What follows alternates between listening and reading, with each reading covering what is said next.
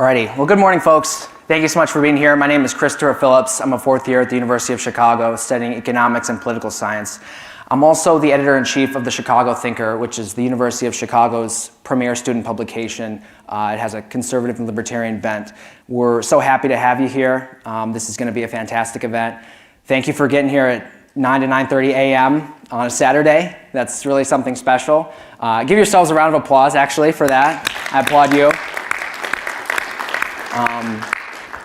We're so happy to have you. I want to thank our gold sponsors, Mises Institute and Classical Conversations, for their contributions to fantastic organizations. In addition, we've got ISI as a silver sponsor, and at the bronze level, we've got Truth and Liberty Coalition, Becker Friedman Institute, and the Voices for Liberty Initiative. So I want to thank them. And I also want to thank the Institute of Politics for partially sponsoring student attendance at our event. So I'd like to give them a round of applause as well.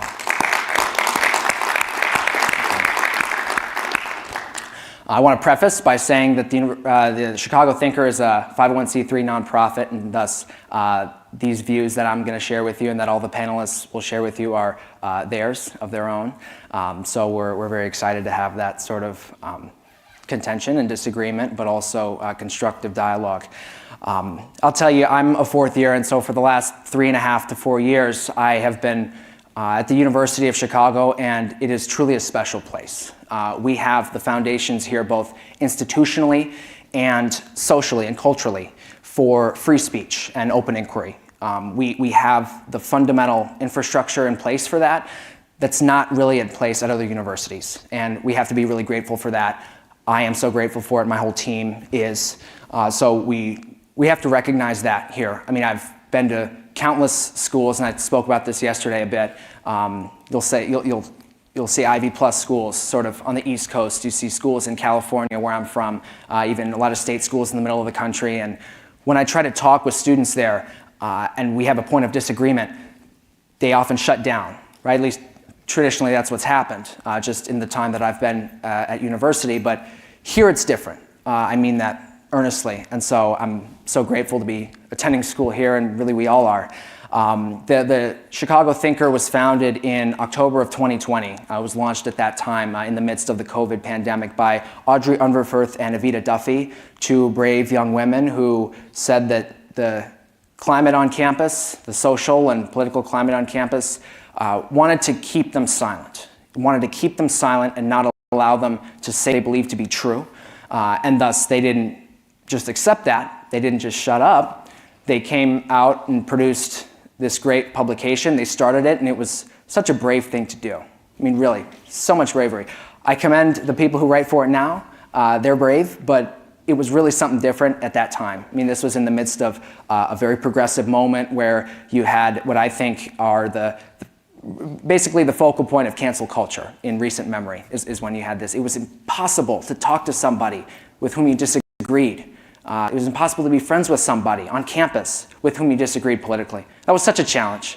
So to be clear, I was a senior in high school when the Thinker was founded. So in my first quarter, in my first year, I joined the Thinker in its second year. We had a fantastic year. We really pushed back on a lot of the COVID mandates at our university and beyond. We got a lot of coverage in the national media for that, and we're very grateful for it. Furthermore, the Institute of Politics hosted a conference on actually the second floor of this building called Disinformation and the Erosion of Democracy. And so this conference really, at least we view the term disinformation as sort of a cudgel or a way to usher in censorship, right? That's the danger, is invalidating someone else's views, someone else's opinions or research from on high. That's a problem. And so we came in, and to the great credit of the Institute of Politics, we were given media passes, and so we came in and we asked some very challenging questions. And I think we really challenged some of those preconceptions of those speakers, and as well as the attendees, and that's what it's all about, right? That's what the university environment is all about. So that was a great success for us, and we were brought up in national media quite a bit for that. It's really, if you know the Chicago thinker, it's likely for at least one of those two things. Those were both in my first year, and so we're very blessed to have that success.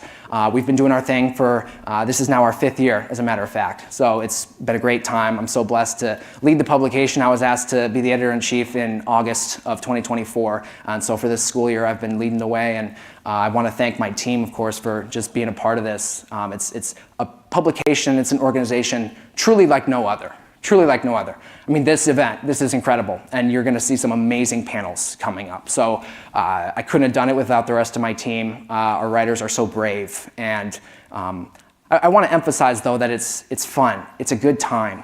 Being able to write about what you believe, it's a great exercise. It's a great activity for you. We've come to meet each other and know each other so well. It's such a beautiful thing, and we're so happy to be where we are. I take that in contrast to, I think, a lot of other organizations that don't necessarily have that spirit or that culture of saying what we believe to be true, even when you might have some sort of contestation or disagreement. I mean, it is a tough thing to disagree with somebody. I won't put that past anyone who feels discomforted by that. But my team do it, I do it, and it's so rewarding to all of us. The goal of this conference, the American Identity Summit, is to analyze the fundamental tenets of the American identity. We want to review what it means to be American, what those values are that make us American. Is it more than values, right? We have a lot of different dimensions to analyze of the American identity. Furthermore, we want to look at the changes to those tenets. We want to understand what's going on, what's happened for the last 20 years, for the last 10 years, even the last 5 years. So much has changed about the American identity. And of course, we want to see what's going to happen moving forward with the fundamental tenets of our identity. That's a very abstract conversation. That's what we're good at the University of Chicago, but we're also going to add a more tangible component to it, basically saying, what are the ramifications of these changes going to be on policy and on quality of life in the United States moving forward? So we're going to look at all of that. That's a lot. And so we've got 4 amazing panels and 2 individual speakers here to address you all and to figure out, basically get to the root of those questions. Right now, our country is in a moment of ascendance, in my view. We're insurgent. We have cultural dominance. It's really spiriting, just the attitudes and the changes that both geopolitically as well as domestically in the last really 6 months to a year. It's very spiriting to me, and we're going to have discourse about kind of what that means and if people agree or disagree with that. I truly believe that God has blessed our country explicitly and specifically in the past several months. It's very clear to me, and so it's fantastic. And if you needed a visualization or you needed something to assure you of that, just 2 days ago, we got our first American-born Pope. I think that's an incredible thing. To me, it really does highlight that connection. God looks on us favorably. We have to say a prayer for our country, but I think we're in a good spot. I think we can be hopeful, especially Gen Z being a generation that was raised with a lot of challenges, right? We have been projected to be the first generation to be poorer than our parents in American history. We were sort of raised in an age of pessimism, and it's regrettable, but I believe that what a lot of the discourse centers around now is the desire to be unabashedly in favor of greatness, growth. That's something that we have to maintain. We can't be ashamed of growing our economy, loving our families, loving our country. We have to then, obviously we're going to have differing views on what those mean, but we have to be excited for it. Our first panel is the fight against censorship and the future of American journalism. And so we're going to look at essentially more abstractly, what does it mean when we have, let's say, a regime of censorship? What are the dangers behind that? We have to further the aims of free speech and open inquiry at all times, and people are going to look differently on it, but that's something that we're going to have a lot of agreement on. Furthermore, we want to look at really the failings and the shortcomings of mainstream media and why there has been an ascendance in alternative or independent media. We want to understand why that's happening. What are the benefits of that? Are there going to be any drawbacks of that? We have to analyze all of it. Furthermore, the next panel is American citizenship and the changing character of American education. So we have to understand what it means to be an American citizen. right? Not just the blue passport, obviously, but to actually be a citizen, a member of this nation. What are the values? What are the responsibilities of being an American citizen? So we're going to look at it from different angles, and then we're going to understand what values our education system needs to confer, needs to impose upon the students in order to effectuate civic engagement, civic responsibility, and further prospering in our country. We're going to have lunch after that, and then we're going to have our third panel, which is, can we afford the American dream? As I alluded to earlier, there are great economic strains that we're experiencing right now, especially Gen Z. We're looking at 50, 60 more years of life, if God willing, right? If we're lucky, and you're going to have a point where I would like to own a house one day. I would like to raise a family one day, and I'm not alone on that within my generation. And there will be challenges to that economically that previous generations have not necessarily had. And so we need to speak honestly about that, because it's something that has not really been, I believe, explored in the discourse enough. So we're excited to have that conversation here. We also have to look at our fiscal and monetary policy, taxing and spending, as well as injecting money into the money supply, and see if that's sustainable. Is that something that's in our interest? We have to figure that out. Finally, our concluding panel is America's role in the world. And right now, there are so many different attitudes and views on what America's role in the world ought to be. There always have been, but they're actually now represented at the highest levels of media, of government, actually. You have different perspectives on this, and so we're going to have discourse now and really for the next couple of years that is unique to at least my lifetime. Right? We've never had this kind of opportunity for discussion on these topics as long as I've been alive. So there's a lot to say there. Furthermore, I want to close this off and get ready for our first panel, but I want to let you know that the bottom line, what I want you to hopefully take away from this, is that we have to be thoughtful about these things. Okay, Gen Z has a unique spirit where we seek to inquire, we seek to challenge preconceptions, and I think that's a strength of ours. We have to lean into that. We have to be bold. If someone says, shut up and accept this, we have to not necessarily disavow it, but we have to understand why we believe what we believe. You have to think critically. And so as you hear panelists up on stage today, I want you to read their words against themselves. I want you to think, well, why might they say what they're saying? Do I agree with this? Where is there a problem with what they're saying?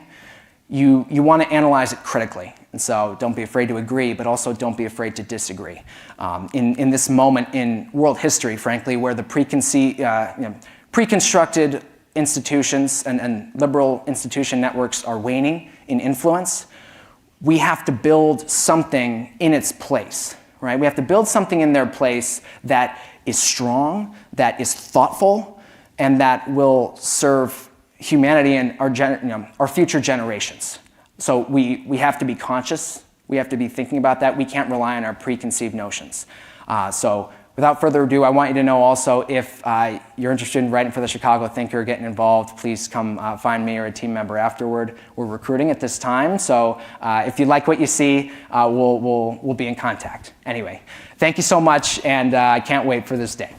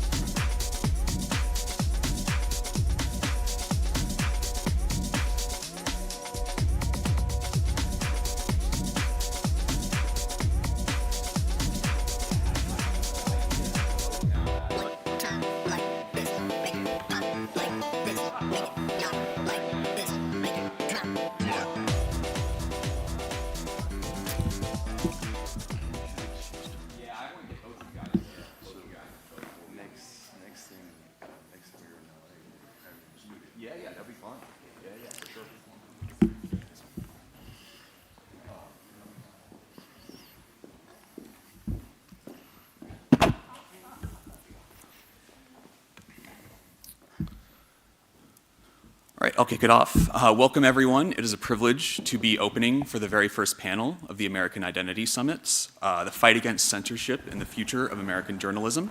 It's going to be a great panel. We have 4 phenomenal guests. So obviously, today's general theme for, as Chris alluded to, is going to be, what does it mean to be American in this moment? And so I think free speech as a major component is of the American identity, and so hopefully we get a really, really good discussion on that, because I think it's a critical issue right now, unfortunately. Wish it wasn't, but.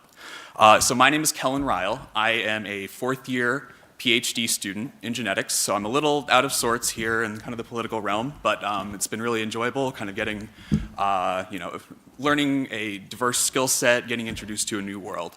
I'm also a co-chair for the Student Advisory Board of the Forum for Free Inquiry and Expression, a group on campus dedicated to free speech, or promoting free speech on campus and more broadly. So I encourage you all to check that out. Sorry for the plug. Anyway, so to introduce our panelists, we first here have Cenk Uygur.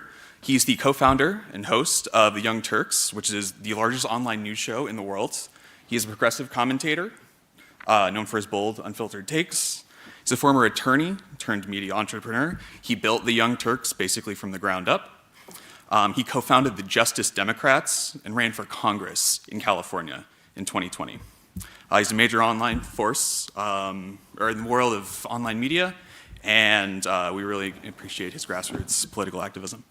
Our second speaker is Nadine Strossen. She's the former president of the ACLU, served from 1991 to 2008. She's a professor emerita at New York Law School and a respected legal scholar. She is the author of Hate, Why We Should Resist It, with free speech, not censorship. Mm-hmm. And she's one of the most dedicated defenders of free speech that we have here today. She's also a longtime collaborator with our next speaker, Jonathan Turley. Jonathan Turley is a professor of law at George Washington University. He's a leading voice on constitutional law. He's also a University of Chicago alumni. Which is so phenomenal to have him back. He is the author of The Indispensable Right, Free Speech in the Age of Rage, which has been praised by Nadine as magnum opus. And he's widely known for his sharp legal commentary and public advocacy on free expression. And then lastly, we have Clay Travis. Clay Travis is the host of, I'm so sorry, Clay and Buck Show, which is humbly named partly after me. And then we run Outkick, which if you haven't been, you should go right now, outkick.com. It's the only sane voice for sports in America, I think, today. So hopefully you all are checking it out on a regular basis. I appreciate it, Clay. Thank you. Yeah, no worries. All right, yes, let's get the panel started. Thank you so much. And everyone, if you can silence your phones, that would be great. Well, thank you, folks. Again, we're going to get started. Typically for these panels, we're going to have the moderator give short opening remarks and then have each individual panelist give 3 to 5 minutes of opening remarks, what they believe on these issues. I've spoken enough, so I will allow us to just take it to the panelists. So Nadine, I'd like to hear from you. Oh, okay. So I was told we have about 3 or 4 minutes, which isn't very much to address fundamental questions, but I wanted to start in light of the fact of the recent death of David Souter, who was a personal friend of mine and a great friend to free speech and open inquiry. So I thought it would be appropriate to remind people of his legacy and how he served as a role model in ways that might not be as well known as some of us would like. I think it is fairly well known that he embodied independent thinking and critical inquiry.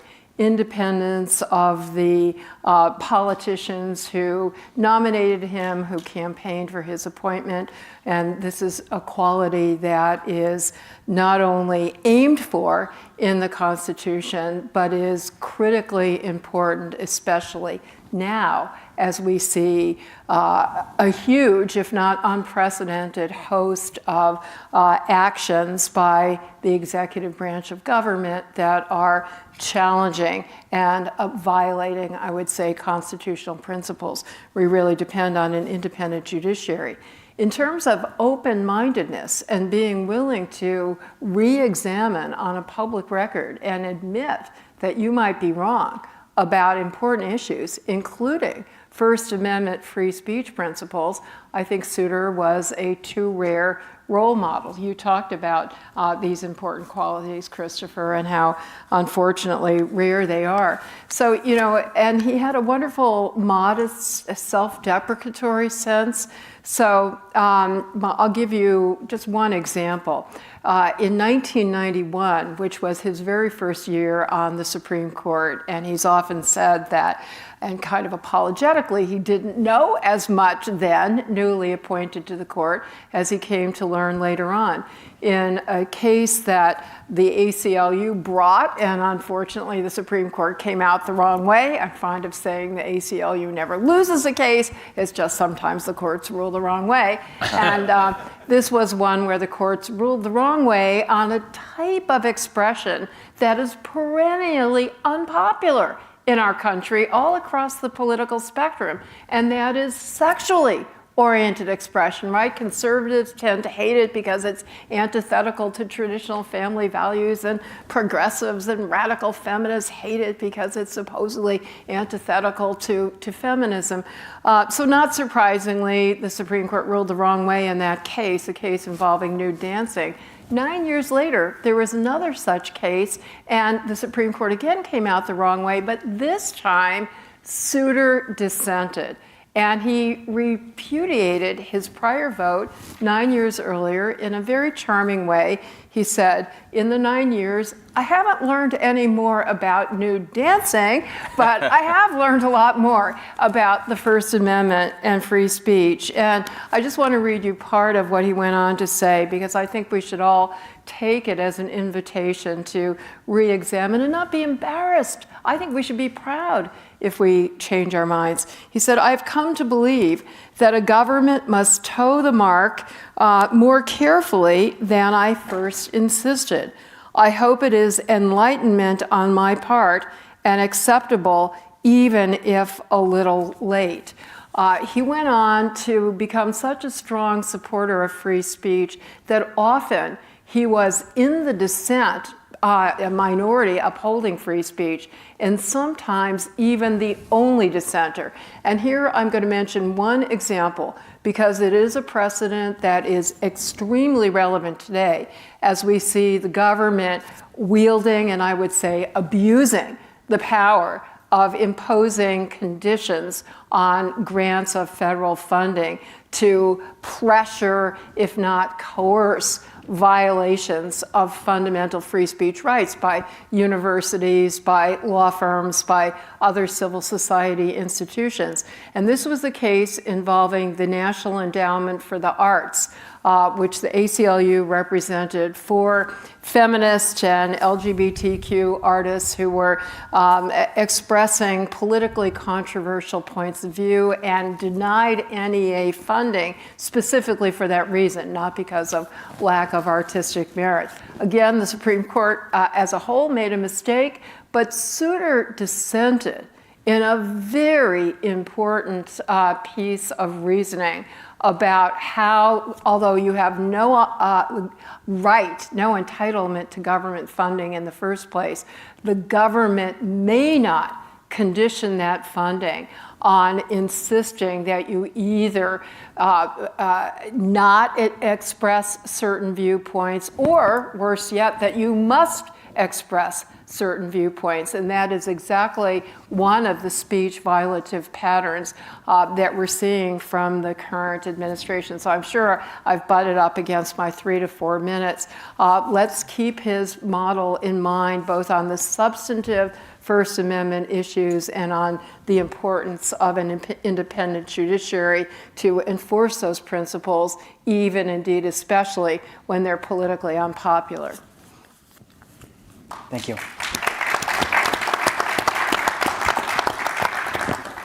Jonathan, we'll go to you next. Well, thank you. It's great to be back at my alma mater and to have met so many Chicago students. You're remarkably more well-rounded than we were when I was here. But it's also a pleasure to be here with my friends to talk about free speech and the free press. My book, The Indispensable Right, talks a great deal about the free press, and there's my second book, which is a continuation of that, also by Simon & Schuster, is coming out in a couple of months. It's really, they're holding it for the anniversary of the Declaration of Independence, but it's called Rage and the Republic, The Unfinished Story of the American Revolution. And the two books talk about how free speech and the free press really were the most revolutionary moments of the American Revolution. People don't still have any inkling of how revolutionary it was, because in Great Britain, neither of those rights were particularly well protected. They still aren't. And this sort of came out of the head of Zeus. I mean, it was an amazing statement when you look at the language of the First Amendment. No one had ever written anything like that before, and they still don't.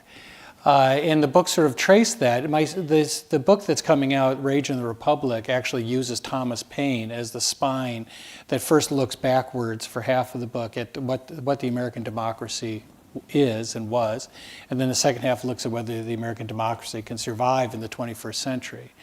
But it uses Paine because he was one of the few figures that played a role in both the American and French revolutions. But Paine is also very relevant to where we are in the media. I'm surprised where we are. I've worked for CBS, NBC, BBC, Fox for 30 years as a legal analyst. I would never have imagined we could be where we are now in the American media. But in some ways it's familiar, because we began with people like Thomas Paine, who was a pamphleteer. We began with advocacy journalism. It's always been part of the American Republic. Then we embraced professional journalism with Pulitzer and the establishment of Jay schools. Then we also went through that period of yellow journalism that actually preceded the establishment of schools like the Columbia School of Journalism. And now we're in a period that you can call echo journalism and advocacy journalism. And it's having an impact because the media did play a role in furthering the censorship that we saw in the last few years. I just spoke at the Library of Congress. I had the honor of being the speaker at the awards ceremony there for media.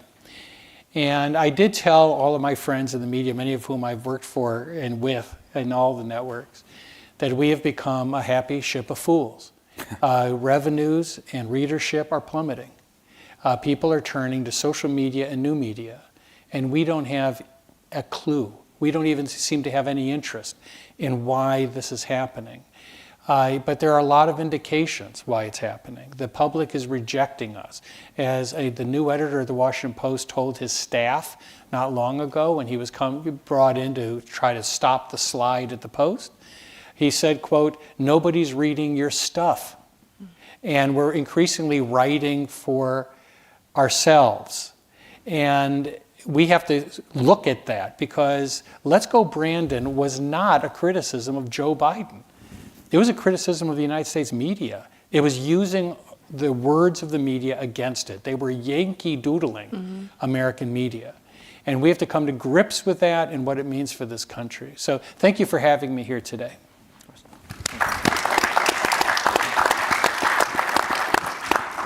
Cenk, let's hear from you.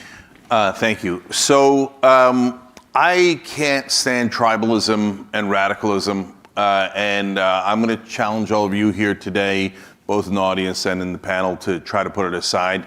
And if you think, oh yeah, I'm not tribal, well, let's find out in a minute. So how can I lay claim to not being tribal myself? We're clearly on the left, and proudly so. You have to have certain principles, and you have to stick with those principles no matter who's in charge, a Democrat or Republican, your side or the other side. And you have to be wary of authoritarianism no matter where it comes from. Jonathan and I were just at the World Forum in Berlin, and lots of warnings from all over the world, Turkey, Russia, Hungary, on and on and on, about what authoritarian governments do. And the first two targets are always the courts and the media. So if you stop listening to the courts and you shut down speech against you, we're on a disastrous path if that happens. So now, have I been true to my principles? Well, so let's talk about due process for a second before we get to the main event, which is free speech tonight or today. So due process, when Barack Obama murdered an American citizen without due process, Anwar al-Awlaki, we didn't call it out later, we called it out then. We said this is nonsense. This is crazy talk. And Attorney General Eric Holder should be immediately fired for saying that due process is not judicial process. It most certainly is judicial process. You can't murder an American citizen without going to the courts. And so they say, well, he was... May I say something? He made that point in a talk here at the University of Chicago, interestingly enough. Yeah, and he gave the speech at my graduation at Columbia, and I'm now embarrassed that happened. So that was... And then, by the way, if you don't know, then they murdered Awlaki's 16-year-old son in a separate bombing, which they claimed was an accident.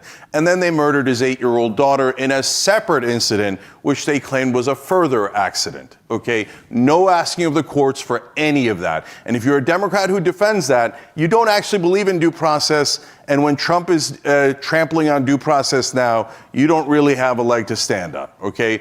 But we do at the Young Turks, because we've been calling out both sides. I've been canceled by the left, the right, and mainstream media. There isn't anybody who hasn't canceled me because we are honest. So now let's turn to Trump on due process. And what is he doing? So yesterday, Stephen Miller says, rid of habeas corpus. What do we need Western civilization for? Okay, let's just trash it. Oh, due process. What do we need due process for? Let's just trash it. So this government is 100% against the Constitution, and I loathe their attacks on Western civilization. I love America. I love our Constitution. I love Western civilization, and I can't stand the attacks on it from either Obama, Biden, or Donald Trump. And if you think that Donald Trump isn't doing it, you're in la-la land. When you say we'd like to take away the writ of habeas corpus, you are definitely attacking the Constitution, and you are definitely attacking Western civilization. That is a cornerstone. And by the way, if you're a conservative, and now you say, who cares about due process of the Constitution, you're not really a conservative. You're just a Trump fan. That's a different thing, okay? So now let's talk about freedom of speech, because my freedom of speech has been, there's been efforts to curtail it from every corner, right? So did the Democrats and the left wing do cancel culture? Of course they did. Saying that they didn't is absurd. It's absurd. You got canceled for every little thing. I got canceled for a blog I wrote in the 1990s, okay, on a joke I did about myself. They're like, well, we don't like your jokes, so we are canceled, okay. Yeah, and they canceled everyone until they had no voters left and they lost the popular vote, right? So now if you call out the left on its hypocrisy, some folks on the left get supernova mad. You're not allowed to disagree with anything on the left. And we're for freedom of speech. Are you? Because you can't have it both ways. You can't say you're not allowed to disagree with me and I'm in favor of freedom of speech. Those are totally inconsistent, okay? So now let's go to the Trump administration. 60 Minutes edited me wrong. It wasn't even me, it was Kamala Harris. I'm going to sue them for $10 billion. I'm going to block their merger because they were mean to me. The President of the United States? Get out of here, man. Don't tell me you were for freedom of speech. Donald Trump is 100% not for freedom of speech. The minute you criticize him, take away their license. What happened to freedom of speech? What happened to cancel culture? Canceling somebody's license to air their broadcast is definitely cancel culture. Okay, if you think that's bad, all right, how about snatching up people off the streets of America because they wrote an editorial against a different country? Okay, oh, you offended Israel. Take away her freedom of speech. And by the way, as Jonathan, let's see, I hope, as he can attest to, the Supreme Court has said for 200 years that freedom of speech applies to everyone in America, not just citizens. So if you take it away from non-citizens, hold on. If you take it away from non-citizens, then you're also taking it away from citizens. So it is a disastrous idea, and it's not even for our government. You've criticized Israel. Wow, big deal. Who cares, right? And so you're going to kidnap people, stuff them in a jail in Louisiana, and maybe deport them? I believe arresting someone is definitely cancel culture. Deporting them from the country is definitely cancel culture. So I can go on and on because Trump hates freedom of speech, despises it. And by the way, so do both sides, and so does the mainstream media. So I'll end on the mainstream media, maybe we get consensus on that. So these guys, Wuhan lab is right next to where the virus broke out. Could it be possibly that the virus came from a virus lab right next to where the virus came from? Okay, no, you're canceled. You're not allowed to say that. What do you mean I'm not allowed to say? What is this, right? And so, I've been smeared by mainstream media so many times, it's exhausting, right? So, and whenever I say something that they don't agree with, whether it's left or right, as you could tell, I've got plenty of criticism for all sides. When they agree with me, speak away, yeah, preach, amen, right? When they disagree with me, cancel them, no way, she shouldn't be allowed to say that. Okay, so do you know that I'm banned on CNN and MSNBC and Fox News? Apparently, I'm the most dangerous man in America because I believe I'm the only person banned on all 3 cable networks. And why? I started a wing of the Democratic Party. We believe, and we can prove that it's the largest, but certainly one of the largest media networks online, let alone the whole country. So you're going to shut down that voice? Yes. He does not give sanctioned speech. He shall not be allowed on our air. By the way, can you believe that Donald Trump is shutting down speech? So wait, CNN, MSNBC, you can't shut down speech and then complain about Donald Trump shutting down speech. So can we be principled? For God's sake, I'm asking all of us, please, can we be principled about cherished American principles like freedom of speech and due process? I think it's a humble ask, but it's been a difficult ask in both administrations. Thank you.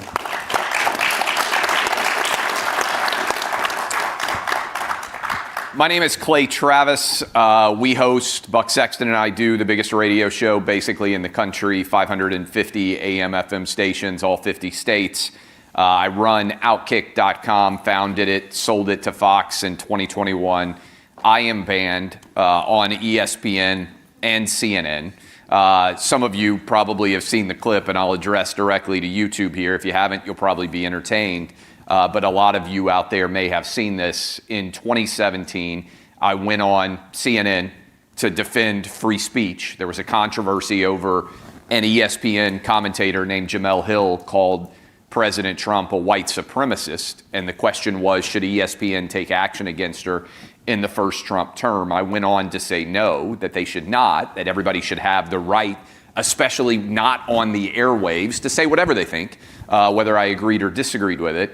And I said that I believed in only 2 things completely. The First Amendment, which is something that I think most people here on the panel and most of you in this audience, most of you on YouTube would theoretically support, and boobs, which is a clip that went viral because the female host was very offended that I would say that. And she immediately demanded an on-air apology.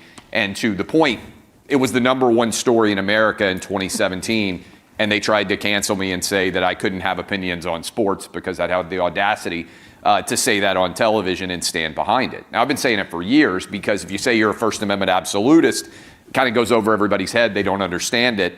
When you pair it with boobs, it makes people pay attention. And so it was a phrase that immediately drew that attention. And also then when you try to censor it, it draws even more attention, went viral. And that's probably one reason that I'm here today. But a lot of you are college aged, and what I would challenge you, and I would challenge you certainly everybody who's watching us right now on YouTube, because you're probably skewing much younger than anywhere else, be open to the idea that you're wrong. It's something that I think is the single most important thing that an intelligent person in America and around the world today can acknowledge. Be open to the idea that you could be wrong about something. If you can present to me data objectively in an argument that I am wrong, I will change my mind. I have changed my mind throughout the entirety of my adult life. That doesn't mean that you're not committed to underlying principles. It means that you are an intelligent, rational adult. I would submit to you that the biggest challenge that America has today is only about 5 or 10% of the American public, however you vote or whatever your political allegiance, is willing to consider the idea that they might be wrong. His example he just gave. How many people who would not accept that COVID could have come from a Chinese lab have later, because they said it was from a wet market, which, by the way, if you were going to argue that something was racist, what is more racist? China is so unbelievably dirty that they just eat anything in a wet lab, wet market, and they were able somehow to get COVID from pangolins or whatever the heck they were trying to argue. Think about this. Or they were advanced in a laboratory trying to figure out how to clone new viruses, create new viruses, and it managed to escape. If you were going to put on the racist, line of demarcation, which of these is more racist? Chinese people are so unsanitary that they will eat anything and viruses spread like crazy as a result from their wet markets, or, hey, they had an error and it got outside of a lab. Wouldn't you think the lab error was a lot less racist? Yet the New York Times top writers decided to label the idea that a virus could have come out of COVID as racist. Why did they do that? Because if they can attack the underlying concept as racist, as sexist, as homophobic, as transphobic, they don't actually have to go to the essence of the argument. Which is why I would challenge all of you. I think this is so incredibly important. I give credit to the University of Chicago and every institution out there that is actually committed to the idea that people can disagree and that something that someone might say might challenge your delicate emotions or make you a little bit uncomfortable. I would submit to you that almost the entire purpose of going to a university in this day and age is to be uncomfortable with ideas, to challenge the ideas that you entered with. And I will say from my own perspective, some of you may know this, I used to work in Democrat politics. I worked on Al Gore's 2000 presidential election in my home state of Tennessee. I was willing and putting forth my labor, which is one of the things I think that you're most connected to, your time. What are you willing to give your time to, your effort to? And by 2020, I was a diehard Trump supporter. I was ecstatic to vote for Trump in 2024. I think that I have not changed at all. I think that I have basically stayed in terms of my commitment to principles on the First Amendment, the same place that I was for most of my adult life. But I think everything has shifted. Some of you may have seen that graph that Elon Musk shared where he said, this is me, a little bit left of center. And then the Democrat Party went so far left wing that I became a right winger. I don't think that I have changed in terms of the principles of what I believe. We'll have a discussion about that. But I think it's important for all of you to find principles that you believe in and understand that the parties are constantly shifting around you. And that what might be considered a Democrat opinion right now as we sit and talk with you in 2025, 20 years from now in 2045 might be seen as a Republican position. And that's because the parties are constantly shifting. And if you're always standing behind one party, I think you're wrong. I don't like saying I'm committed to one party or the other because I've seen the parties change so much over the last generation that I think you have to be willing to move and adjust as you age. And again, my challenge to all of you, particularly those of you who are super young, because I think it's incredibly important, is be open to the idea that you're wrong. Be willing to consider the best arguments of the other side. I don't think it's a coincidence that I believe all four of us have law degrees. I think the most beneficial thing that you can gain from law school, I don't know if these guys would agree, is being able to analyze every side of all arguments so that you can make the case for something that you might disagree with better than the person that you would disagree with. And I'm sure if you watch television news, I've always thought it would be fun if you pushed a bell to really have rigorous thought to make the guys flip and argue the other side. Because I think that would be the true test of a great intellect. If on the spot you could flip and argue the other side, it means you've considered the full range of ideas. I feel incredibly fortunate now because instead of having to work for morons who pay me a lot of money as a lawyer, oftentimes lawyers will tell you the worst thing about being a lawyer is the clients sometimes you have to represent. When you're your own client, it's a pretty good feeling. I feel like I can look at every argument and make what I consider to be the best side of that argument, which I think most of these panelists would agree with as well. But that should be something that you think about. Not only do I agree with this guy or this gal, but do I think they could argue the other side as well as they're arguing the one they do? That's when you know truly they've considered the full spectrum of the argument. I may have gone way over, but this is a great event. Let's dive in. Could I follow up with specific examples of how essential it is to be neutral in the application of constitutional principles and applying them to various governmental actions that are really relevant right now?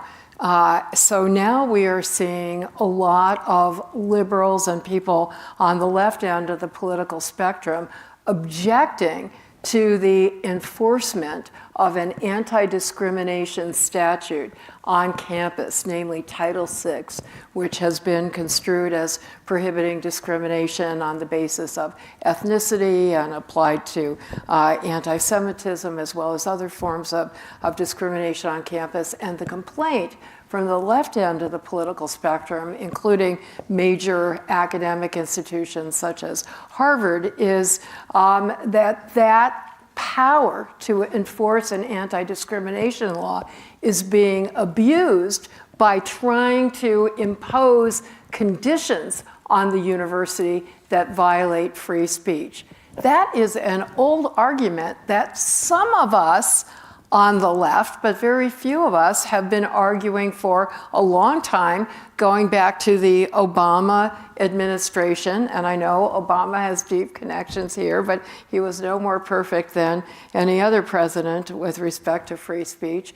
And the Biden administration revived it, taking another anti-discrimination statute, namely Title IX, prohibiting gender-based discrimination, and enforcing it on campus in a way that many of us argued seriously violated free speech by overly broadly defining the concept of sexual harassment. And believe me, sexual harassment does constitute a violation, a very serious violation of equal protection. But when you overly broadly define it, as the Obama administration first did, subsequently the Biden administration followed suit, as extending, again, I'm bringing up the topic of sexual expression that anybody found offensive or insulting, including because of disagreement on important policy issues about sex and gender, that was seen as a violation of Title IX. So, and let me just give you one other example, because I have to say, even within the ACLU, which did sue the Obama administration about the al-Awlaki killings, we go into why we lost it, why the courts made a mistake there. But even within the ACLU, we have trouble getting members to consistently adhere to neutral defense of free speech. Here in Chicago, I have to give the most famous or infamous example, the Skokie case from Skokie, Illinois, not very far from here. In the late 1970s, the ACLU successfully came to the defense of neo-Nazis' free speech rights to demonstrate in a community that they deliberately picked precisely because it had not only a large Jewish population, but many of them were Holocaust survivors. It was an easy victory in the courts of law because this principle of viewpoint neutrality that all of us have been talking about, even more importantly, the United States Supreme Court has unanimously for many decades said that is the bedrock principle of free speech. Government must remain neutral with respect to the viewpoint, the idea, the content of the speech. But that was very unpopular in the court of public opinion, including within the ACLU, and we lost 15% of our members, card carriers who cared a lot about free speech. Same thing happened just 2 years ago. The ACLU came to the defense of the NRA, the National Rifle Association, not defending its policies any more than we're defending the Nazis' policies, but the principle that in this case, the Andrew Cuomo gubernatorial administration in New York put pressure on banking and financial services and insurance companies not to do business, not to provide basic services to the NRA, because the Cuomo administration disagreed with his policies about lack of gun regulation. The ACLU wanted to defend the NRA because this is such an important principle. We explained to dissenting members that, look, if the Cuomo administration can do this to the NRA, the DeSantis administration can do it to the ACLU or to Planned Parenthood. That wasn't good enough. The New York state-based affiliate in New York dissented from the position of the national ACLU. Fortunately, we won in the Supreme Court. And guess what? That is now a precedent that is being used in every lawsuit against the Trump administration by law firms and by universities, saying that government may not coerce either directly or indirectly private sector entities. Yeah. Thank you. Yeah, well, first of all, let's give a round of applause to Clay and the rest of our panelists for their remarks. Thank you. So some great points brought up here. Thank you all for that material that we can work with. We believe we've got 4 panelists with legal backgrounds, or at the very least law degrees. So that's a fantastic resource for everyone here. I'd like to start with the more abstract component of our panel, which is the fight against censorship. And then we'll move into the future of American journalism. So looking at the fight against censorship, and of course, contest the premise if you seek to, but I don't think you necessarily will. I'd like to move to Jonathan first and ask you, people who are skeptical of free speech absolutism, as one might put it, will say, well, some ideas are so abhorrent and 99% of people know that they're foolish and they lead to negative outcomes. They can lead to people losing their property, losing their lives. Why would we let evil people, why would we let potentially stupid people impact our discourse when realistically we do know where it's going to turn out, which is that you may have some bad outcomes and ultimately those ideas are going to be left to the side in the long run. Why ought we enable that sort of conversation? Well, that's an excellent question. I've often been called a free speech absolutist. It's not true, but I admit that my natural default is in favor of free speech, and I tend not to favor limitations on speech. I'm a dinosaur in that sense, in that I do believe in the old view that more speech is better and that good speech can overwhelm bad speech. But one of the things I say in The Indispensable Right is that history has shown that censorship hasn't worked once. It has a perfect failure rate. No censorship system in history has ever stopped a single idea or a single movement. It has a complete failure rate. And the question is why? And one of the things I argue in the book is that free speech is a human right. It's a natural right, something that is also maybe an outdated view among academics. But it's an important question to start with. That is, if you want to understand free speech, you've got to understand what being human is. And my argument has been that you cannot be completely human without free speech, without free expression. There's an innate desire to project part of ourselves into the world around us. Now, getting to your question, that means that we have plenty of people who are projecting a grotesque image. If you look at someone like Brandenburg, no one in their right mind, this is the famous individual behind the Brandenburg case, no one in their right mind would suggest that Leo Brandenburg's projection of himself in society had any positive aspects. He was a hateful, disgusting human being. He hated Jews, Catholics, he hated basically everyone but Brandenburg. And so it's easy to say, and this is one of the reasons I talk about in the book about what I call the functionalist approach, because we had this moment of clarity at the beginning of the American Revolution, that truly revolutionary moment, when the framers embraced free speech as a natural right. And it was lost during the Adams administration. And they went back to what I call the Blackstonian or functionalist view, and you're all familiar with it. It's a view that we protect free speech because it's good for democracy, and it certainly is good for democracy. But when that is your basis for free speech, it allows for endless trade-offs. It allows you to find some speeches good speech and some speech is bad speech. It allows you to say that some speech is good for the democratic process and some that is not. And in that sense, speech like those of Brandenburg really can easily be justified in limiting it. But Brandenburg's speech did have a value. It had a value to him. And we then have the ability to denounce him, denounce his speech as grotesque. That's not always an easy thing, because it means you have to allow people to speak that are saying things that are truly horrible, hateful. But that is the price of free speech. And when you look back at the censorship that we've gone through, which is an unprecedented censorship system in our history, and I think we are turning the corner on it. But last time I spoke at University of Chicago, in the front row were many of the signatories of the Great Barrington letter. And after I spoke, I went and talked to many of them. Now, many of these scientists have been vindicated. They wrote against masks, the efficacy of masks. They wrote about the lab theory. They wrote about the lack of a need and of shutting down our schools, against the 6-foot rule as being not scientifically based. All of those views have been largely vindicated. And I asked them, how many of you have been rehired? How many of you have been brought back to your associations? Not one.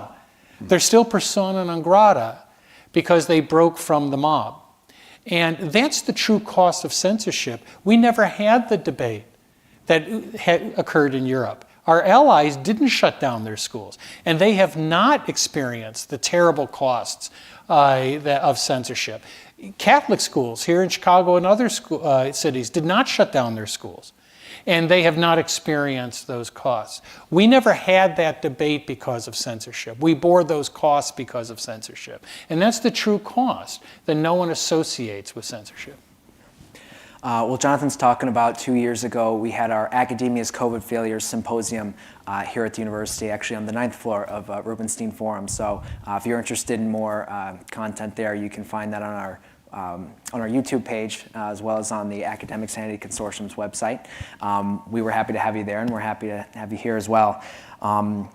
As I'm the moderator, but I want to point out, Jonathan's correct that there was great censorship during the COVID era, and in fact, I was a junior in high school when COVID hit, and I come from the great state of California, and so we had a pretty strong regime of mandates in California, and so I was kicked out. I was in public school. They sent everybody home March 13th, 2020, and I was a junior, and I actually, in my senior year, went to a Catholic school largely because of this. My parents believed, well, the public schools are probably going to drop the ball, unfortunately, and so let's try to get our son a better education in his senior year.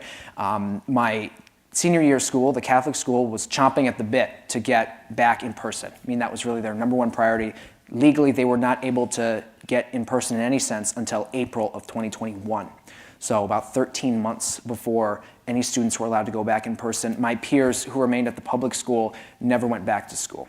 They never saw a day of in-person instruction again before they graduated high school. So I think the ramifications of censorship on our lives are very real. We talk about it in an abstract way, but it's important to understand that this stuff is very, very real. And so on that note, I'd like to turn to Cenk and then in turn Clay and ask you, you both, you say you've been canceled by different sides of the political spectrum, and so congratulations. Yes, thank you. And by the way, you should, if somebody's not trying to cancel you, I would suggest you're probably not speaking truth or saying anything very interesting at all. I actually take it as a badge of honor, regardless of where the cancel attempt is coming from.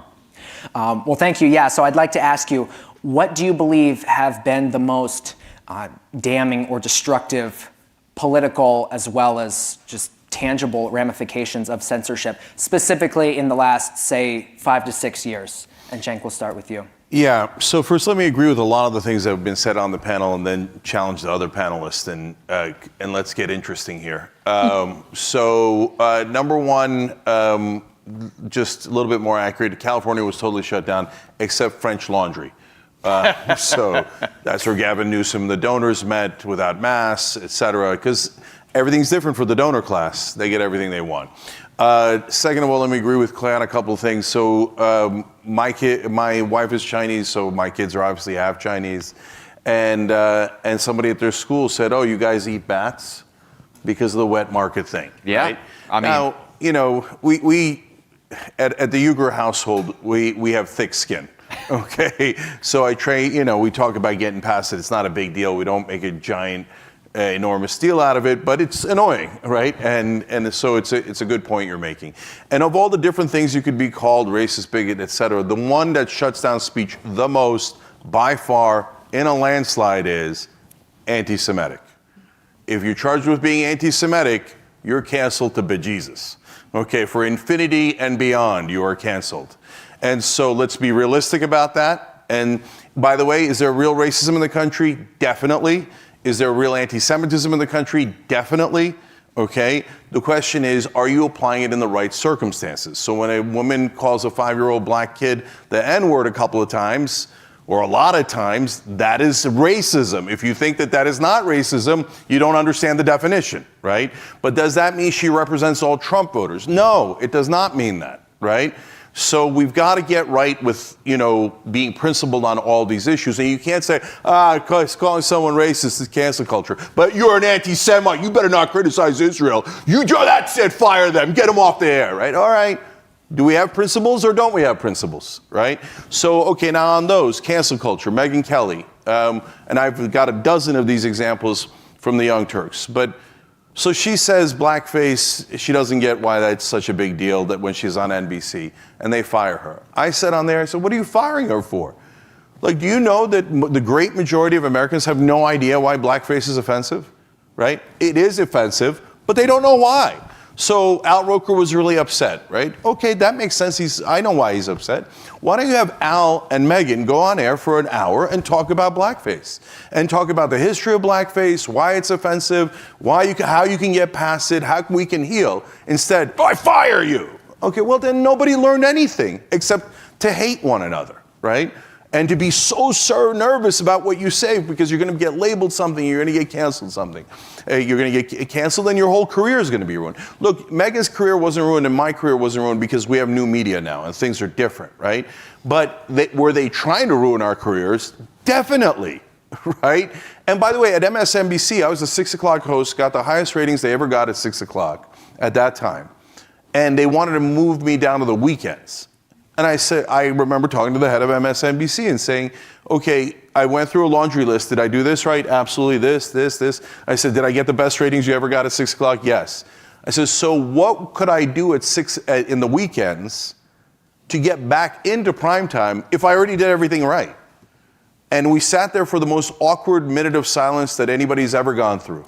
Okay, the reason I asked it that way is because the real reason they want to move me down to the weekends, and by the way, double my salary, even though they're moving me down, was because I was criticizing the Obama administration too much. And they had already warned me several times, remember who the home team is, okay? He even said outsiders are cool and wear leather jackets and ride motorcycles, but here at NBC we're insiders. I was like, are you trying to do a B-rate movie? Like, this is like a speech that comes out of a B-rate movie, right? I can't believe you're saying it. So, okay, now the challenge part. So, Trump, I don't like that people on Harvard and Columbia are criticizing Israel. Take away all their money for cancer research. What? Because of their speech? Because of a couple of students' speech, which you can't even prove was anti-Semitic. In fact, it wasn't anti-Semitic. In fact, one of the guys you arrested did a speech against anti-Semitism on national television. By the way, anti-Semitism is protected speech. It's also protected, of course. But in this case, the 3 people they arrested, there is no reason to arrest someone because they were labeled, quote unquote, anti-Semitic. But those 3 weren't even anti-Semitic, okay? Like, they just picked the worst possible case scenarios. I don't know if it's because they're deeply incompetent or they wanted to stretch the law as much as possible. If we can arrest Öztürk, who's a Fulbright scholar, who wasn't even involved in protests, didn't say anything about Hamas, didn't support them, didn't say anything anti-Semitic, but said an economic boycott of Israel, that'll send a clear message. If you defy Israel, we will end you. Okay? So if you're in favor of that policy, you hate freedom of speech. Just be honest about it, and we can move on. But you can't say I'm in favor of freedom of speech, but if you criticize another government, I'm going to cancel you for the rest of your life. Okay, so that's stone cold fact. There's no arguing it. Taking away from the money from Harvard and other places, let alone arresting and deporting those people. Unconscionable attack on free speech. And I'm glad to see independent shows like Joe Rogan's, who I thought would actually do the right thing, and everyone on the left said, you're nuts. No way Rogan and the independent guys are going to do the right thing. They're going to back Trump no matter what. And they were wrong. Rogan is saying it was wrong to arrest those people. He's correct. Okay, so I love when folks stick to principles. And then finally, as I said, Trump's attack against CBS, Washington Post, Facebook, etc. Oh my God, you hurt my feelings. Oh, your speech should be canceled. You owe me $10 billion. I'll shut down your broadcast if you ever dare defy me. I mean, on the 60 Minutes thing, it wasn't even him. It was Kamala Harris. They edited it because she can't stop talking. Okay, what are you supposed to do with an endless word salad, right? You're forced to edit it, and it's the most benign edit I've ever seen, and Kamala Harris lost. No, I want $10 billion. I'm going to cancel all of your speech. All right, so you never meant it. So I'm curious what you all think about Donald Trump's obvious violations of freedom of speech. Can I say something? Yeah, because sure, real quick, yeah. One of the three important questions that you asked this panel, Christopher, was upon which constitutional values was the United States founded? And not everybody here has studied law, so I want to explain the legal basis for the important point that Cenk made about non-citizens having full free speech rights, or almost full free speech rights to the same extent as U.S. citizens. There's one little caveat that I think results from a bad Supreme Court decision.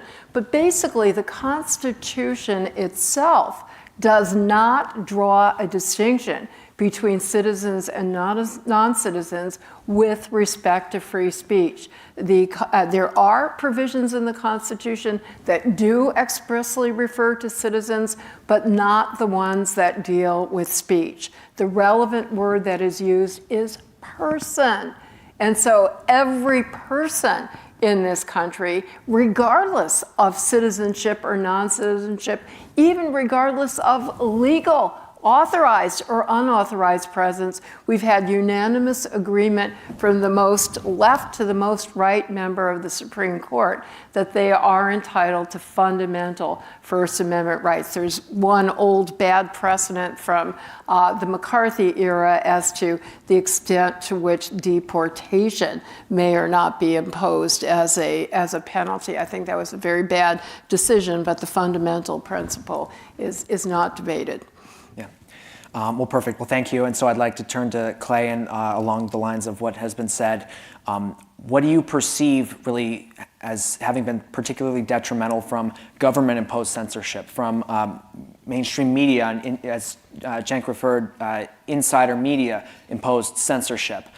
What have been the negative ramifications of that? And then in turn, we've seen, of course, a huge shift over to social media. I was just in front of a panel a board meeting at the IOP, and I told them, none of us are watching mainstream media anymore. No one in my age. We had 4 students up there on that panel. Nobody said they watched TV in the last 3 months in terms of mainstream news. None of them. And that's that's not anomalous. That's entirely representative of our generation and the student body here, at least. So it's a massive transition. It's a massive shift. And so what have been those negative consequences? And then do you believe that any of those will be alleviated? Are you going to see any sort of positive shifts with this shift towards independent media? So for people who don't know, I came out of the world of sports. And some of you may think that's crazy. How do we end up on this panel talking about censorship, First Amendment, all those things? COVID radicalized me in a significant way. And I'm curious, for those of you who are college-age kids here, I love your story. I mean, it's an awful one, but I appreciate you sharing it. You left in March of 2020, and the public school kids that you were with, I just want to reinforce this, never returned to school. You were a junior. That's right. Those kids never went back in California. I don't know how many that reflects for you out here, but I'm writing a new book about, I think we've underrated the impact of COVID, particularly on young men and young women in this country. Think about, I'm talking to YouTube here in particular, but I know for many of you out here too, but if you're older, if you're our age, imagine if when you were 16, before you went to your junior prom, before you finished your high school basketball season or your soccer season, you left and you never went back to high school.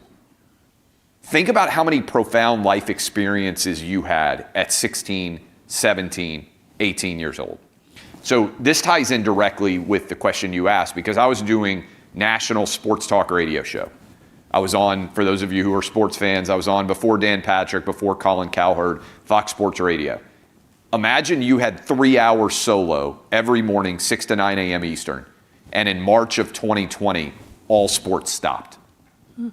And you had 3 hours to fill, 5 days a week, not one sporting event being played, March, April, May, June. That was my job. No one playing sports. My ratings skyrocketed. Why? Because I was saying what almost no one else would say: we have to put kids back in school. We have to start playing sports again.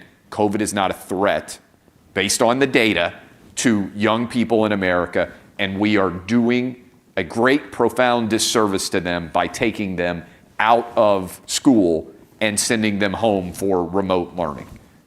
And I said that as a kid who went to public school, K to 12, for a couple of reasons in particular.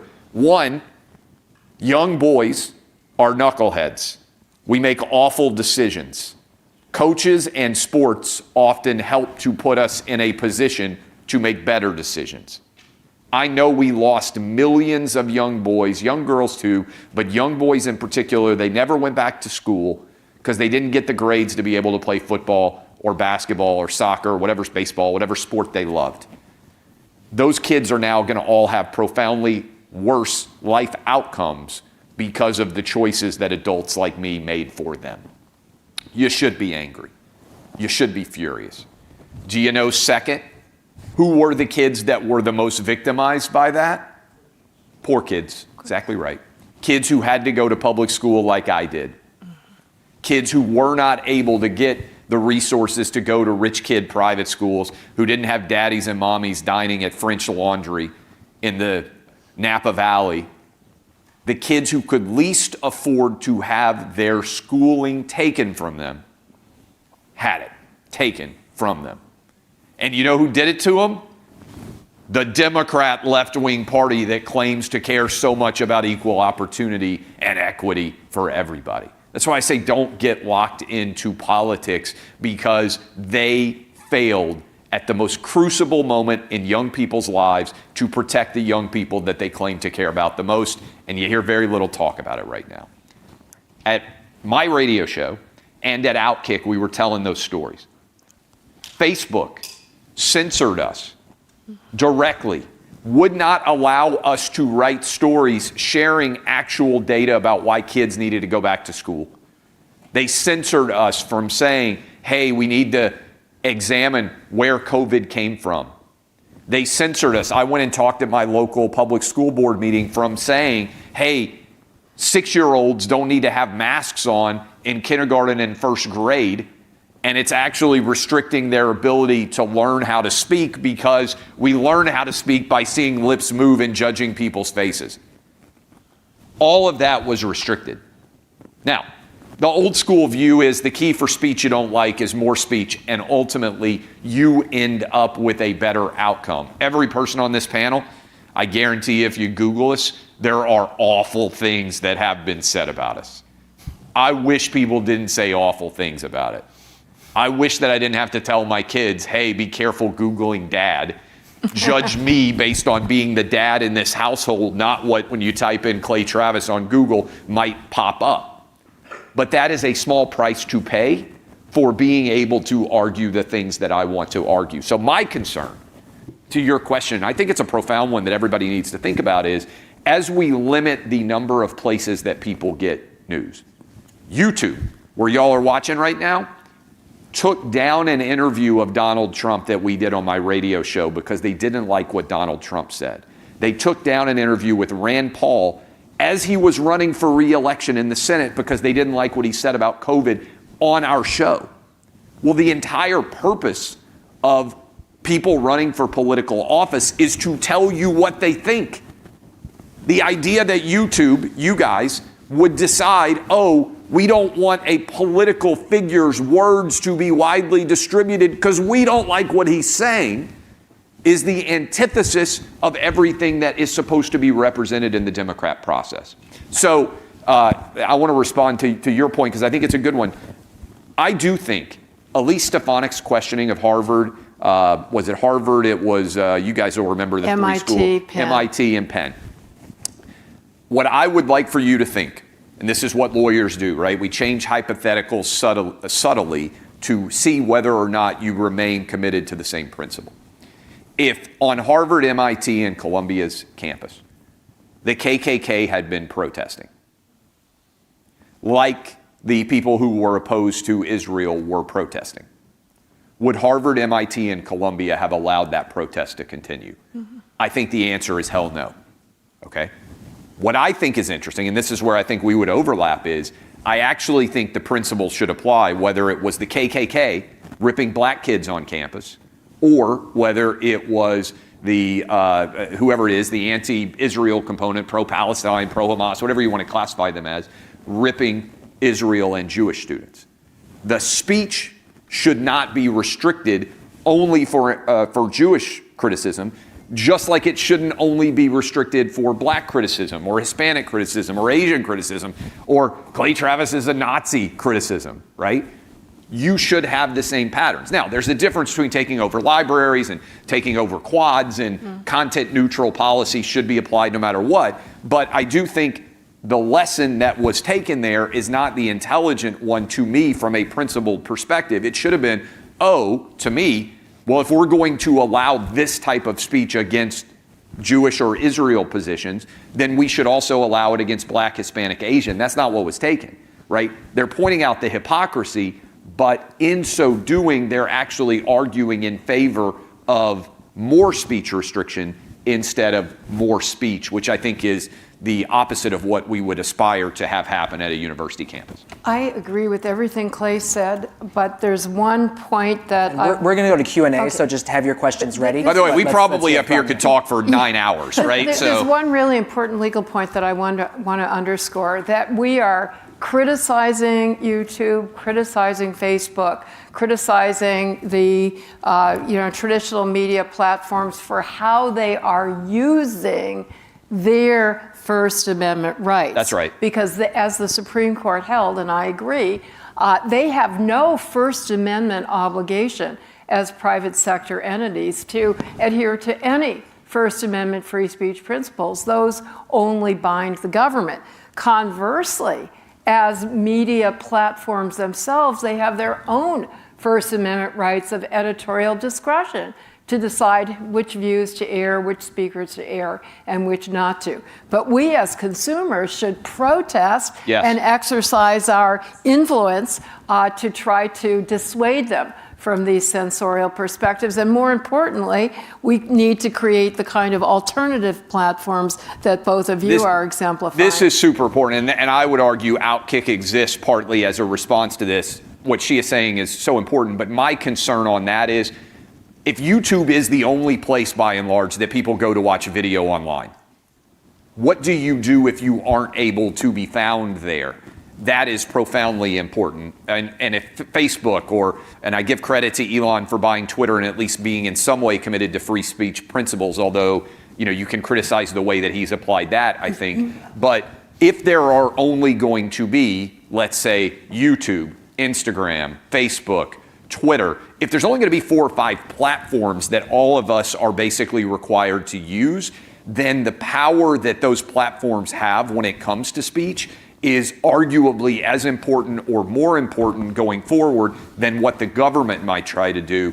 And when the government interacts directly, as the Biden administration did, to try to restrict particular speakers they did not like, that becomes incredibly scary to me going forward. And that does violate the First Amendment. Yes. If government is what is portrayed as an ostensibly independent decision by these social media companies is in fact the result of government pressure, here's where the NRA precedent comes in, that is treated as government action violative of the First Amendment. That's one that I think the Supreme Court got wrong recently, because I do think the government can't, for those of you who don't know, the government can't do through a third party what it theoretically would be unable to do itself.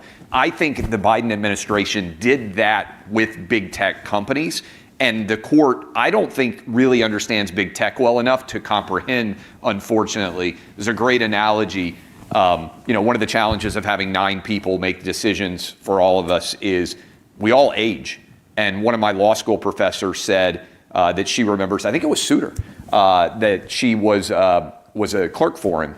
And if I got the judge wrong, I apologize. It's been 20 some odd years. But she said they were working late and they ordered pizzas. And the Supreme Court justice came in and looked at the pizza and he said, "Hey, what is that on the top of the pizza?" And she was like, "It's a pepperoni, Justice." And she thought it was just such an interesting analogy and metaphor going forward. This guy's deciding what the law of the land is, but his own life experience was such he had never seen a pepperoni pizza, right? We all have blind spots in our life, and as we age, we don't understand technology, I think, as well. Those guys would understand a newspaper and the New York Times v. Sullivan implications, I think, far better than they would a YouTube content restriction. So I think that is one reason that I think they whiffed there. If there's anything that I like more than freedom of speech, it's pepperoni pizza. Although a Souter proved to be a gateway meat to liberalism. Excellent. Well, thank you folks so much. Let's turn to questions. We're going to prioritize students. So students who have a question, please go ahead and raise your hand, and then the attendants on the side will get to you. Hey, all right, hi. Thank you guys for coming. Really appreciate the talk. And please introduce yourself too. Hi, I'm Marcus. Chris, really great moderation. It's great having you all here. I'm wondering, what do you guys think about the recent overturning of the Romanian election on the grounds of fake news by its alleged Russian TikTok accounts? I'm trying to be very neutral about the question because frankly I don't know how to take it. Just for people who don't know about this, the Romanian election was overturned and it was claimed that Russian bots filled TikTok with propaganda in favor of a pro-Russian candidate. So I'm wondering, what do you guys think about that? Yeah, I hate it. So this whole idea that speech is election interference is lunacy. So it's lunacy when the Democrats, alluded to it. It's lunacy when the Republicans in the right wing do it. So Trump keeps claiming that everything that was said against him is election interference. No, that's called freedom of the press and freedom of speech. So grow up. There's people doing propaganda in our elections. Oh, you don't say? Huh. Well, that's new. Let's just cancel elections because of propaganda. Okay, so all right, let's list propaganda. When mainstream media says that all of our politicians are not crooks, when they take billions of dollars in donor money, and that the donors don't influence them, that's overwhelming propaganda. That is preposterous propaganda. No, they totally serve the donors. But you're not allowed to say that on cable news. So isn't that election, under that theory, that's election interference. You're interfering with people knowing the reality, which is that our politicians are generally crooks. And they almost all serve their donors. But you're not allowed to say that in mainstream media. By the way, it's a wild coincidence that almost all of the money in politics goes to mainstream media. I wonder if that money, those billions of dollars, is influencing their propaganda, right? You want to talk about foreign propaganda? Yeah, the Russians did a bunch of tweets in 2016. I think it was ineffective, and I don't think that it was coordinated. But yeah, they did do it. Okay, well, are there any other countries that might do propaganda in America? Probably not Israel. No way. No way. They would never do that. Violate the sanctity of American sovereignty. No, Israel's pure as the driven snow, has never done propaganda in America, right? But I can go on and on for all the By the way, different- I think it's also important to point out, we have been lecturing Russia and other countries for interfering in our elections. Do you know the number one country that interferes in elections around the world? Us! Yes. You know, like, I mean, this whole idea, by the way, you know, $200,000 or whatever in Russian Facebook ads. I mean, I'm just here to tell you, if that's the best 200, we spent billions of dollars on the election and that rigged 2016 for Trump to a couple $100,000. But it's important, I think, for American students to realize we are guilty when it comes to influencing political elections overseas, probably more than any country in the world, right? And so I think it's hard for us to claim we have clean hands on any election when our apparatus and our government entities and everything else are probably more active in global elections than any country in the world, which is one criticism of the United States that I think foreign countries can make and we should contemplate and consider when we're the one pointing out flaws. Yeah, just to finish the thought, I totally agree with that, and that's actually inarguable. And speech does not rig elections. And even propaganda. Yeah, one person's speech is another person's propaganda. Got it. So I think what Israel is doing is overwhelming propaganda, but they would say, what do you mean? I'm just making my point. I'm saying that Israel is great, and we accidentally killed 50,000 people. They were all collateral damage, and they were all, you know, and they all had it coming. And but that's not propaganda. And you all give me another $300 billion. That's not propaganda. That's just my opinion, and it is their opinion, right? That's not rigging elections. And they would also say, Israel would, a lot of those 50,000 were Hamas soldiers. Now, what percentage of them is... Yeah, they would say that. That's right. So of the 15 to 20,000 children murdered by Israel, none of them were Hamas, but they were all just an accident from the greatest army in the world. Anyways, but what is rigging elections, by the way, is the thing that rigs it most in America, money. So money rigs all of our elections, but when you go to talk about it, mainstream media cancels you. So how's that for ironic? So because we've said how important disagreement is, I disagree with some of the points that are being made as facts, purported facts, but I agree with the really important principle here that the concept of propaganda or influence shouldn't be seen as inherently negative. It is the exchange of views, and we will disagree as to the accuracy or inaccuracy, credibility or lack of credibility. I would say, you know, the kind of improper influence that governments can have on elections, sadly, the United States, among others, has had a track record of interfering through violence, not through providing information. Let me also say things that I bet all four of us would agree, and you guys can disagree with me if you don't buy this, and I think it's important. The whole concept of fact checking is often not related to fact at all, and almost immediately turns into opinion deciding, right? And so I hope that this whole, and I'm curious, I bet most of you would agree with me, the line between fact and opinion should be a very clear one. And for instance, if I said, hey, water freezes at 35 degrees, then it's fair for you guys to be like, hey, you're a moron, it's 32 degrees, right? That is an articulated, clear scientific fact. But what we have seen, I think, is the creep from fact checking to, oh, well, this is an opinion I'm uncomfortable with, and therefore I don't think it should go, and I'm using the guise of fact checking as a reason to censor it being shared. Yeah, absolutely. Got it.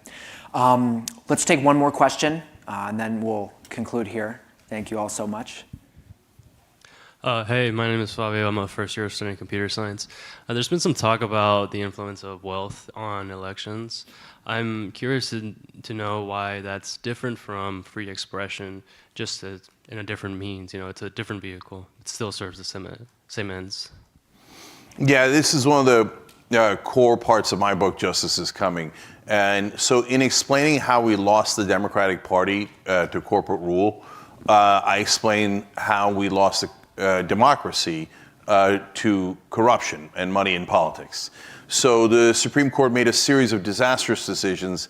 Citizens United was actually shooting a dead horse. They killed a horse in 1976 and 78 with Buckley v. Vallejo and Bellani, where they said, they didn't actually say corporations are human beings. Some Supreme Court clerk, which was a CEO of a railroad company, pretended that they said that. But that had been established that corporations are people, which is preposterous. It's lunacy. They're by definition not people, right? So then the Supreme Court in the 70s said, oh, since they're people, they have freedom of speech. And money is speech, so they have the right to spend unlimited money basically bribing our politicians. And Lewis Powell was not unclear about it. He wrote a memo to the Chamber of Commerce in 1971 before he was appointed to the Supreme Court, saying basically that big business should capture the courts with quote-unquote activist judges. And so he came on and he was an activist judge, and he pretended that all the things that I listed, which are all ridiculous. And I'm not the only ones who said that. The dissent, Byron White wrote, "This is a mortal blow to our democracy. We will not be able to gain control again. Corporations will spend unlimited money buying our politicians, and they'll totally destroy our democracy." He was 100% right. That's exactly what happened. Money is not speech. If that was true, then literal bribery is totally fine, according to that logic. What do you mean? I paid him $1 million to give me $1 billion contract, which is actually very similar to what Elon Musk is doing. I gave him $250 million. Now I'm going to get Golden Dome, which is $200, $300, $400 billion. But I'm just talking, right? And so, and in that case, it's a campaign contribution, which the Supreme Court says is legal. Supreme Court now says if you bribe a politician afterwards, that's just a gratuity. And that's also legal. And you can give them watches for Bob McDonnell, the case in Virginia, on and on. The Supreme Court loves corruption. They're the ones who created corruption in this country. Those activist judges have been a cancer in this country. And I don't mean it in like some weirdo, like hostile, aggressive way. Don't do anything to the justices. Okay, we fight back politically, rhetorically, constitutionally, and we need an amendment to go over the head of the activist judges right now. But money is definitely not speech. Otherwise, forget campaign contributions. You could literally go to a politician and go, here's $100 million.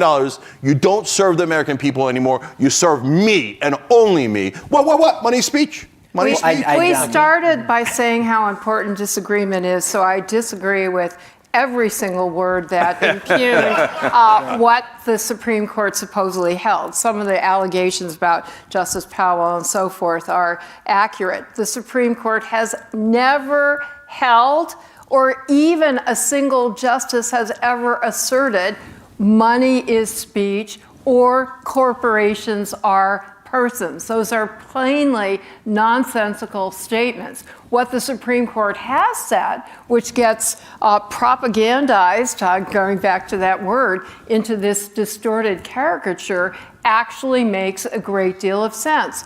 Persons under the First Amendment, namely all of us, have not only a freedom of speech, but a freedom of association to band together in groups that we can constitute through various forms of organization, including unions, including for-profit corporations, not-for-profit corporations. And that is an important First Amendment right, because especially if you are voicing a controversial view, you might only feel comfortable doing it through the relative anonymity and the opportunity to amplify your voice in a group. And guess what is the first corporation in which the Supreme Court upheld that principle? Not that corporations are people, but people have the right to form a corporation in order to meaningfully exercise their freedom of speech.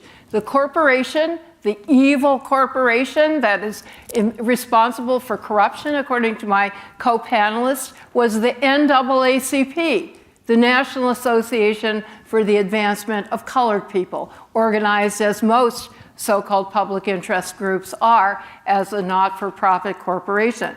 The second nonsensical proposition that the Supreme Court never has subscribed to is that money is speech. Clearly, that doesn't make sense. But what 100% of the justices have agreed to, and by the way, that first proposition, 100% of justices have agreed to. They disagreed on other aspects of these cases, namely whether the particular regulations restricting expenditure of funds were justified or not. But on these two fundamental propositions, there is unanimity.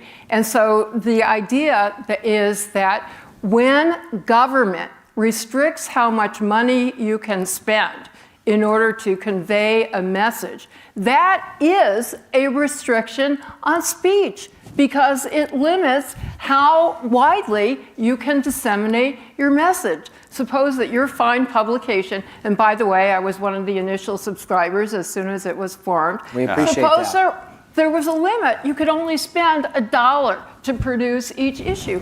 Obviously, that would restrict your ability to convey your message and the ability, the First Amendment right of audience members to receive that message. Now, I think there is very serious legitimate debate where the Supreme Court has split 5-4. Again, whether particular restrictions on the spending of money by persons who have organized in a corporate form are justified to promote various democratic goals. But let's dispense with these defamatory shibboleths about supposedly nonsensical rumor bases for the Supreme Court's Well, I'd like to come. We need to clarify one thing. I just need, as a point of information for people to know, the ACLU was on the wrong side of Citizens United. The right side, some of us say. They're the side of infinite corruption. And Nadine just admitted, corporations are people. They're a collection of people. And corporations should be able to spend unlimited money in politics. So thank you for proving my point. Sure. Jonathan, I'd like you to weigh in here on the obvious disagreement. If a group of people who happen to have a lot of money want to promote a messaging campaign, is that speech, or are there issues with that? Well, you have to feel sorry a bit for John Roberts that he's now being accused of his institution introducing corruption to America. I think that probably occurred probably about 30 seconds after we formed as a republic. But well, that's fair. The Citizens United is an interesting case because it divided the free speech community in an interesting way, I suppose. The free speech community was composed of not just free speechers, but also good government advocates that were largely aligned together in most cases. Citizens United then wedged that.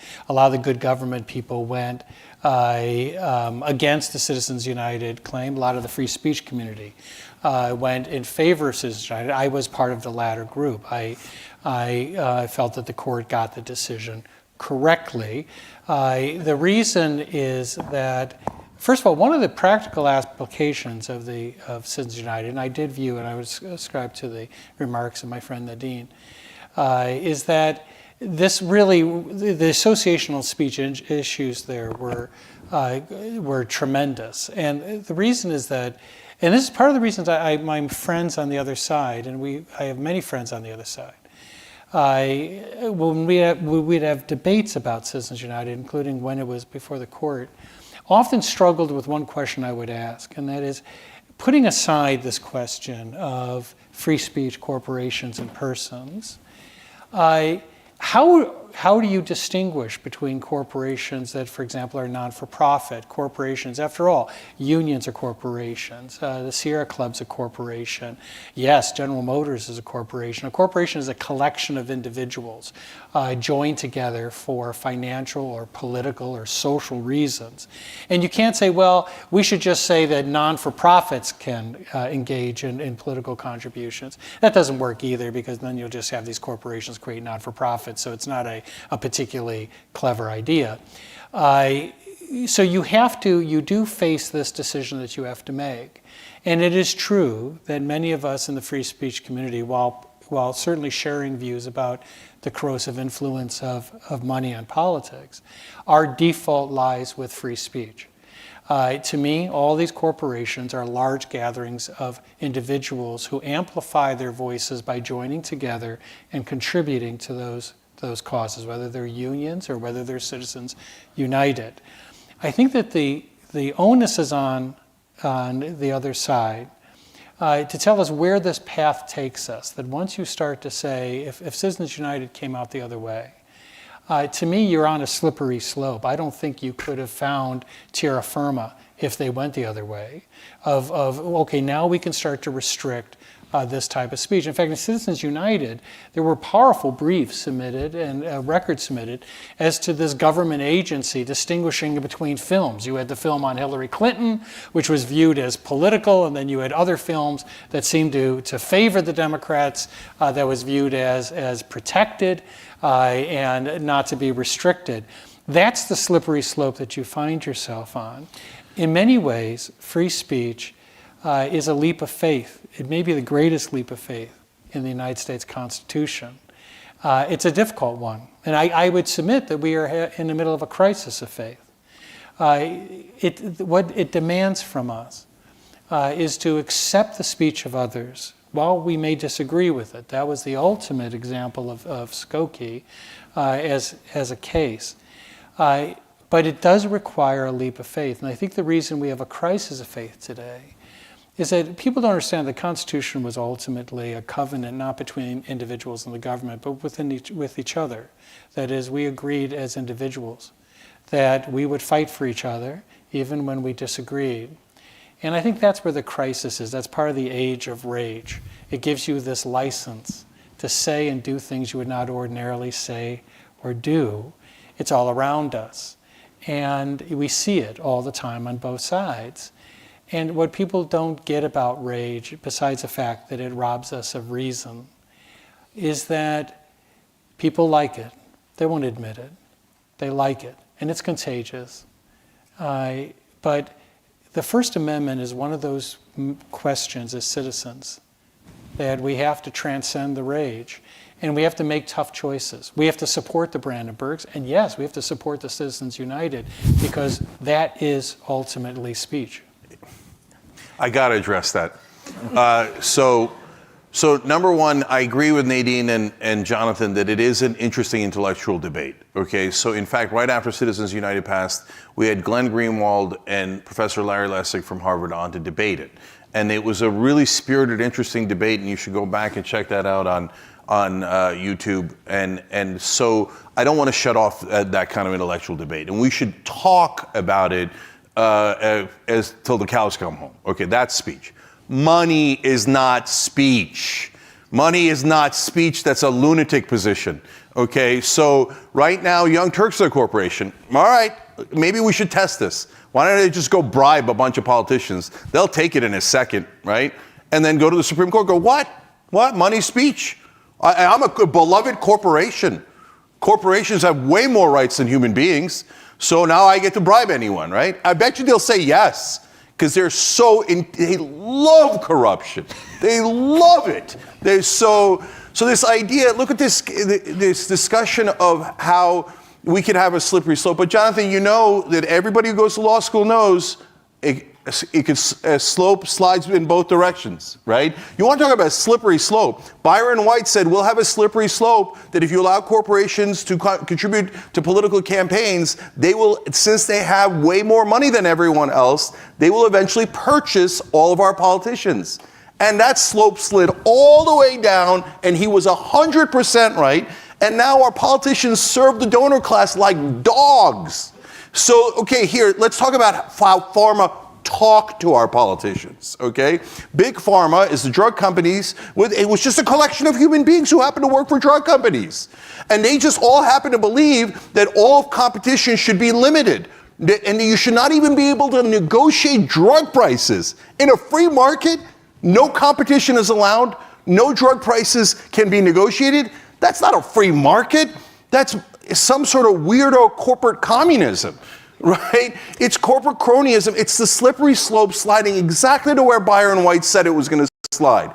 And now we pay more than any other country by a landslide for drugs because Big Pharma bought All of our politicians, Obama said he was going to get rid of it, Bush started it, Biden, Trump, they all said they were going to get rid of it. They all got bribed by corporations, a collection of people who happen to care about that particular corporation. And they did it with a lot of persuasive speech, as in, here's $100 million, do as I tell you, dog. Okay. Let me jump in here for just one sec. Hear from Clay here. Let me just jump in for 1 sec, because I think this is really kind of instructive. Do you know who would agree with a lot of what he just said? Robert F. Kennedy Jr., who is in the Trump cabinet. That's true. It's true. So what is going on there? And I think it's fascinating, because I happen to be a very much obviously in favor of free speech, but also think this is an example of one that we failed on. You know, there's only 2 countries in the world that can basically have unregulated prescription drug advertising, us and New Zealand. If you watch, and none of y'all do because you're all young, but if you watch Fox News and you watch MSNBC and you watch CNN, do you know who the top advertisers on many of those programs are? Prescription drugs. Do you think that might have influenced the coverage of the COVID shot, which is basically worthless, but our tax dollars gave hundreds of billions of dollars in profits to Moderna and Pfizer and whoever, Johnson & Johnson? Do you think maybe that might have had a little bit of an impact? And the reason why I think it's significant is this is where you create really dynamic and different ways of conversation going. That RFK Jr., a lifelong Democrat, his probably, if you asked him, I think one of his signature issues would be we shouldn't have prescription drug advertising on television, because his argument is that leads people who otherwise don't need those prescriptions to go to their doctor and say, I need Celebrex or whatever the hell it is. And the result is, and this is me on a soapbox, I think we probably have 75% of our medical treatment that we have in the United States is worthless in terms of actually making us healthier. That's my personal opinion. I think I should be able to argue it. Now, the question you asked, which is a really good one, and I think it becomes so fascinating, is what does it lead to? You know what Kamala Harris spent in 90 days? $1.5 billion on her presidential campaign. She spent way more than Trump. Oops. Lost, right? But what does it lead to? You can't get $1.5 billion unless you're independently, insanely wealthy. So what we create is a system where you have really wealthy people who want to run, or you have people who aren't wealthy but have to beg wealthy people for money so they can run. That is our system, whatever you think about it. And that is the world in which we create the dynamics at play, which is you don't get billions of dollars, much of it from big business, without making a lot of promises in the process, which is something that the American political process, Democrat, Republican, Independent, the money is certainly a huge part of the way the election outcome comes. But Kamala spent more and lost to Trump. I would argue that's the marketplace of ideas. Trump had better arguments than Kamala did. I think others would disagree. I think we've run out of time, and I respect the audience plus my Let's have 30 seconds from you and 30 seconds from Jonathan. Okay. This is a great panel, I'll just say. We've talked about the importance of disagreement and open-mindedness, so please keep open minds. These are extremely controversial, debatable points. But even assuming completely hypothetically, for the sake of argument, that all of the horrible dangers and evils of free speech that have been argued for here were true, that does not justify censorship. Censorship is only justified if the potential harm from the feared speech is greater than the potential harm of investing government officials, politicians, with the power to decide, is this particular campaign speech too dangerous? Is this particular advertisement too dangerous? And as Jonathan has already alluded to, history shows that, guess what? Every administration that has had that power, they had it under the so-called fairness doctrine. That sounds great, right? Every single one of them, Democrat and Republican, guess what? Speech of their political opponents, or supporting their political opponents was what was deemed to be dangerous. So I come back to Winston Churchill's famous aphorism about democracy being worse than every other, except for every other form of government. Free speech is dangerous and harmful, but it is much less dangerous, much less harmful than empowering the government to take these decisions away from we the people. I suddenly feel like when I saw the last episode of The Sopranos and screamed at the TV, you can't end that way. I love that. And I just want to throw one flag up about the narrative involving bribery and speech. We see something like that in the free speech community where people often challenge me and say, well, you're a free speech absolutist. We have to regulate speech. After all, they could claim that child pornography is speech, that fraud is speech and stuff like that. It's a false narrative because yes, you can use speech to commit crimes, but you're prosecuting the crimes. And for example, we did censor, all the social media companies censored things like child pornography, human trafficking, because they were censoring the conduct. Yes, you use speech to commit that underlying conduct. In the same way, it's just saying that money means bribery. It's like objecting that if you use a car, you must be in favor of carjacking because cars are used in carjackings. The fact is that yes, money can be used for good or bad purposes, but the point of Citizens United, I think, is still more profound than that. That yes, we join together to amplify our voices. And sometimes we do that for political or social or economic purposes.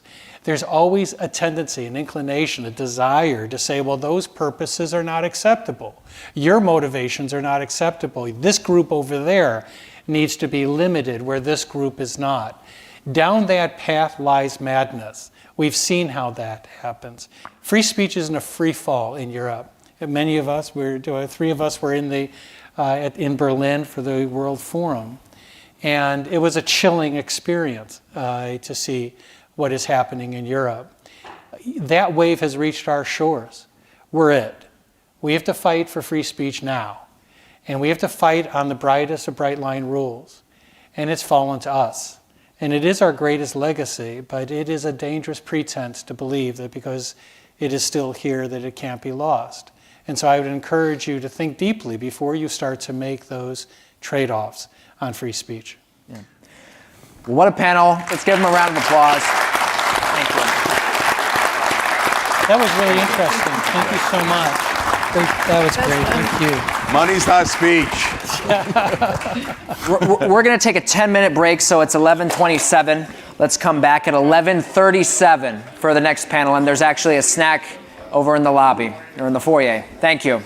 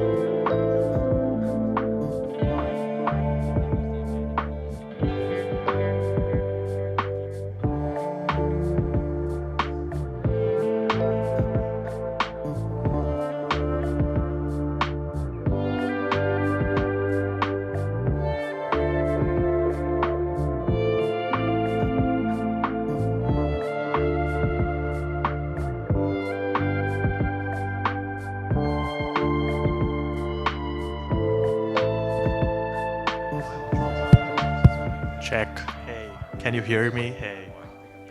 Sorry.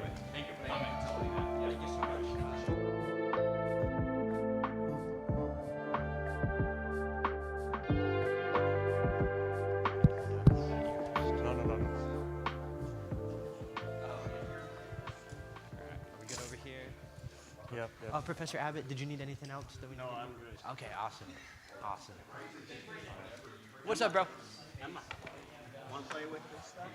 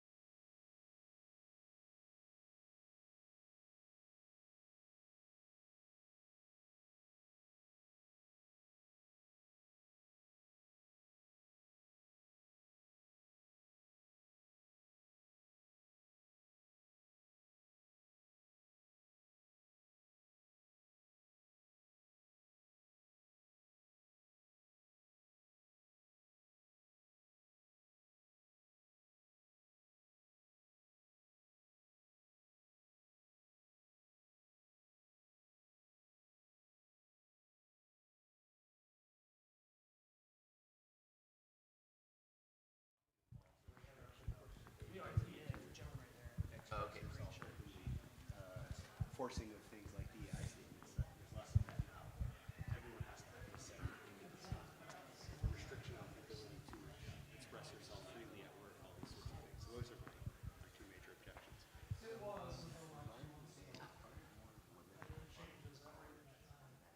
Yeah, so college, yeah.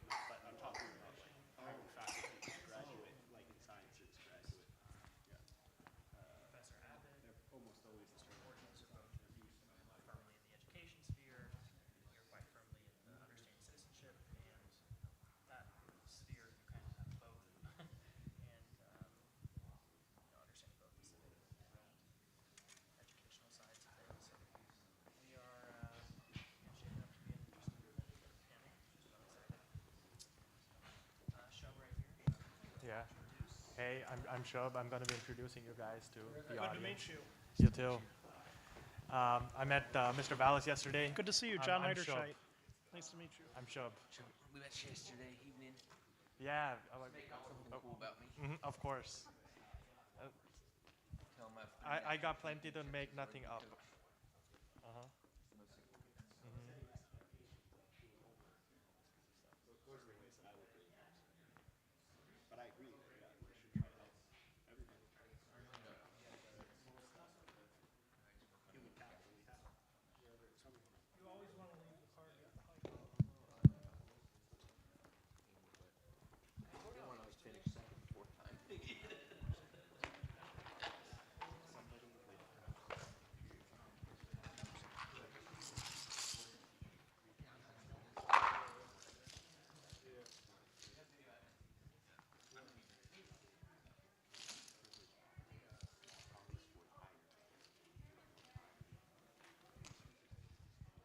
I would put it the other way. It actually, you tend to have people score higher and ability to identify even if they came from a difficult situation. So I've met a lot of students who didn't have all of the non-tests are the things that richer people are better at. And so testing is closer measurement of intelligence, and so it's to identify people who wouldn't be identified otherwise.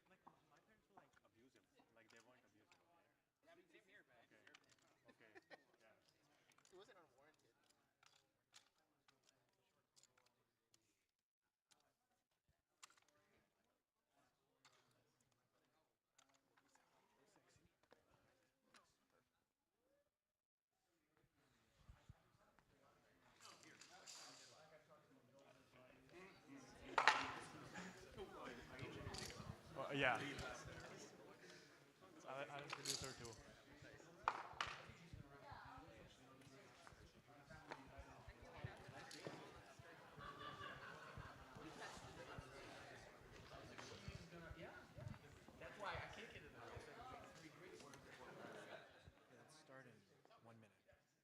we should. Yeah. Okay.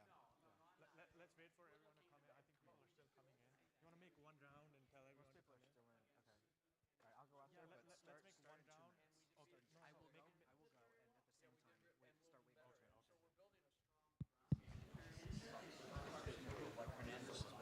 go, and at the same time, start waiting for Honestly, at that point,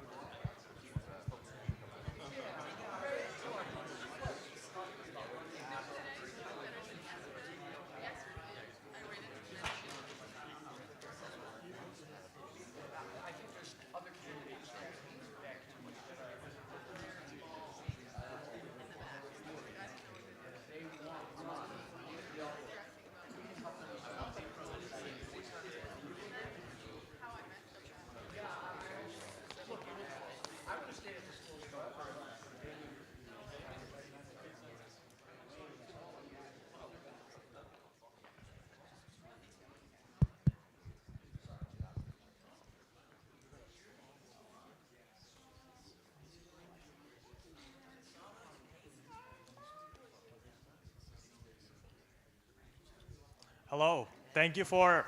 Can you guys hear me? Yeah. Awesome. First, I'd like to. Okay. First, I'd like to thank the panel we had before this on our friends from media. Now we have another exciting lineup of speakers with us. But before I get into them, I'd like to introduce myself. I'm Shub, and I'm a second year in the college, double majoring in economics and computer science. And I'm extremely passionate about AI, free market policy, and geopolitics. As an international student studying here on a full scholarship, I'm incredibly grateful for all the opportunities that the United States and the University of Chicago gives to the best and brightest minds, if I may, from around the world to come here and pursue their talents to give back to society. And so being a part of the Chicago Thinker has been a great part and, more importantly, a great mission to contribute to. Our next panel will be about American citizenship and the character and the changing character of American education. And it will be moderated by our own Tyler Shasteen. Tyler is a third year at the University of Chicago, where he is majoring in law, letters and society, and economics. He is also the managing editor of the Chicago Thinker. He is from Southern Illinois and serves as the 5th Ward Committeeman of the Chicago Republican Party. Our panel today consists of 4 leading voices in fields ranging American academia, academic administration, and law. First, we have with us Professor Dorian Abbot, who serves as a professor of geophysics at the University of Chicago. He is joined by his daughter, Emma, who is 3 years old. He is widely known for his advocacy on pro-merit hiring processes in academia and cultivating free speech environments in our great universities. And as someone who studied physics from him, I can say it's a true privilege to have gotten to know him both inside the classroom and outside. Thank you for joining us here. Next, we have Paul Vallas. Paul Vallas served as the CEO of the Chicago public school system. He is a member of the Democratic Party and most recently the runner-up in the 2023 mayoral election in Chicago, where he came second only to the mayor in a runoff election. He has worked extensively around the world and in Chicago to develop education systems. Next, we have Robert Bortins, who is the CEO of Classical Conversations, now the world's largest classical homeschooling organizations. Robert is a member of the board of directors of Homeschool Now USA and the C12 Group. He also hosts the show Refining Rhetoric, where he talks about business, politics, faith, and education. We also have with us Jonathan Heiderscheidt, a leading Chicago criminal and immigration attorney with over 10 years of experience working with clients and institutions. I will now hand it over to our panel to take it from here. Thank you.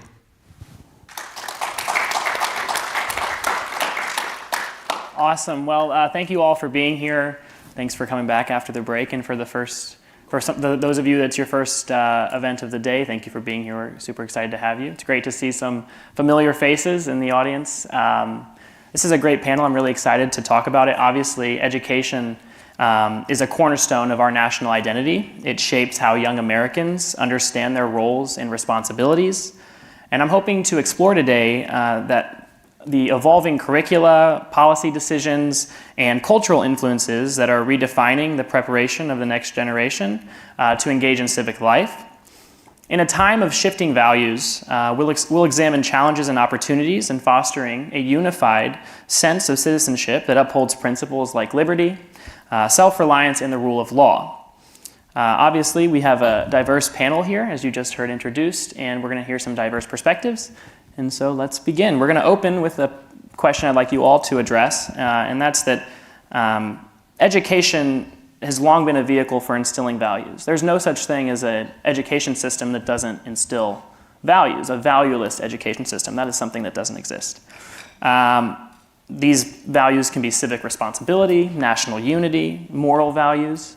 How are today's educational systems, K through 12, higher ed, and beyond, shaping students' understanding of American citizenship? And are they effectively preparing the next generation to uphold shared values? We can start with you, Paul. Well, it really depends on the school district. It really depends on the state. I think from my own perspective, I think the Chicago Public Schools have gone off the rail. I mean, the union really since 2010, when the national teacher unions saw that they were losing ground to the charter school movement and to the school choice movement in successive administrations, the Clinton administration, the Bush administration, the Obama administration with Race to the Top. They realized that they needed allies, and they began to really establish alliances, political alliances with the progressive left. If you look at many of the anti-police groups, et cetera, many groups that are out there, they're all heavily funded by the Chicago Teachers Union. So the union itself has really become, or the major unions in cities like New York and LA and others, they've really become political parties in their own right. And they've really, in many ways, worked to indoctrinate the children. You know, I don't see anything that creates certain common, or that promotes common values in the Chicago Public Schools. I see a curriculum and I see extracurricular activities that are divisive. And of course, I personally had the experience of basically the union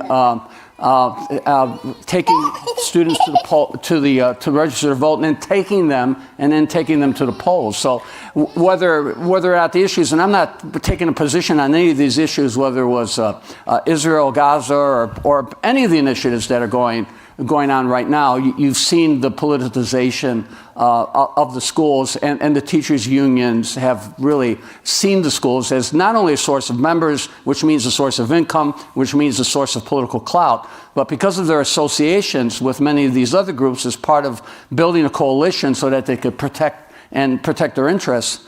I think the schools have become very political, and in many respects, I think they're indoctrinating the young people. Well, thank you very much for that. That's really insightful. I'm probably the least capable of answering that question on this panel because I don't spend too much time in the education systems anymore. And I remember my attitude when I left law school was no more pencils, no more books. So I haven't, I'm not quite an established expert in the way that my co-panelists are in the education sphere, but I will speak a little bit from my experience as a CPS parent. I have two kids in Chicago public schools, and I do see in the Chicago public school system a symptom that I think is playing out more broadly, and that's sort of growing inequality, where we have two-tier systems, one for neighborhoods and people who are doing really well, and one for neighborhoods and people that aren't doing so well.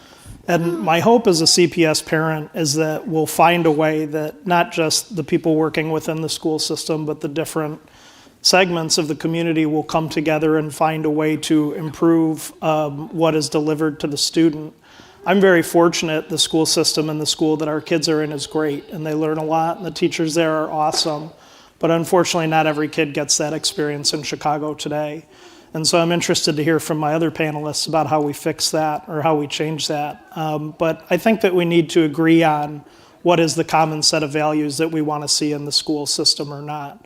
And I don't have all the answers for that. That really should be a community discussion. But I think we need to get back to basic principles and first steps in education and really redirect the focus on the kids where it needs to be, because the kids are our future. No, I appreciate this question, and I'm going to try to move the Overton box with Overton window with my conversation. And it's interesting that this follows up the First Amendment speech, because education is really being coerced by the state in our country. And in Chicago, I think is one of the cities that has the most successful public school system. Because it costs a lot of money and your kids can't read or do math, and you have really high taxes, and government is tyrannical and overbearing over your lives. And that was the fundamental desire of the public school founders in America. It was actually imported from Prussia, and if the public school system's done its job, you probably have no idea where Prussia is, but it's part of Germany, or was part of Germany, and pre-World War I. And they also got the public school system from Russia. And so basically, the public school system that set up the atmosphere for the First and Second World War was imported here into the United States. And it's not surprising to me that our country has basically been at war ever since that point. And of course, I'm not a pacifist, but I believe that for us to get back to the fundamental values of our country, we have to decide, do the citizens school its government, or does the government school its citizens? And if we want a government that's $36 trillion in debt, that will step on our public free speech rights, who will assassinate citizens overseas, we should continue doing what we've been doing for the last 200 years. Now, in 1812, an Italian minister came over and noticed that every single American could read, they could do basic math, and this was before the government school system was founded. And now that the government school experiment, and it is an experiment and it is a failed experiment, has been on our country for 200 years, we have the highest tax rates in the country, some of the highest tax rates in the world, the highest tax rates we've ever seen, and some of the lowest literacy and math rates. And so I think those things are not surprising when you look at the actual purpose of public education, which is to bring more power to the system itself, which obviously takes power away from the individual. And so children are given to parents, and so parents are the primary responsibility for educating children. And any system that undermines parents, and obviously the current system is doing that, is doomed to fail no matter how much money you throw at it. And so for a case, for improving the current system, you would need to design it around serving parents instead of serving the students and serving the teachers' unions. So sorry about my daughter. She's cute. I try to help my wife on weekends, and she's with the baby right now. And anyways, I wanted to come and participate in this event because I think it's important. The students are putting it on. Anyways, I'll just say briefly, I think what I see lacking in education is virtue.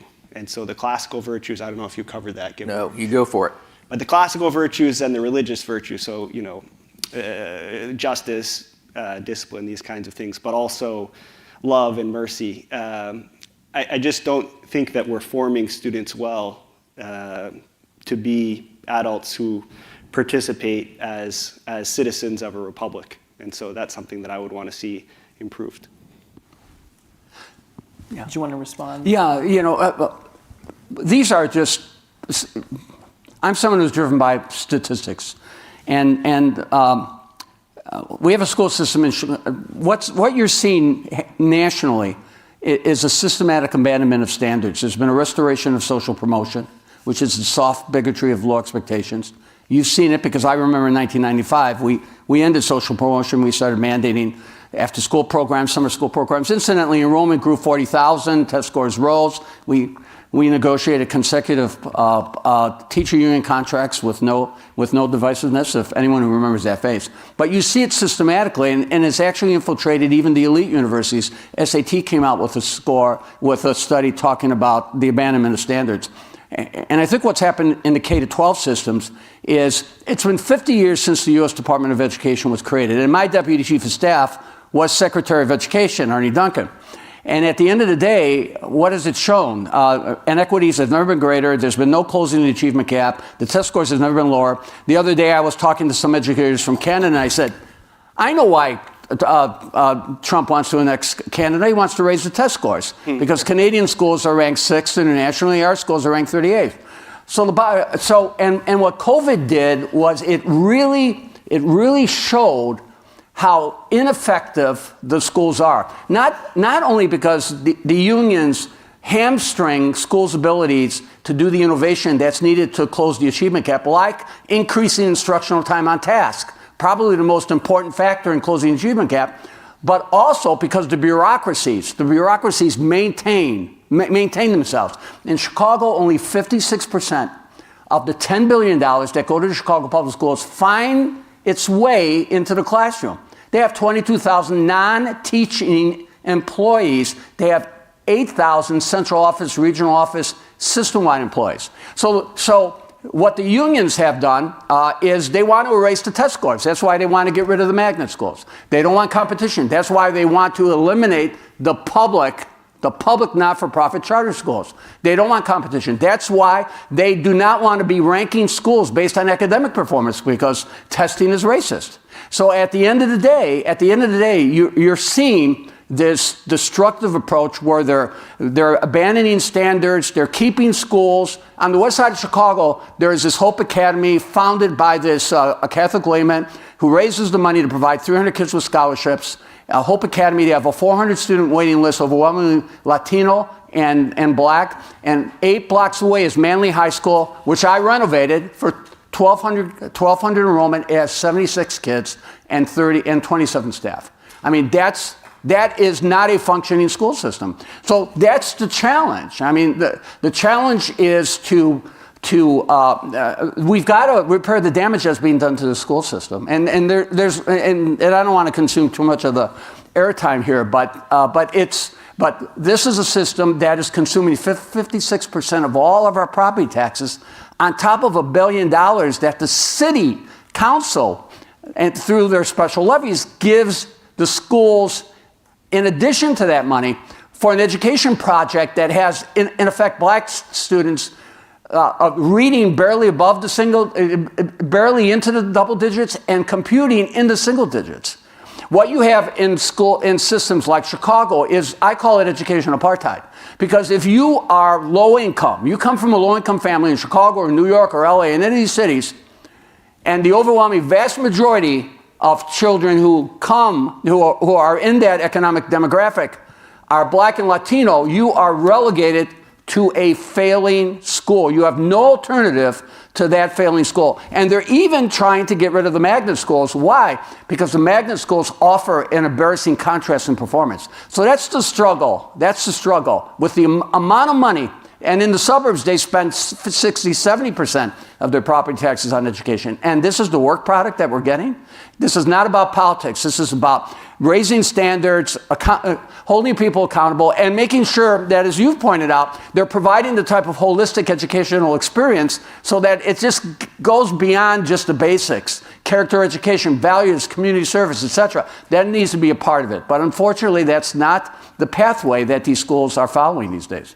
So I think we need to understand that when public school was first started, it was paid for by the people who actually attended that school, and the people who couldn't afford to do it were subsidized by business people, by the church, by local community groups. And as the school system was more centralized from community-based schools to then state-based schools and then federal-based schools, the lie that was sold was that by by using scale, we're going to save you money, we're going to set more standards, we're going to have the smartest people setting the best standards, getting you the best curriculum, and by centralizing all these decision-making processes that we're going to get the best outcomes possible. And what we've seen now is over 50% of your state taxes and about 10% of your federal taxes are going to a school system that is completely incompetent as far as educating our people. And so for me, the solution is you first have to end the Department of Education on the federal level, but then you need to end the Department of Education on the state level and let every single individual municipality, county, city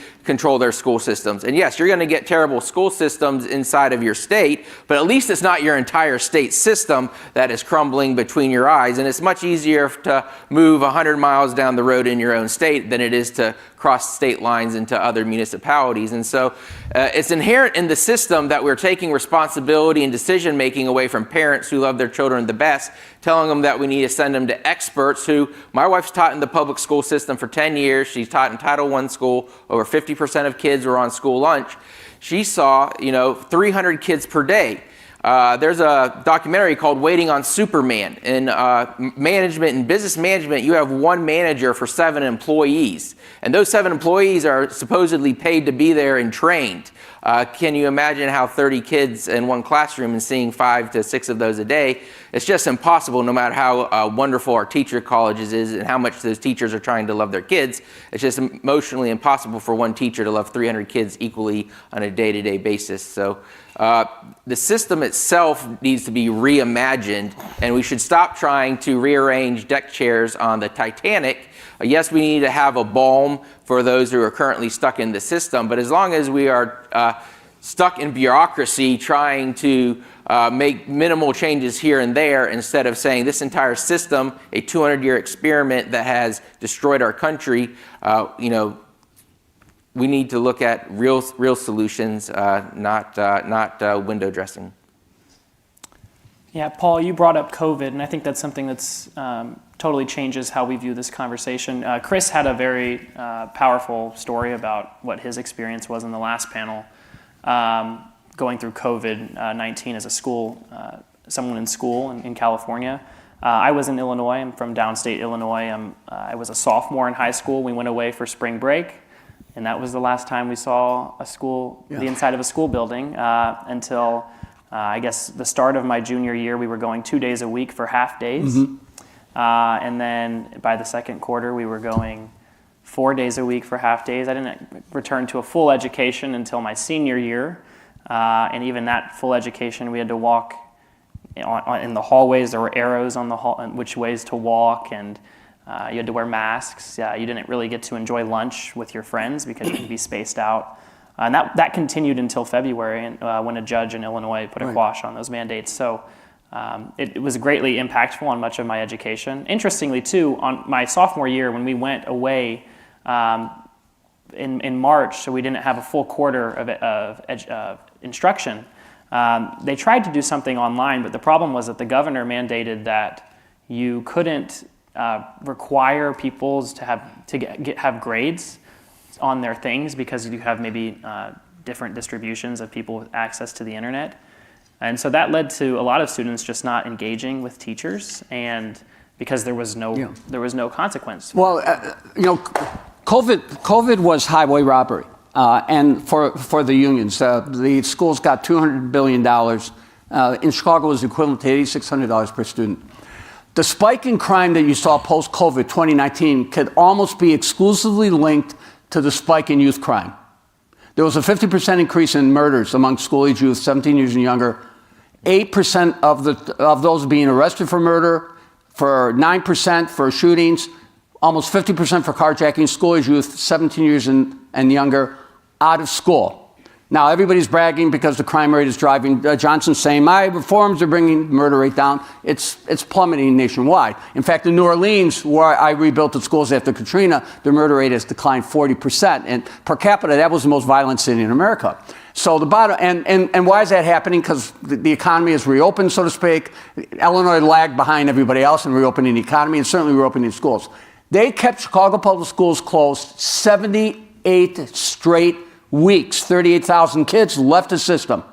How many are on the street? How many are committing crimes? And with devastating consequences. Yet during that same period of time, they hired 9,000 more people. And the majority of them were not teachers. Something's wrong with that. The math isn't working there. The schools should have been the sanctuary. My approach to education has always been you keep the schools open until 8 o'clock at night, on the weekends, over the summer. Give children a place, safe place to go until it's time for them to go to bed. And whatever they need, you provide them with. But 78 weeks, the schools could have been an ark, but they weren't.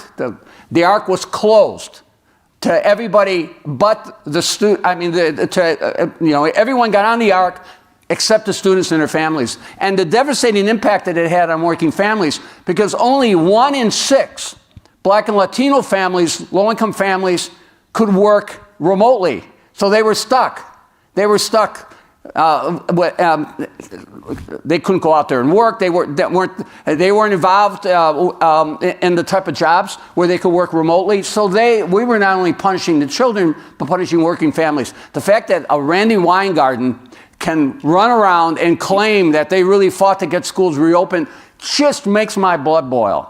Because this was the opportunity when the schools, who consume more than 50% of our dollars, should have stepped up to the plate. And they didn't. And we're going to be suffering from these consequences. The interesting thing is the Catholic schools, which reopened after that summer, the summer following COVID, and I did all sorts of workshops on how to reopen schools safely and et cetera, et cetera. So I was not, I was concerned about the impact on COVID, having gotten COVID early on a couple times and getting vaccinated along with my first responder sons.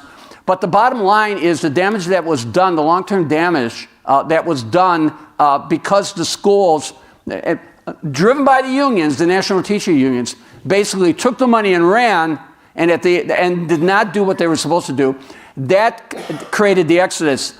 And the interesting thing is the Catholic schools nationally, which reopened, when you look at the same demographic, by demographic, there was no loss in academic performance. In fact, the Catholic schools, if they were a state, they would be the top performing schools, the state academically nationally. Charter schools, which also reopened, except in Chicago, where they blocked the charter schools from reopening after that summer, also outperformed the traditional public schools. So people just have to realize how their tax dollars are being spent. The damage that was done to a generation of children, and the fundamental question is, are we going to give them the ability to cause more damage? Because they just negotiated the second $1.5 billion contract for the Chicago Teachers Union. They did not add a minute to the school day or a day to the school year. And increased instructional time on task is the number one way and the most effective way at closing the achievement gap, and not an additional work responsibility in return for a $1.5 billion contract. So those are the issues that we're facing, pure and simple. Yeah, and you brought up Randy Weingarten. She's a big teacher union boss who actually, just the other day I saw on the news, was taking credit for encouraging Florida to reopen their schools early, which is wildly inaccurate if you know history or actually just watched the news a couple years ago. So, but Dorian, I was curious about your thoughts on higher ed. And I have a couple questions for Paul. I mean, yeah. The first is, the last mayoral election, you were running against a teachers union guy, and your arguments, very common sense and reasonable, didn't win.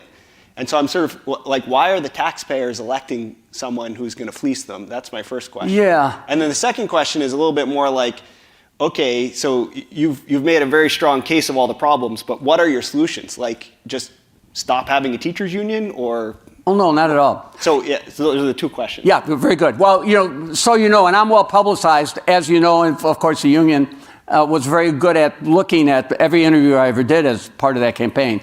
But I've written extensively in the, I'm a regular contributor to the Chicago Tribune. I write for Illinois Policy. I'm the Democrat among their network.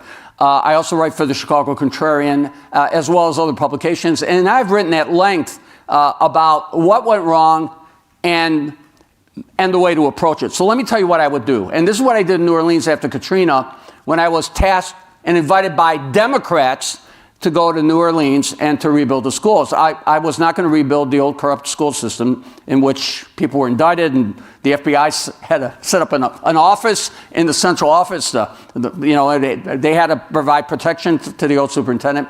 I instead decided to create a different system. And in that system, I dismantled, for the most part, the central office, using the central office to deal with some of the macro financial issues like pensions and facilities, and then accountability, but nothing else, to push the money down to the local schools so that not 60% were getting to the local schools, but 80 and 90% were getting to the local schools. That was the first thing. The second thing I did was to make compensation an issue to negotiate, but not the workload, the work responsibility, the job responsibility. The idea was to give schools the capacity to innovate. Test scores in New Orleans rose for 7 straight years, the second worst performing school district in the country, in the state, led the state in academic improvement by 22 points. It wasn't because of magic, because every school was an independent, autonomous LEA. And that meant they controlled their budget and they controlled their resources.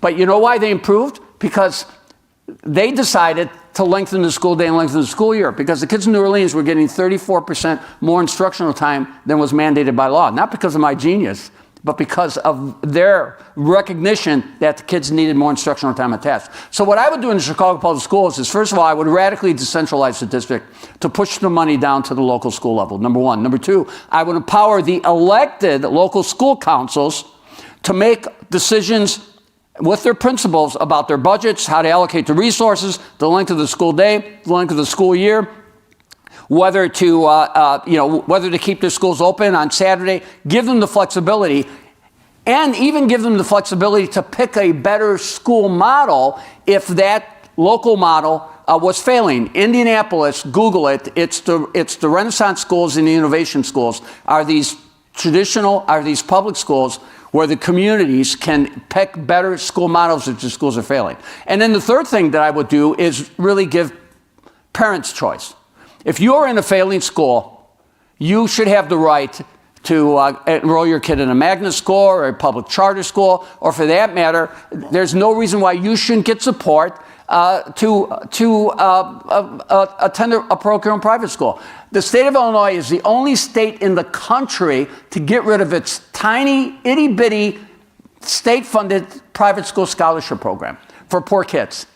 That doesn't cost the Chicago Public Schools a dime. So what would I do? Those are the things that I would do. Radically decentralize so the money gets down to the local schools. Empower the elected local school councils and their principals to make decisions regarding instruction, regarding curriculum instructional models, regarding the length of the school day, instructional time on task, and really give parents quality school choice. And I think those three things can be done within the financial confines that the district has, and I believe that the schools would get better. So you answered the second one, but not the first one. And one thing I noticed was the sort of people out on the street campaigning for Johnston, they tended to be sort of like single progressive types who were sold on the progressive thing, but didn't have children and paying property taxes and things. And so I'm sort of wondering, why were they so, is the whole like unserious, wild, progressive stuff, is that a sort of sleight of hand that can be used to grab goodies in the union? And how do you respond to that in a big city with a lower fertility rate and increasing number of singles who aren't forming families and marriages and buying property and these sorts of things? You're right on top. You're right. How do you convince people? First of all, the voter turnout was notoriously low. Even in wards where I did well, for example, the voter turnout was abysmal. The 19th Ward or Napolitano's Ward. I mean, it's just people simply don't participate. And I think the unions did a much better job defining me. I mean, I'm a guy who supported marriage equality 12 years before, when they called it gay marriage, 12 years before Barack Obama did, when I ran against Rod Blagojevich, and also lost by 1.5 percentage points. My MBEWB, my hiring of black principals and promotion of black educators, my opening of 78 school buildings, 90% of them in black and Latino communities, or for that matter, my work in Haiti, where I chaired that well-known right-wing conservative Sean Penn's not-for-profit down there, where we took care of 50,000 displaced Haitians.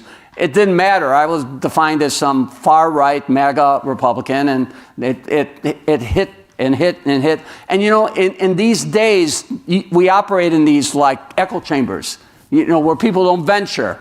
Some watch Fox News, some watch Rachel Maddow, and we don't venture out of those echo chambers.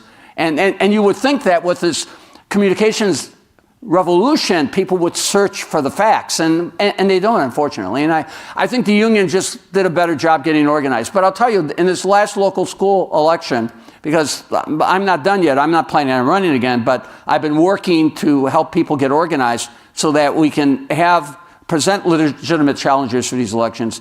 We challenged 9 of the 10 teacher union candidates for the elected school board, and they only won 3 of those 9 seats.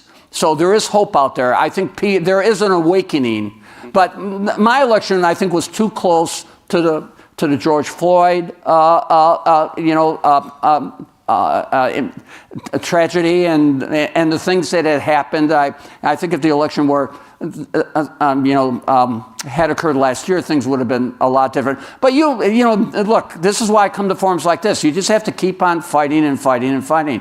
But I believe that education is the civil rights issue of our generation. I believe that there is unfinished business of Brown versus the Board of Education, and we've got to realize that we are denying children civil rights when they are stuck on a school on the south and west side that's failing, like at Manly, and they can't go. And they can't go walk 6 blocks away and go to the Hope School that not only won the basketball championship, but is among the top 10 or top 15 private high schools in terms of academic performance in the city. Why can't they have the opportunity to do that? So to paraphrase what you just said, the teachers' unions are the major obstacle to civil rights in modern America. It sounds like that's what you're saying. I think the present leadership is. I've negotiated 26 collective bargaining agreements. I negotiated collective bargaining agreements, 3 with the teachers' union under the late, great Tom Rees. I'm old enough to remember Albert Shanker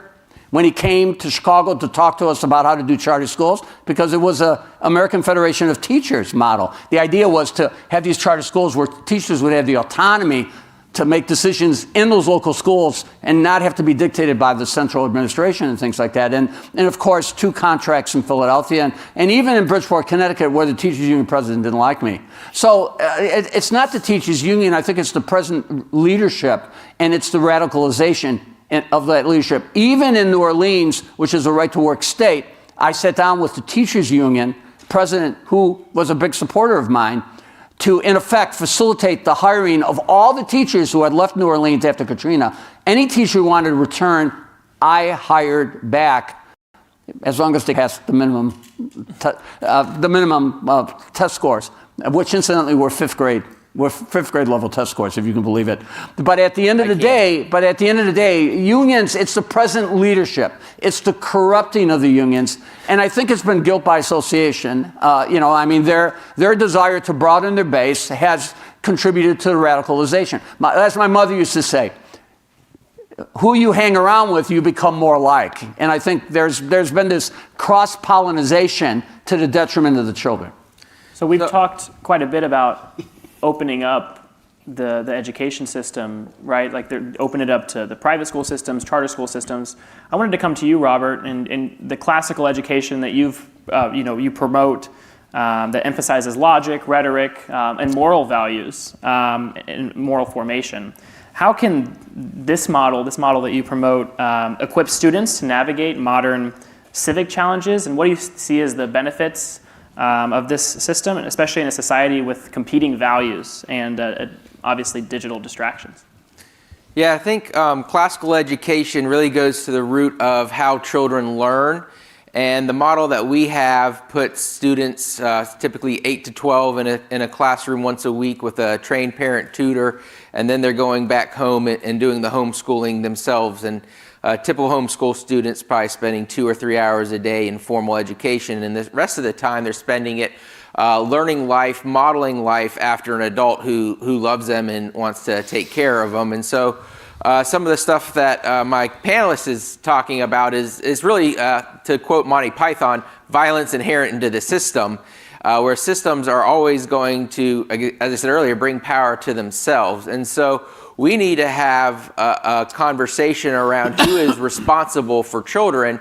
And that responsibility, I believe, by nature and nature's God, is the parents. And so when I hear things about having the schools open 24/7 and feeding kids, that is inherently a worldview that says the government, the civil government, is responsible for children. And I thoroughly reject that. So we need to put in together systems in place that believe parents are fully responsible for children, and at best civil government is there to be out of their way. And so there's plenty of money around there. I mean, imagine if you got 50% of your taxes back and the system shut down tomorrow. Well, we would be able to build new systems that were actually accountable to parents. So a classical education follows the brain development of a child, and it also goes and reads those good books, the best that humankind has offered over the last 3,000 years, and reads the original source text. So we'll go back and read, what was George Washington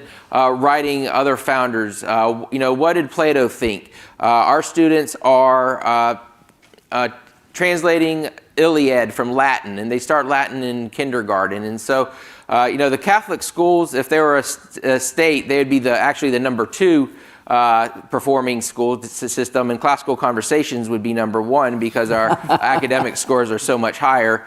And it's because we take people from all social economic developments. We take people who don't even have a high school diploma and help them be the parent to their children. And parenting has been beaten out of us because for 200 years we've allowed the civil government to step on our individual rights. And so it's not surprising that we see the results that we have, because the fundamental goal of the public school system was to break those parental-children bond and have the children bond with the state so that Marxism could be established in the United States. And so if you're pursuing truth, beauty, and goodness, which is what the pursuit of classical education is all about, you see that Marxism has killed more people in the world than any other form of religion, and it is a form of religion. I mean, just look at how committed its followers are.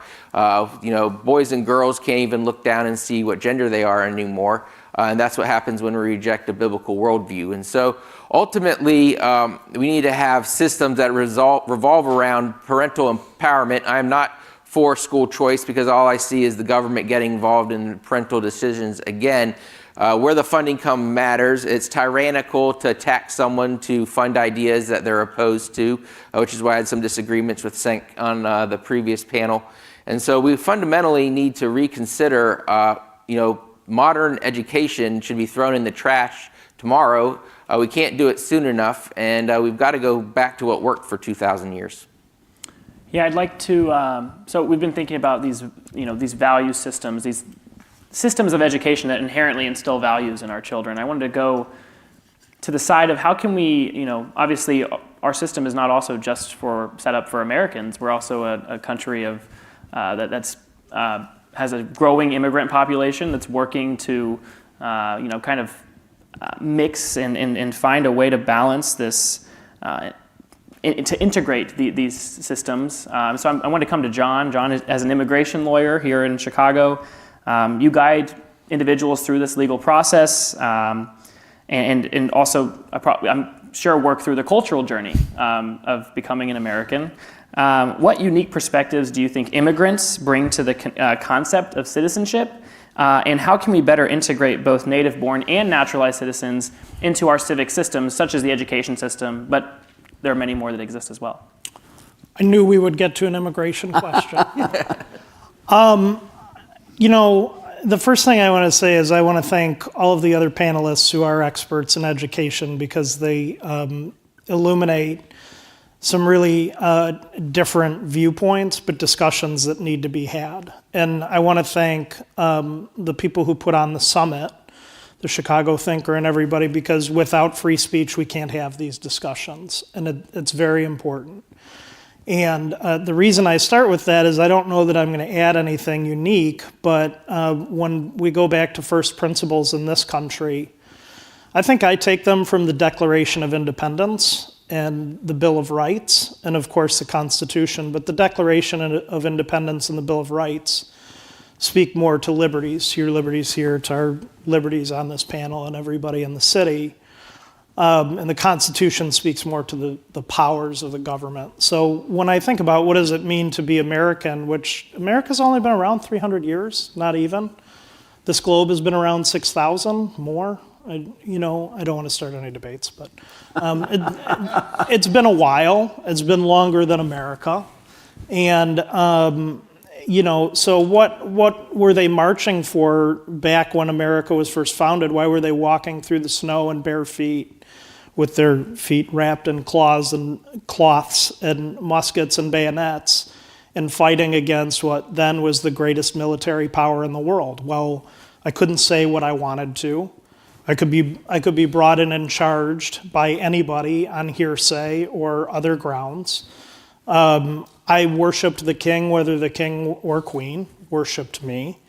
And that environment and a lot of other things, if I was accused of a crime and I didn't want to admit it, come on down to the Star Chamber and we'll get it out of you one way or the other. Nobody liked that. And that was going on all across Europe. And so people got in wooden boats and sailed an enormous ocean that sunk the Titanic 200 years later to get away from it. And to me, the idea is, what are our core principles and beliefs, not where do you come from? Because anybody, no matter where you're born in the globe, if you're born in Marxist Russia and you want to get out, and you want to go learn beauty, truth, and goodness somewhere, but they don't offer that there. Those first principles are so important, and I think to me what it means to be a citizen is not so much what are your immutable characteristics, or did you come here on the Mayflower or 5 weeks ago, but, and this is asked in naturalization interviews. You could attend one if you wanted to, if the government would let you do that. I doubt they would, but you can go there and they ask you, do you support this country? Do you support the principles that we live by? And to me, it's not so much where you're from or your immutable characteristics, but are you willing to swear by the principles that have gotten us this far? And if we go back to this topic that I've learned so much about from all the different panelists earlier, they probably have more answers than me in that area. But the one thing I think that is antithetical to America is socialism and communism and Marxism. And there's too much of that thinking at top brass levels of different entities across this country, whether it's the education system, whether it's big conglomerate corporations, whoever it may be. And we have to get back to the idea that I'm in charge of me. I'm responsible for me. And I don't share every one of your opinions, but the one I do share with you wholly is that the children are the first responsibility of their parents. It is not for the government to come in and tell me how to raise a kid that I take care of, that I pay for, that I love, that I created by the love of me and my wife. Nobody will ever do that. It's totally inappropriate. And I'm so grateful that people are choosing to speak up about that particular thing. I come from a family of union teachers, so I don't think CTU is the worst thing in the world. In fact, I think labor unions and the struggles for labor rights in the 50s and 40s led to the explosion of the middle class, and that's a really important thing. Can they be abused? Yes. Have they been used for wacky policies recently? Certainly, in my opinion. But they do bring some value too. And where I think where we can do ourselves such a great service is not worrying about, are you a citizen or are you not? Are you white, are you black, are you gay, are you straight? Let's worry about, we're all people. And how do we fix this place for people? And how do we move forward for people? And how do we respect the first ideals of this country, which is to let you choose what's right for your family, and to let you choose what's right for your family, and to let you choose what's right for your family, rather than having the king or queen come in and tell me what time I'll have tea. I wanted to say something on the migrant issue because I've actually done a number of op-eds on it, even before it escalated into the crisis that it is today. Look, this country has benefited from the periodic waves of migrants, Greek American immigrants. We were in the restaurant business. The Latino immigrants who worked for us in the restaurant business, all their kids are firefighters, lawyers, doctors, etc. It's just the most amazing thing. So I believe that unlike other countries where the population is aging and they don't have the type of immigration policies that we've had in the past, we have benefited, and we've benefited significantly. And so every wave of immigrants brings a new energy.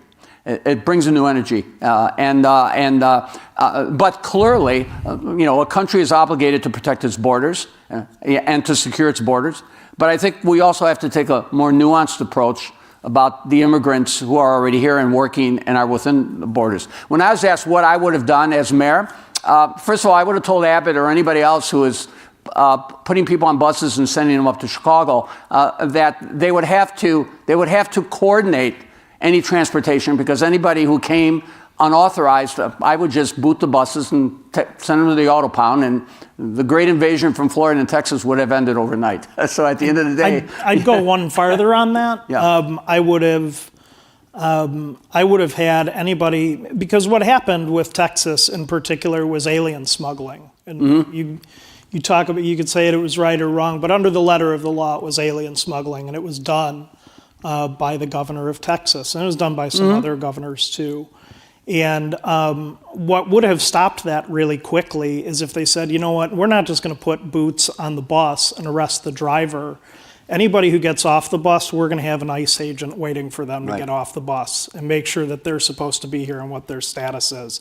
And I guarantee you, you would not have had more than a second bus come up here. And that may sound cruel, but you also have to think about the American taxpayer, the Chicago taxpayer, the county taxpayer, and the state taxpayer in a state that is the highest taxed in the nation, save maybe one or two, however you compare the books.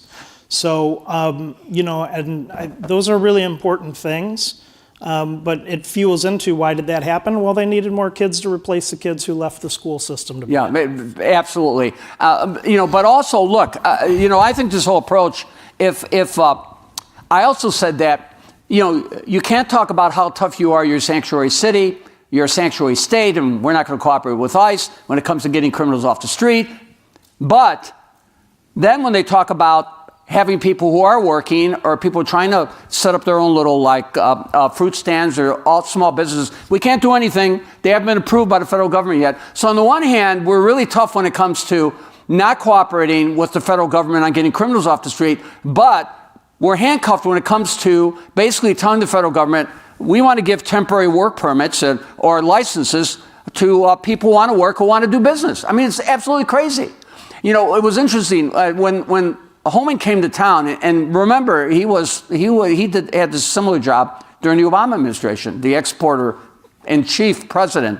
And when he came to town, he basically said, look, you can either, if you don't cooperate with us on getting the criminals off the street, and we have to come in and we have to do it on our own, we're going to cast a wide net. And if there are illegal people who are here illegally who are not criminals, it doesn't matter. They're here illegally. They're going to be deported. So he was basically saying, work with us on getting the criminals off the street. Cooperate with us. So I would have said, yes, I'm going to cooperate on getting the criminals off the street, on getting those individuals and getting people registered. But when it comes to people who are here, I'm going to use my home rule authority as mayor to give people work permits or to give people temporary licenses as they await their immigration approval, as they are facilitated through the process.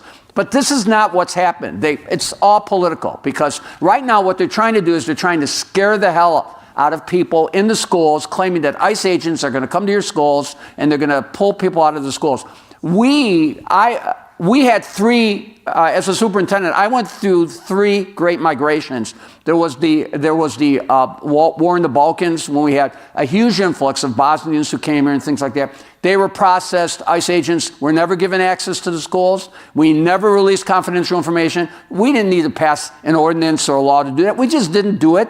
And no one knocked on our door and demanded that they have entrance. And it was the same thing when in Philadelphia, when you had the disaster in Haiti, before I went down to Haiti, and we had an influx of Haitian immigrants who came here, and we housed them, and we fed them, and we processed them, etc. So unfortunately, people have tried to politicize this to the detriment of a country that has always been a welcoming country. And I think this is all about politics, and it's not about how to deal with the issue of managing the immigration policies in ways that can help play to the country's strength rather than divide the country.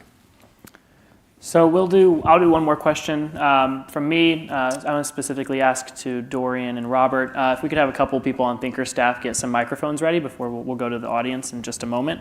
But it's been brought up the commitment to Western values. The commitment to Western values that is inherently important to incoming citizens or to people to incoming immigrants into the United States, but also in our education system. So you both, Dorian and Robert, have written about ideological conformity in education systems and the threat that poses. I wanted to ask how do policies that prioritize ideology over quality impact students' preparation for civic involvement, being citizens in this country, and also just being stewards of benefiting society and working to be a fruitful governing body? How do those sorts of policies impact that? Well, anyone who was on the campus last spring saw how they impact them. So we had maniacs, protesting in favor of terrorists, and they weren't doing that on their own. They were being inspired by the humanities education that they've gotten here and elsewhere.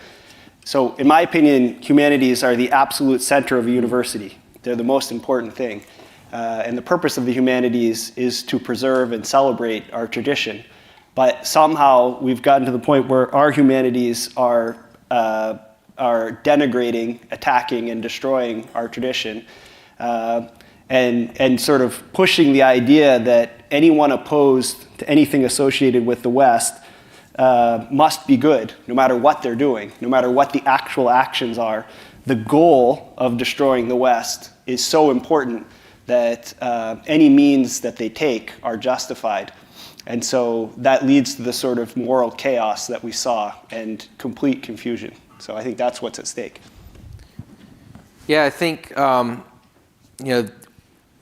if we don't have core values that we're going to be aligned with, we will continue to have this kind of soft civil war that we see in the United States. And, you can look at our Constitution and our Declaration of Independence to see what those are.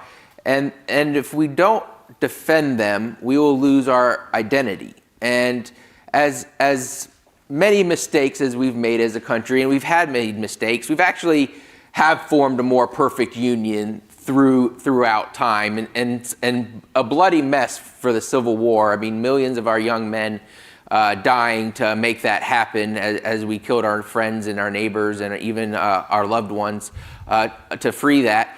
And so, yes, we make mistakes, but you learn from those mistakes, and people are inspired to do good when they see good. And when we have humanities departments and public school history departments and civil government where they say, look at all the bad stuff we've done, well, it's no surprise that people are ashamed instead of proud. And if you're proud of your heritage, if you're proud of your last name, if you're proud of what your grandfather did in World War II, that means something. Our family had one simple rule when we left the house. We didn't have 1,000 rules, we had one. You are going to leave this house today and you are going to represent the Bortins. The decisions you make, is that going to shine well on the Bortins' last name? There's only about 30 of us in the United States. We immigrated here after World War II. Or are your decisions going to reflect negatively on that? And so you have to know what's right and wrong, what's good and evil, and you have to have fundamental truth. And when you abandon fundamental truth for my truth or your truth or his truth or her truth, then you're going to have an inherent divide in society. And so America was able to prosper for so long because we had nature's law and the law of God that really was the core of Western civilization values. And so when we get away from those, we see chaos. And so ultimately, if we want to renew the American idea and survive another 250 years, which would be counter to most republics' life cycles, it's going to require us to go back to those fundamental core values and to reject, what can my country do for me and what can I do now for my country instead. Yeah, so we will go to audience questions. If you have a question, please raise your hand. We've got mics on both sides ready to take them. So we'll start right down here. Hey, thanks for the speech. I'm an incoming policy student, so sorry for taking some time from the other current college students. The way that speech or the way your panel ended kind of brings back to something from the first panel, talking about heritage, talking about the humanities division, talking about truth, talking about what this country teaches its youth.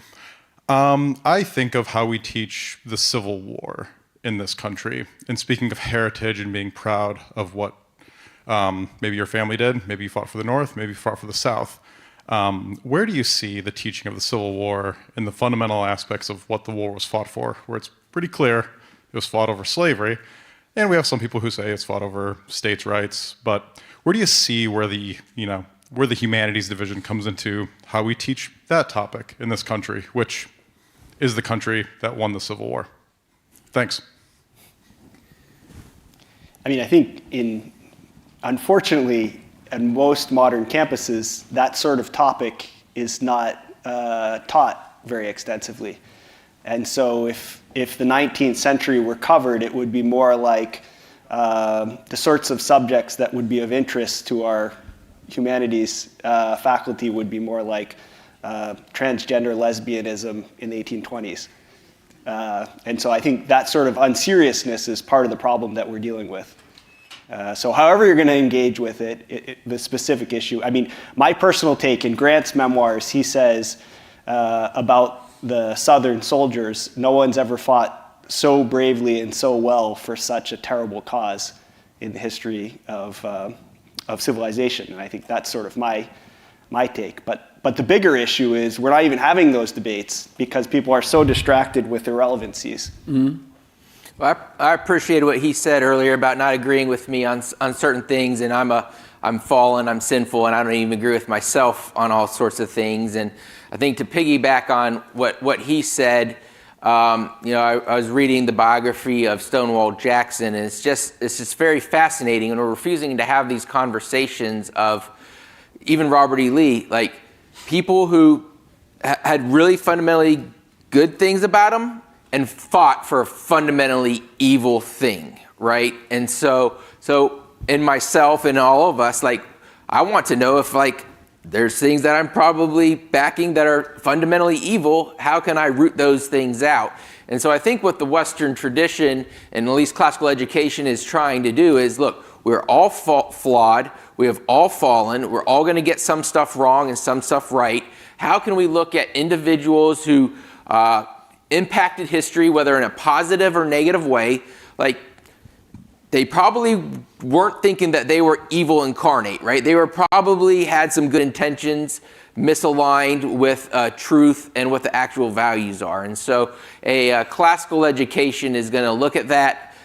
Clay talked about this earlier, about we actually do in our curriculum, we'll take controversial subjects and the students will flip a coin and argue one way for 5 minutes, and then we force them to switch sides and argue the other way for 5 minutes, because as fundamentally as I believe certain policies are going to do harm to people in America, there's other people who think my policies are going to do harm for America. And so we've got to be able to have that conversation and be able to not call each other racists or bigots or whatever, homophobes, when we're trying to have conversations, because that's ultimately called an ad hominem attack.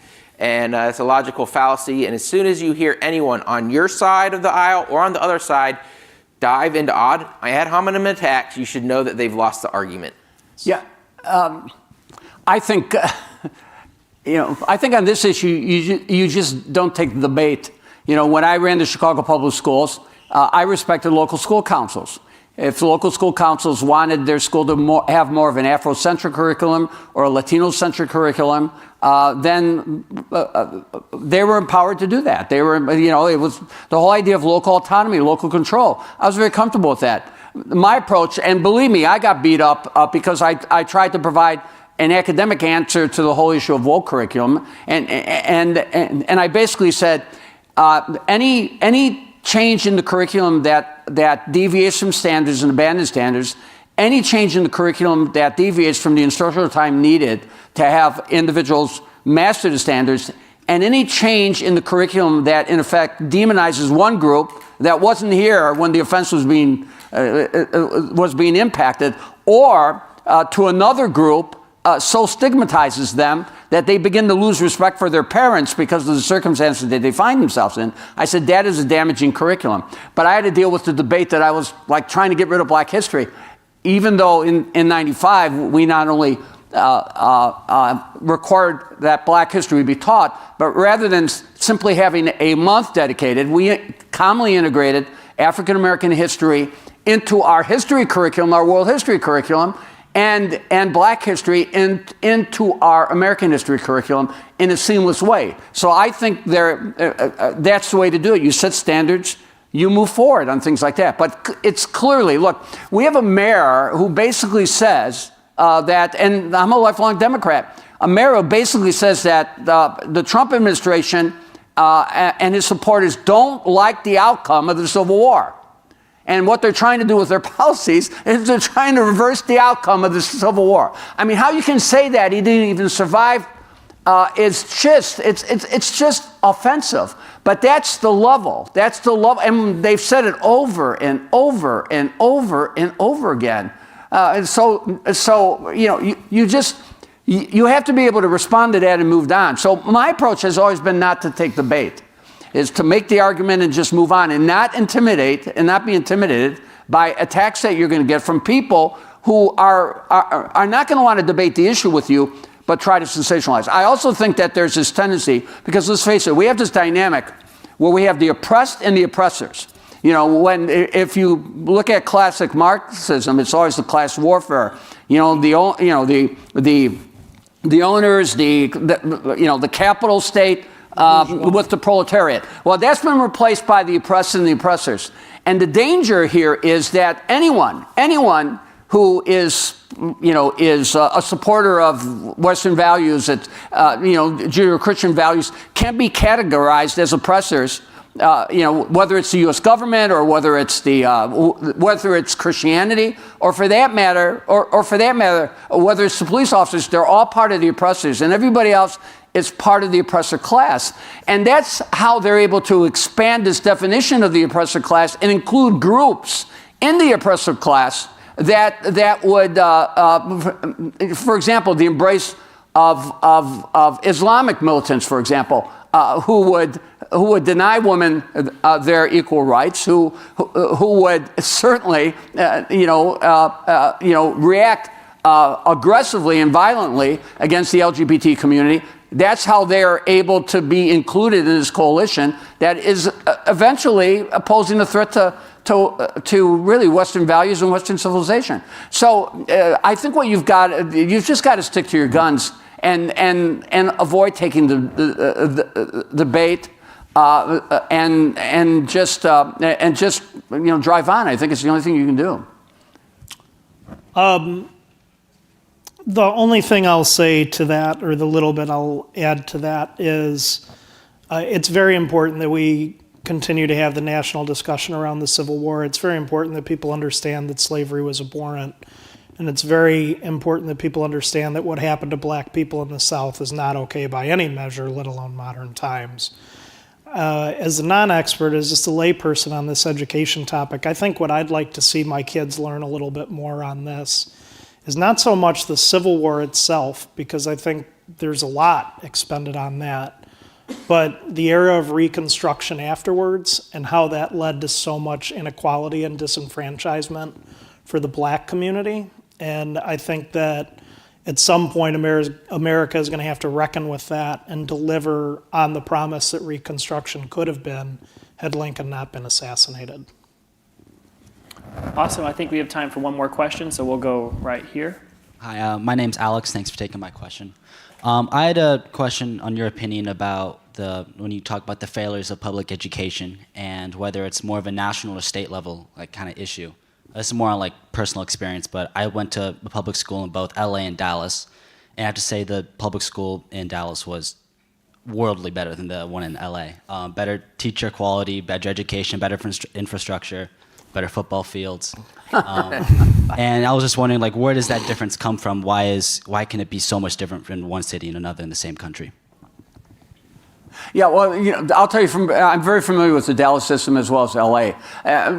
Dallas has not abandoned standards. They still have tough standards. They haven't embraced social promotion. They do demand greater accountability. If school districts are failing, the state will go in and will take over. Now, Texas is not a right-to-work state. They have unions, and those unions are powerful too. And they've certainly tried to attempt politically to kind of rein in charters, but clearly the state it still has its, I would say, educational values, in the right place right now. Where LA and Chicago and New York, I mean, clearly the unions, particularly the powerful teacher unions, which you don't have a powerful single union dominating the state of Texas like you have in LA, where the LA teacher unions are just a powerful, or for that matter, New York, where that's a massive union, or in Chicago. So those unions have really become political parties in their own right, and you don't see that in Texas. So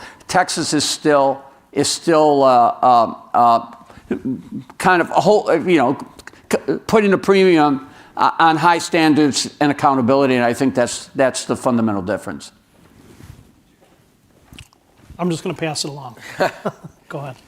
So I think the fundamental difference is worldview and where we're getting our core values from. As a Christian, I believe God created us a little bit lower than angels in order to reign with Him in heaven forever. And I think Texas may still pay lip service to that kind of mindset of who we are and who we were created to honor. And LA, I would suggest, thinks we're all just a little bit more than apes, and that that's where we were all evolved from. And so it's not surprising that young people act like animals. And so if your fundamental worldview is we're all just a little bit smarter than apes, then you're going to treat humanity like a bunch of wild animals, and you're going to get those educational outcomes. And if you believe that we were all created in the image of God and that He loves us and He sent His Son to die for us so that we could reign in heaven with Him forever, and even non-Christians, who have religious beliefs also tend to hold those types of values, they're going to educate their children in a much different way. And so I think that's the fundamental difference why you see places like LA and Chicago and different worldviews have a major impact. So ideas have consequences, bad ideas have victims, and unfortunately Gen Z has been a victim of 200 years of bad ideas. Do you have any thoughts, Dorian? All right, well, thank you guys so much. It's been a great panel. So. Very good. How do I get a hold of your I think now we will transition to a lunch, if I'm not mistaken. I think it will be on the 10th floor, but everyone can go out into the hallway, and there will be a way to direct you around. So thank you, guys.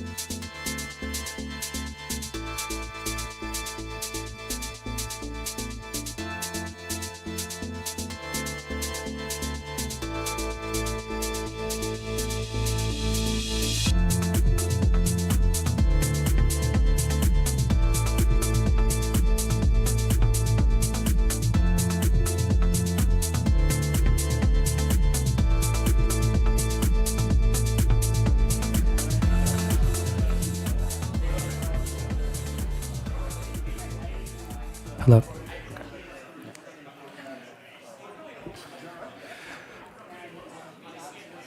Like that? Oh, okay. All right. Hello. We're going to be beginning the next panel. We're going to begin starting the next panel.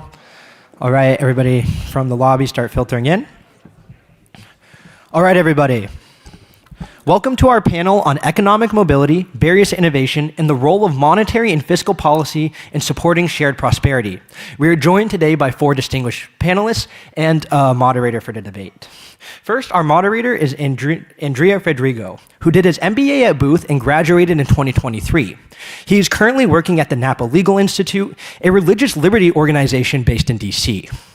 Next, we have Dr. John C. Phillips, who is a department chair and a professor in the Department of Agribusiness and Food Industry Management / Agricultural Science at Cal Poly Pomona. He provides vital insights into the rapidly changing American agricultural economy. Next, we have Senator Heidi Heitkamp, who is a former U.S. Senator from the North Dakota and co-founder of the One Country Project. As a Democrat with deep expertise in agricultural policy, rural economic development, and bipartisan solutions, she brings a unique perspective on how national policies impact working class Americans. And lastly, we have Victor Gutwein. I'm sorry about that. Next, we have Alex J. Pollock, who is a senior fellow at the Mises Institute and a former principal deputy director of the U.S. Treasury's Office of Financial Research. With decades of experience in banking and financial policy, he's known for his critical insights on housing finance, central banking, and risk, including being president and CEO of the Federal Home Loan Bank of Chicago. And lastly, we have Victor Gutwein, who is the founder and managing partner of M25, a leading Midwest-based venture capital firm. Focused on early-stage startups, Victor has played a critical role in boosting entrepreneurship and innovation in regions often overlooked by coastal investors. We're excited for today's debate. Right, thank you. All right, good afternoon, everyone. Thank you for joining us for what I know will be a timely and essential conversation. The title of this panel, Can We Afford the American Dream?, isn't just rhetorical. It's a pressing question that sits at the center of today's economic discourse. For generations, the American dream has symbolized upward mobility, the belief that with hard work, anyone can build a better life. But today, that promise feels increasingly out of reach for many Americans. Real wages have stagnated for much of the middle class. Home ownership, once a cornerstone of the dream, now feels elusive for younger generations. And access to quality education, affordable healthcare, and secure retirement is uneven at best. Economic mobility, the engine behind the dream, is slowing. Children born in the lowest income brackets are statistically less likely to climb the economic ladder than they were just a few decades ago. At the same time, we face structural barriers to innovation and growth. Regulatory complexity and rising capital costs have made it harder for small businesses and new industries to thrive. If innovation is the fuel of long-term prosperity, are we unintentionally starving the engine? And then there's the role of policy. Are our monetary and fiscal tools advancing broad-based prosperity, or are they reinforcing inequalities? From interest rate hikes to federal spending packages, the consequences of these decisions are felt unequally across the population. Today's panel will explore these tensions. We will look at where the economy stands, what's working, what's not working, and how we can chart a path forward that renews the promise of prosperity for all Americans. So I think we can start with opening remarks. Do we want to go in order? If you want to get us started, John? Well, it's certainly a privilege and pleasure to be on this panel with so many distinguished guests, and I appreciate the invitation. The title of this panel is, Can We Afford the American Dream? When you think about the American dream, what pops into your mind first? For me, is home ownership, owning your own home. I'm not referring to condominiums, nor to a trailer, a double wide, in a mobile home park where you must pay the lot rent. I'm talking about your own house, 4 permanent walls. So this does not include tents. Hopefully with windows, sitting on land that you own. That's what home ownership means to me. For this reason, the first topic I will address is the affordability of home ownership. Beyond that, there are alternative interpretations of the American dream. For example, if you work hard and apply yourself, you will be able to retire and not be destitute poor. I mean, you have a place to live and can afford electricity, heat, air conditioning, and medical care. You're also able to eat human food and not something intended for pets. No offense to the companion animal in row 6. Mm-hmm. That's a low bar. I bet most of us are aiming for a comfortable retirement, the definition of which will vary from person to person. You may think that comfortable means golfing 3 times a week and extensive international travel. In contrast, I'm happy to buy my clothes at the thrift store. Regardless, the status of senior citizens and the outlook for retirement in America will be my second topic. There's a third, broader way to look at the American dream. We are familiar with our own experiences and lifestyles throughout our lives. For those of us who have children, there is the hope and perhaps expectation that their lives will be better than our lives. This is assuming that our kids don't self-destruct through alcohol, drugs, gang, or cult membership, crime, gambling addiction, or other patterns of bad choices. You may think I'm joking, but issues like this happen more frequently than you may think, occasionally even in the best families. I can't tell you how many biographies of highly successful people, like CEOs of major corporations, who had a child who passed away in their early adulthood due to preventable factors. Be that as it may, a comparison of intergenerational well-being will be my third topic. Okay, so back to the first topic, home ownership. I'll give you an example of how affordable a house is today for a 2025 college grad. Bankrate.com lists the average starting salaries for 5 types of degrees, and social sciences is in the middle of them. That is, it is third of the 5 academic majors that they sampled. So let's examine a 2025 college graduate in the social sciences. Bankrate.com lists the average starting salary for these graduates as $67,316, which breaks down to $5,610 a month. After federal income tax and FICA, it's $4,516 per month. Most states and some municipalities have their own income tax. For the sake of simplicity, let's just say the net pay after taxes will be $4,516 per month, but probably somewhat less. According to the Motley Fool, the median home sales price in the United States was $416,900 in the first quarter of 2025. The standard down payment of a house is 20% of the sales price. Buyers typically pay less than 20%, and the National Association of Realtors recently recorded a median home down payment of $71,442. If you are netting $4,500 per month, how long will it take you to save $71,000? Keep in mind that the average rent of a studio apartment is $1,677 in the United States, according to apartments.com. Let's not forget our example is a college graduate, so we can be reasonably confident that they will have a student loan payment as well. EducationData.com reports an average student loan payment of $503 per month. I'm going up against my time limit, so I'll summarize in saying that it will take a person 238 months, or about 20 years, to save up that $71,000 if they save $300 a month. Home ownership is just not happening for this individual. Thank you. I just want to kind of calibrate our thinking as we think about the American experience, because we're talking a lot about, is the American dream, however you want to define that, is that still available to every American, and what will we see in terms of America's economic outlook in the next 20, 30 years. So let's just start out by thinking about the American experiment. What drove the development of opportunity? It was westward expansion, right? Manifest destiny, you can call it that.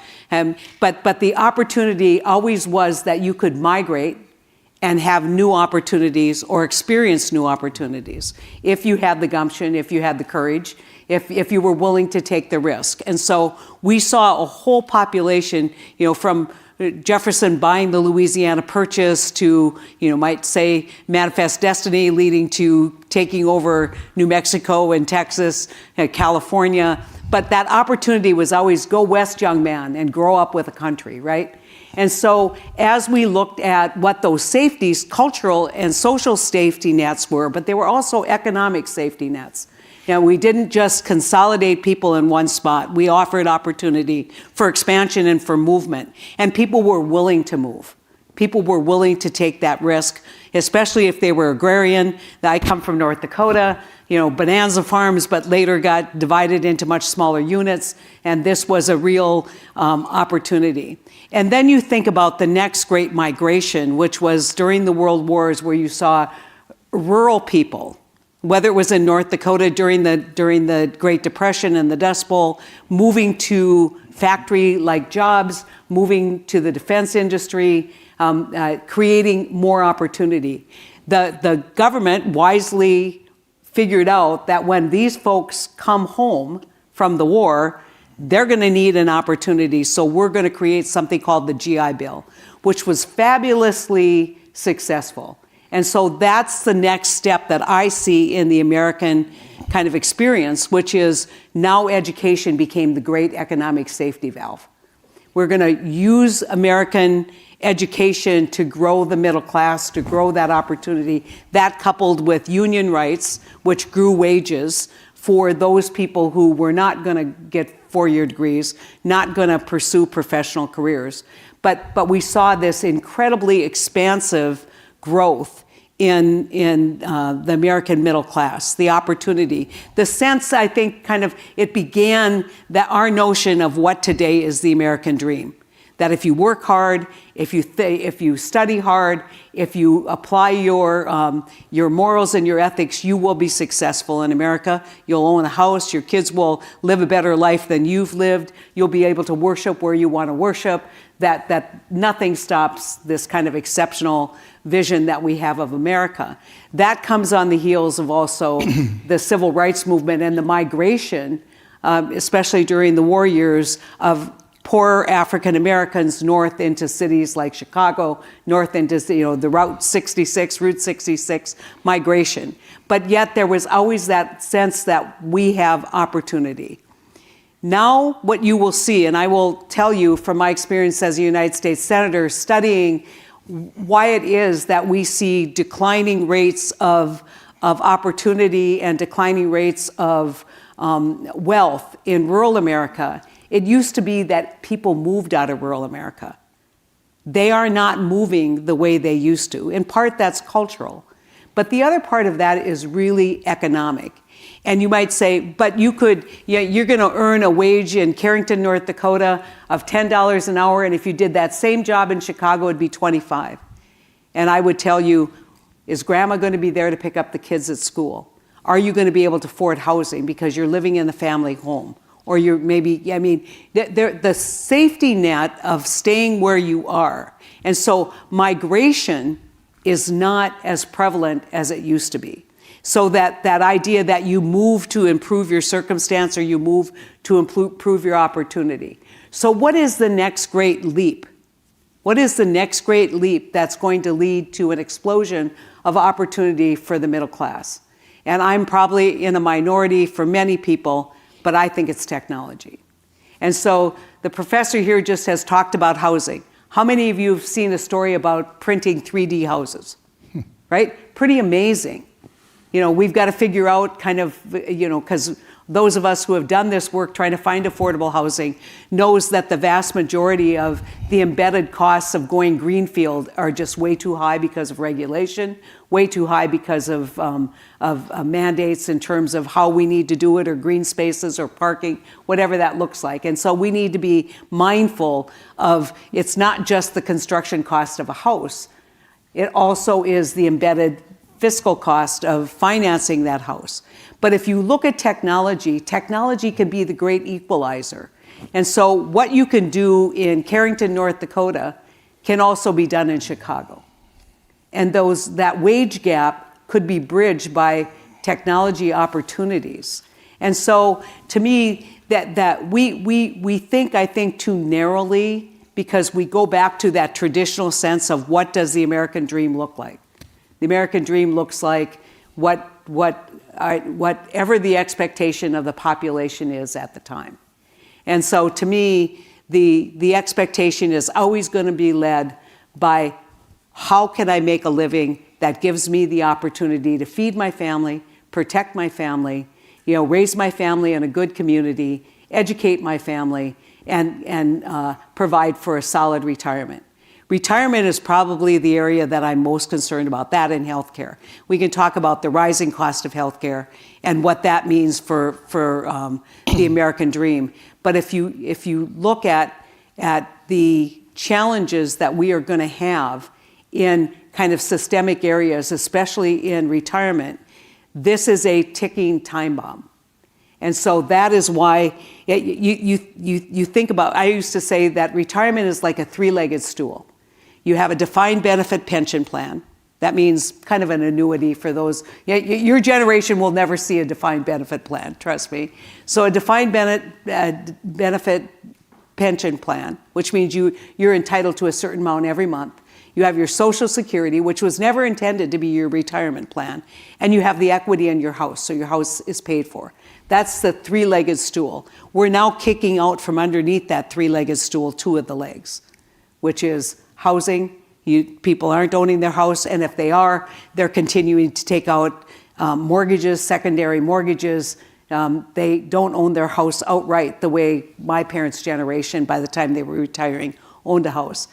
And so now we have only Social Security, and a Social Security system that literally will have to cut back in 2032, depending upon what they do with taxes on Social Security income by that point in time. And so I think that if we're going to focus, one of the things that we can do for the next generation is guarantee that their parents have financial stability.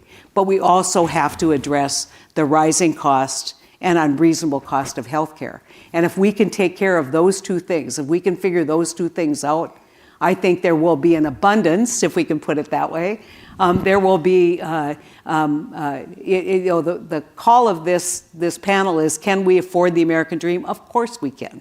Of course, because when we grow productivity, when people go to work in productive ways, that grows the economy and that grows the opportunity. And so we have to look at kind of the macroeconomic, but as I always remind people, it's not enough to just look at the macroeconomic conditions.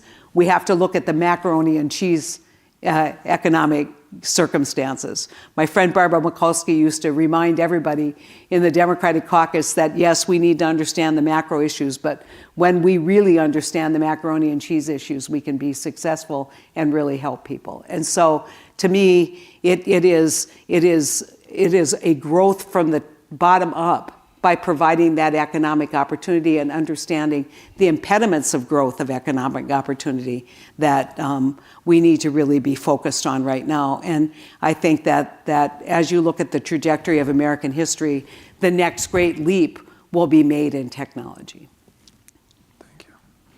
Thank you. Can we afford the American dream? As was just said, the answer is yes, because the American dream makes itself affordable if we live it.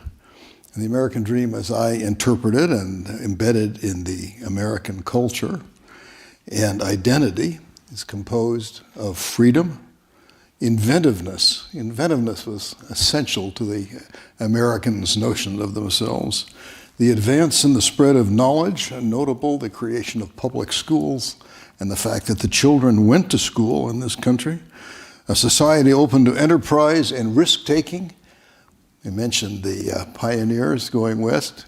Nothing we do has as much risk as getting on the covered wagon with your wife and kids and heading west. Think of that. And finally, a society of property owners. I say that's a Jeffersonian idea and a good one. In the current society, it becomes a society of homeowners, but it's back to owning your own homestead. When your covered wagon got there, now can you own your own house? And if we follow the dream, the answer is yes, because that dream, as I've just discussed it, is what makes for economic growth and a rising standard of living for ordinary people like you and like me. Everybody can't be above average, but the average can go up and up without any discernible limit. However many problems we think there are, and however pessimistic you might be in various ways, it's nothing like 1930. I mentioned 1930 because John Maynard Keynes, we talked a little bit about Keynes at our lunch table. In 1930, in the darkness of the depression, the worldwide depression of the time, wrote a little essay called Economic Prospects for Our Grandchildren. And he asked himself the question, what will the economics be like 100 years from now? In other words, in 2030. In other words, now. And he said this remarkable thing: I would predict that the standard of life In progressive countries, 100 years hence will be between 4 and 8 times as high as it is today. Could people in general and on average really be 4 to 8 times better off in 100 years? And the answer is this was a great forecast, and it's come true. And in fact, as we get to 2030, people are going to be more than 7 times better off than they were in 1930. But what kind of a growth rate does it take to be 4 times better off in 100 years? Answer is 1.4% per capita real. So 1.4% real per capita gets you 4 times in 100 years. 2% gets you more than 7 times, and 2.1% gets you 8 times better off. These are astonishing, but we are in fact 7 or 8 times better off than people were 100 years ago. At the end of the 19th century, average industrial wages per week have been estimated at $8.80. That was for a work week of 60 hours. That would be 6 days, working 10 hours a day. That's for the men. The women at home work 7 days, 10 hours a day. That's 70 hours a week. But the industrial wage translates to 15 cents an hour. Inflation adjusted today, industrial wages are 8 times higher than they were then. And on top of that, the amount that you have to work has fallen dramatically, and leisure time has something like tripled. So the American dream not only results in lots more goods and services and education and culture and intellectual development, but a lot less toil and a lot less backbreaking labor, so that we work, but we get to work more and toil less, and this is all due to the inventiveness and risk-taking, which results in growth as knowledge is applied, to the capitalization of the farm, first of all, the household, second of all, radically reducing the toil that went into maintaining a household, industry, paperwork, and now perhaps to intellectual work also. So how much can the standard of living improve? Well, 100 years ago, how many Americans had flush toilets? In this is in 1900, 125 years ago. 15%. How many had running water? 24%. How many had central heating? 1%. Electricity? 3%. How many owned an automobile? Well, 1%. The people of that time could not imagine how much better off we are now, and we cannot imagine how difficult their lives were compared to ours. And if we look forward, I see no reason to think that the people in the future are not going to be far better off because of the American dream than we are now. And I just want to mention 2 other things. We can't get away without money. Essential to making this all happen is a stable currency. As the great Fed Chairman Paul Volcker said, essential to prosperity is trust in the stability of the currency. And he was right. And even greater Fed Chairman William McChesney Martin said inflation is a thief in the night. And I think that's a better description of inflation than Chairman Bernanke's 2% inflation forever theory. So we have to have a stable currency and therefore a government that doesn't debase the currency continually. We mentioned before property ownership, and this brings me to my last point. Jeffersonian, yeoman farmer, today home ownership. We have had 2 house price bubbles in this century. This advanced 21st century has already had 2 house price bubbles, both financed by the money printing of the Federal Reserve, our central bank. We do have 65% of the households of the country which own their own home, which isn't too bad. But we have excessive money printing and excessive government intervention, which tries to make housing affordable and succeeds in making it unaffordable by running the prices up and creating house price bubbles. We have to get out of that. Of all of the outstanding mortgages in the country, which is about $14 trillion, $10 trillion are guaranteed by the government. Yep. That's ridiculous. You can't have a market that takes 70% of its outstanding debt to be guaranteed. So we need to cut that back. We need maybe from 70% to say 20%. We need to avoid Federal Reserve-induced house price bubbles, and same in other countries with other central banks. And finally, we need to add back the concept of savings to our idea of housing. We used, the principal housing finance lenders in this country used to be called savings and loans. We forgot about the savings part. We only focused on the loans. And so I will end with the thought that a great American icon and father of the American dream was Benjamin Franklin, with his emphasis on liberty, on inventiveness, on knowledge and the spread of knowledge, and on public education, and on saving and thrift. And with all that, then I have no doubt that we can certainly afford the American dream going forward for a very long time. Good afternoon, everyone. It is a pleasure to be here today at the American Identity Summit. My name is Victor Gutwein, and I'm the founder and managing partner of M25, a venture capital firm that invests in early-stage software startups in the Midwest. Originally from Indiana and an economics graduate of the University of Chicago, I now live a few miles away in South Shore with my wife and 4 kids and attend Christchurch, Chicago, just a few blocks from here. Over the years, I've had the privilege of working with countless entrepreneurs who embody the American dream. Individuals from all walks of life who've built companies that create jobs and drive innovation. We've backed everyone from successful serial founders to first-generation immigrants, descendants of slaves, individuals carrying a felony, college dropouts, and those from generational wealth.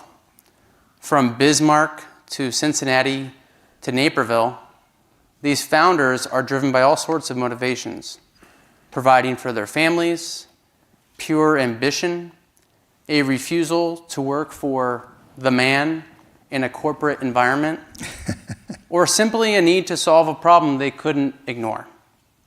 But as we celebrate the entrepreneurial spirit that defines the American dream, it's also important to recognize some of the challenges that have grown over time.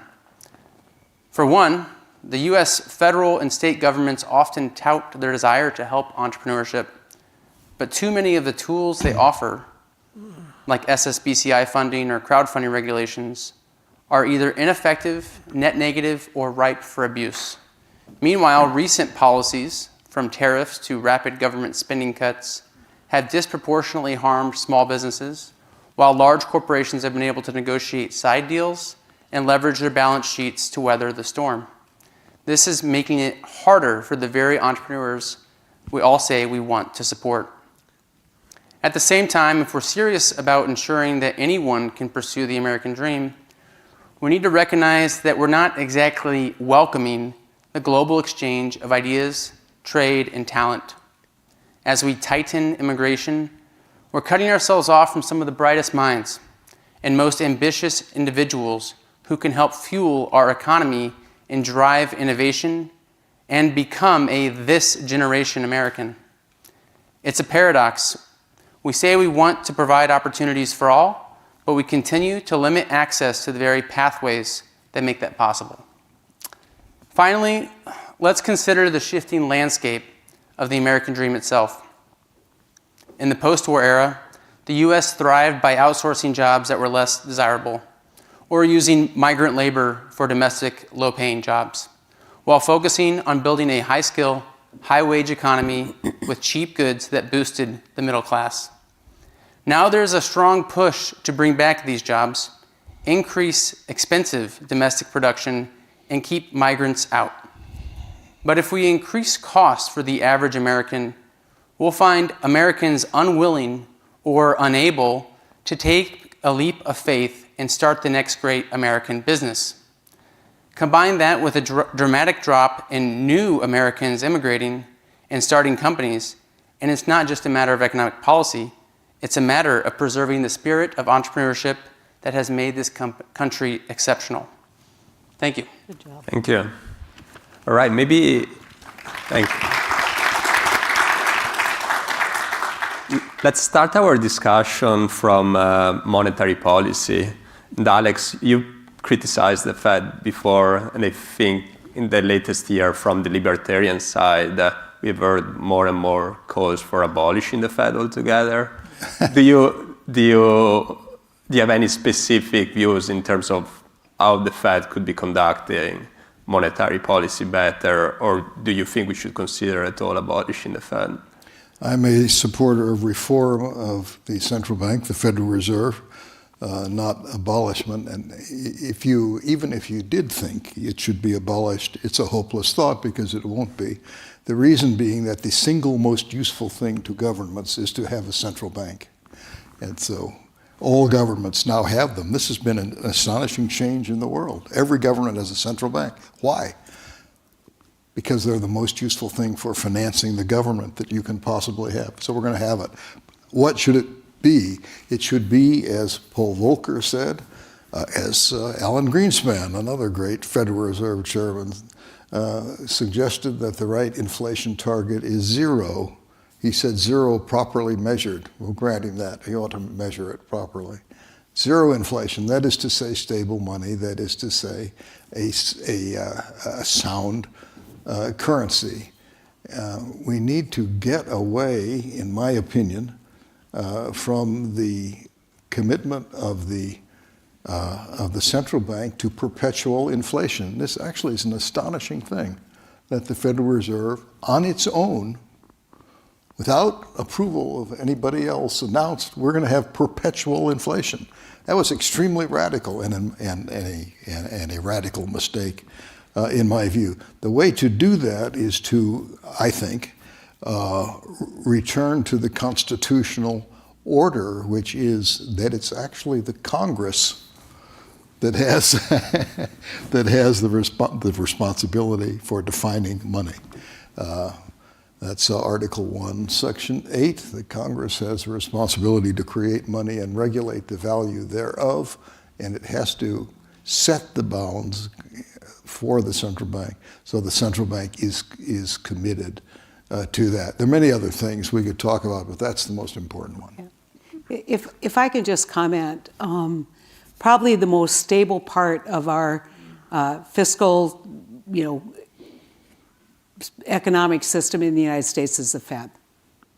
I mean, you may not like it, you may not like 2%, you may not like quantitative easing, you may not like any of the things that they do, but they are looking at a set of metrics every day, trying to make up their mind on what they're going to do. We'll see if they're going to reduce interest rates. But this is a failure. They have become so significant and have an outsized role because we have failed to set fiscal policy under Article 1. What does that look like? We haven't done a very good job effectively investing in our country in meaningful ways that can drive economic growth. We haven't been very effective in debt and deficit reduction. We have exploded it, and this probably not be popular for many people in this room, but when someone announces as president that we have promoted the best economy in the history of the world, and oh, by the way, we're going to stimulate the economy with additional spending, which there was under the Trump years, and with lower tax rates. And so you saw stimulus at the same time when you traditionally would have waited to provide or to invoke those kinds of efforts in a period of downturn in the economy. And so never mind that, the tax policy is completely messed up in this country. My prediction for what's going to happen in the next 5 months is they aren't going to do anything. They're once again going to kick the can down the road because there is no willingness of people to compromise. There's no willingness of people to lead in unfavorable decisions. And that would require reduction of expenses and actually looking at a revenue path forward that would produce enough revenue to reduce debt and deficit. And so we can complain about the Fed all we want, but the reality is the Fed has been the most stable influence and predictable influence, in my opinion, in driving this economy from a kind of government standpoint. We disagree on that one, but we do agree we need a Congress that really lives by Article 1 and does it. Yeah, if you go back and take a look at what happened COVID, that the fiscal policy was pretty flat-footed. Powell jumped into COVID a lot faster. And I think, he can complain about inflation, but maybe some of that activity actually drove inflation on the front end. So, we can talk about what happened that led to the kinds of inflationary cycles that we're in right now, but the Fed has outsized power. They're appointed by and approved by the government. There is a reason why the market tanked when the president said that maybe it was time for Jerome Powell to go, because he was asserting responsibility over monetary policy, which was not favorably received by the markets. John, one of the hottest topics of conversations these days are the tariffs that the Trump administration is pushing. What's your view on those? Are they here to stay? Are they just leverage to negotiate better trade deals? Where do you see this ending up? Well, our agricultural sector is one of our most productive sectors, and they rely extensively on exports. We cannot consume all of the agricultural commodities that we produce. So without exports, the agricultural economy, including the small towns with the implement dealerships and tractor dealerships, they're going to be in very difficult economic situations. So as far as agriculture goes, international trade, exports in particular, are a very good and essential thing. The freer the trade and the more stable the regime of tariffs or not having tariffs, the better off the agricultural sector is going to be. Back in 2008 to 2010, we had the financial crisis, and President Obama bailed out the auto industry. Everyone was up in arms. How can the government be favoring one specific private industry, three major companies that dominate that, or domestic companies that dominate that industry, because people were unable to get credit to purchase the automobiles. Then in the first Trump administration, there was a trade war with China. China retaliated and refused to buy our soybeans. China replaced that source of soybeans with Brazil. So subsequently, there was a bailout of the farmers. Not too common knowledge, the bailout of the farmers under the Trump first administration exceeded in size of President Obama's bailout of the auto industry. As an economist, I'm a firm believer in comparative advantage. Every place should do what they're best at doing. We will not have a coffee industry in the United States. Yeah, they dabble in coffee in California, and there's a little bit of coffee in Hawaii, but we rely on international trade. Bananas, we could probably produce bananas indoors, but it might be $20 a banana. So it's economically infeasible. We need trade. We need trade, or we're going to be eating the same thing, and it's things where a lot of gruel and mush, and root crops, turnips and potatoes from the root cellar that you've been storing. So we need that variety. We need to be able to import the fresh fruit, the grapes from Chile, in the winter. We're excellent at producing table grapes in California, but we can only do that for a limited part of the year. Likewise with strawberries. So the sooner the tariffs are, if not eliminated, but diminished and stabilized, the better off the agricultural economy is going to go. Fair enough. I think we're all cheering for your comparative advantage. Victor, let's look at the private sector now and innovation. What do you see as the single biggest obstacle to growth for startups and small businesses today? And can the government do anything about it, or should they just try to get out their way? Yeah. It might not be well known in this audience, but venture capital and startups are at a low point.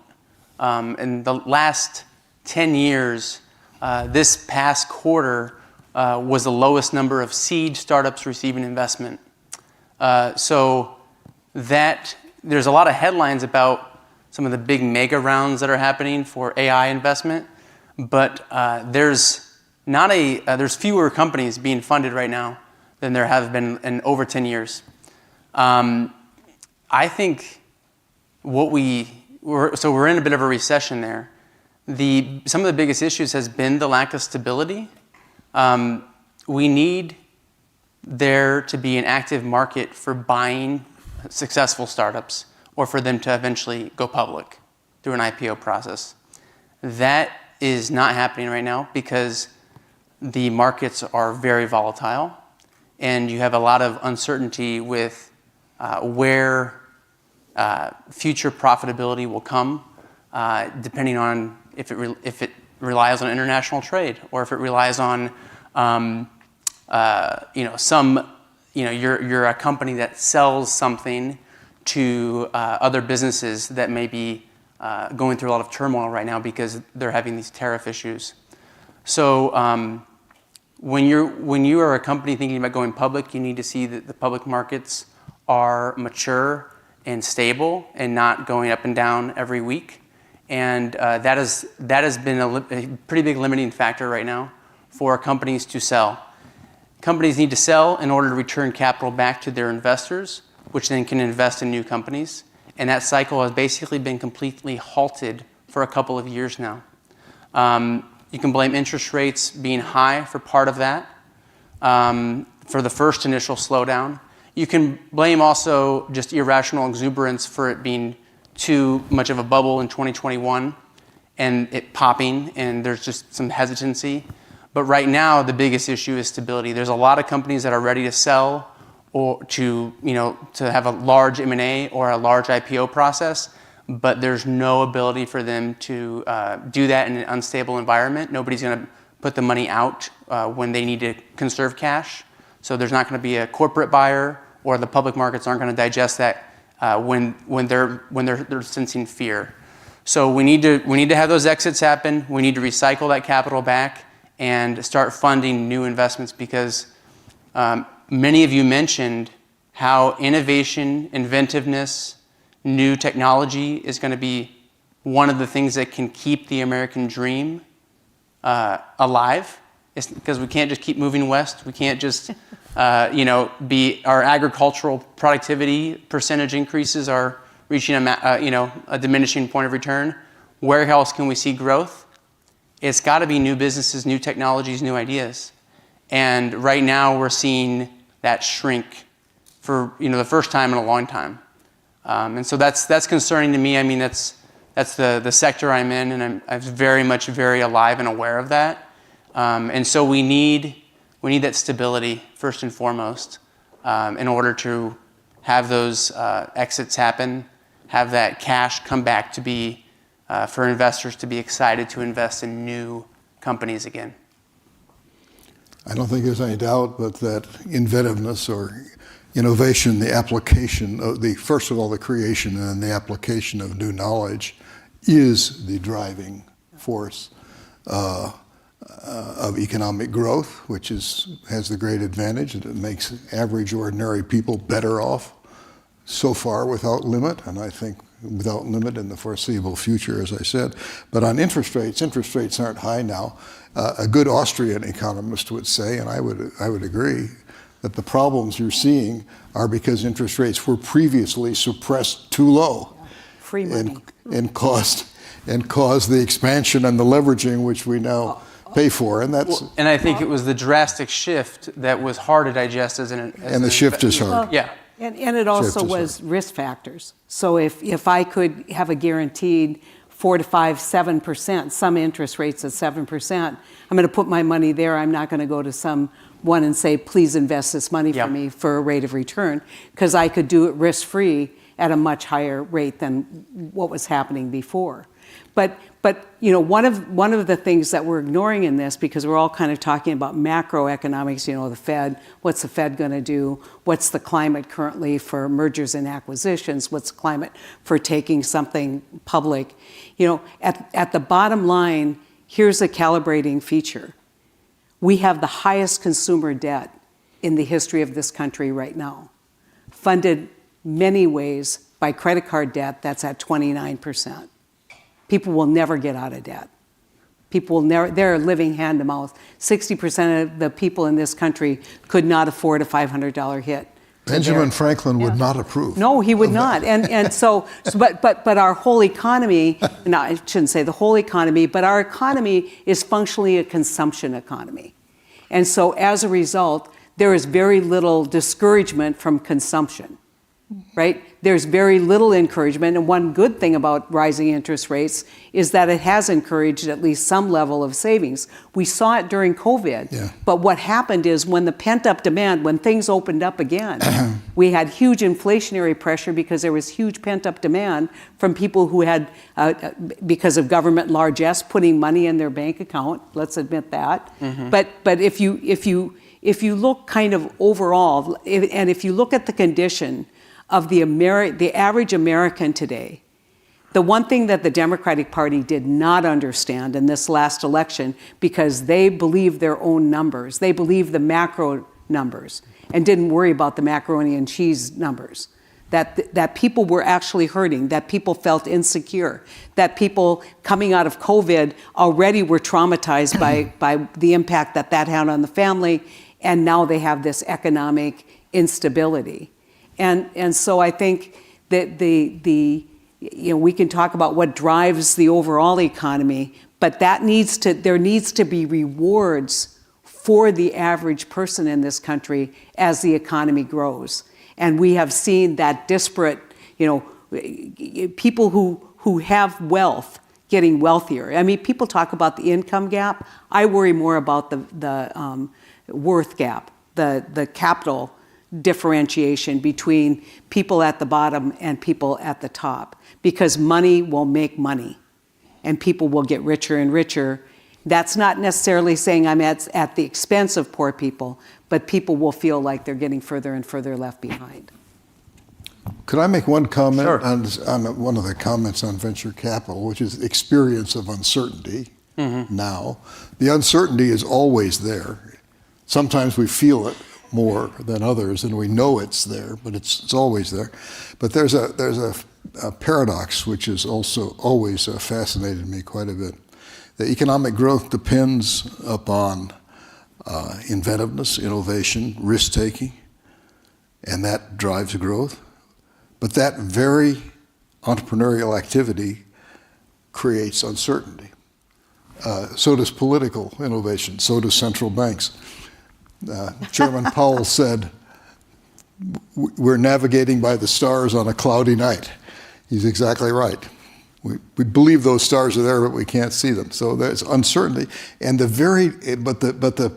paradox I find really fascinating is that the very creativity and risk-taking that causes growth and causes us all to have higher and higher standards of living, as I say. Everybody can't be above average, but the average can rise without limit, I think, at least in any near term. That very activity causes the uncertainty, which causes problems. Hence, I conclude that the creativity will drive a favorable trend, but we'll never get away from having cycles. cycling up and down on a rising trend. Not to sound like the capitalist or the communist on this panel, but we've been talking a lot about capital investment and risk-taking, and that is the great American super sauce, in my opinion, the ability to apply capital. We haven't talked a lot about growth of productivity of the American worker. And when our productivity is flat, which it has been for a long time, you aren't going to see economic growth. And so it's not just capital investment, it's what does that mean for American labor, and how does labor contribute to the overall growth of the economy? And our productivity has been flat. And uncertainty in productivity right now, which you mentioned, which is deportations of people who are working, that hits both on the innovation side, when we basically disinvite the smartest people in the world to come and get educated at institutions like this one, but we also have to appreciate and understand how do we grow productivity and give workers a greater share of the net economic growth that comes as a result of raising productivity. Perfect. I'm going to ask one last question, and then we'll open it up to the public. So if you guys want to start thinking about your questions. Healthcare is obviously very difficult situation in the country. It's increasingly unaffordable.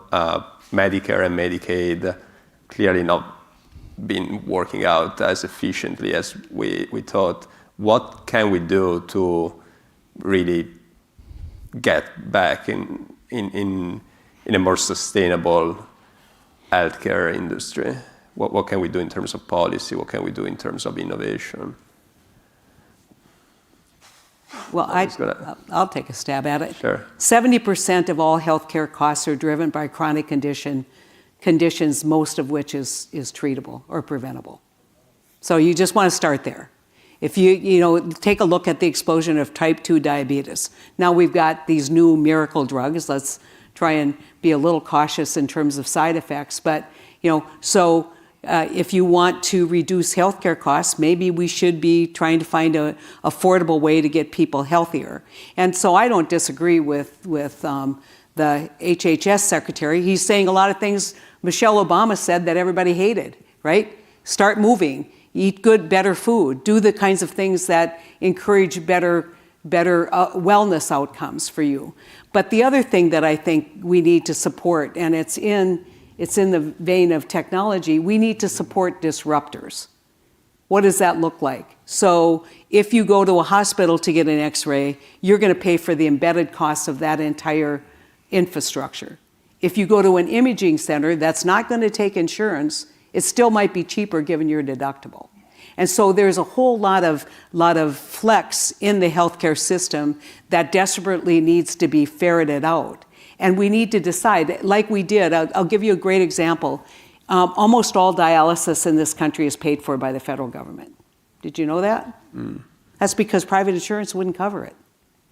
And so there's high cost, potentially high reward kinds of things that maybe we should be talking about. The growth in prescription drugs, the growth in utilization of healthcare system. There's a great book, it's aging out now, but it's called Being Mortal. It was written by an advisor to President Obama, but basically makes a case for better end-of-life decision-making. Can take tremendous cost out of the healthcare system. You know why these things don't happen? Because people don't want to be told what to do. They don't want to be told that, guess what?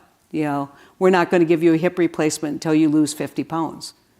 Guess what? We're not going to give you a new lung if you've been smoking your whole life. And so, we have a free-for-all in our healthcare system. Everybody gets whatever they want. And there's no consequences or there's no sticks in the system. And that sounds cruel, but it's the reality of why the healthcare costs are so high. And I'm not saying we should ration. In fact, I was with somebody who ran a health, was an executive in a healthcare company, I won't tell you which one, who basically said, I said, what are we going to do? He said, we've got to ration healthcare. Who's standing up for death panels? No one's standing up for death panels. And so that whole sense of we want to drive the top in the industry, but we absolutely have to look at the user base and how we hold people accountable for how they're using healthcare and how they're protecting their own life trajectory. Well, I'm not standing up for death panels either, but I am standing up for people doing what they want in general. They may have to take the responsibility for the cost of what they do. But is there that in this system? In general, and I don't know much about healthcare. I know something about the financial system.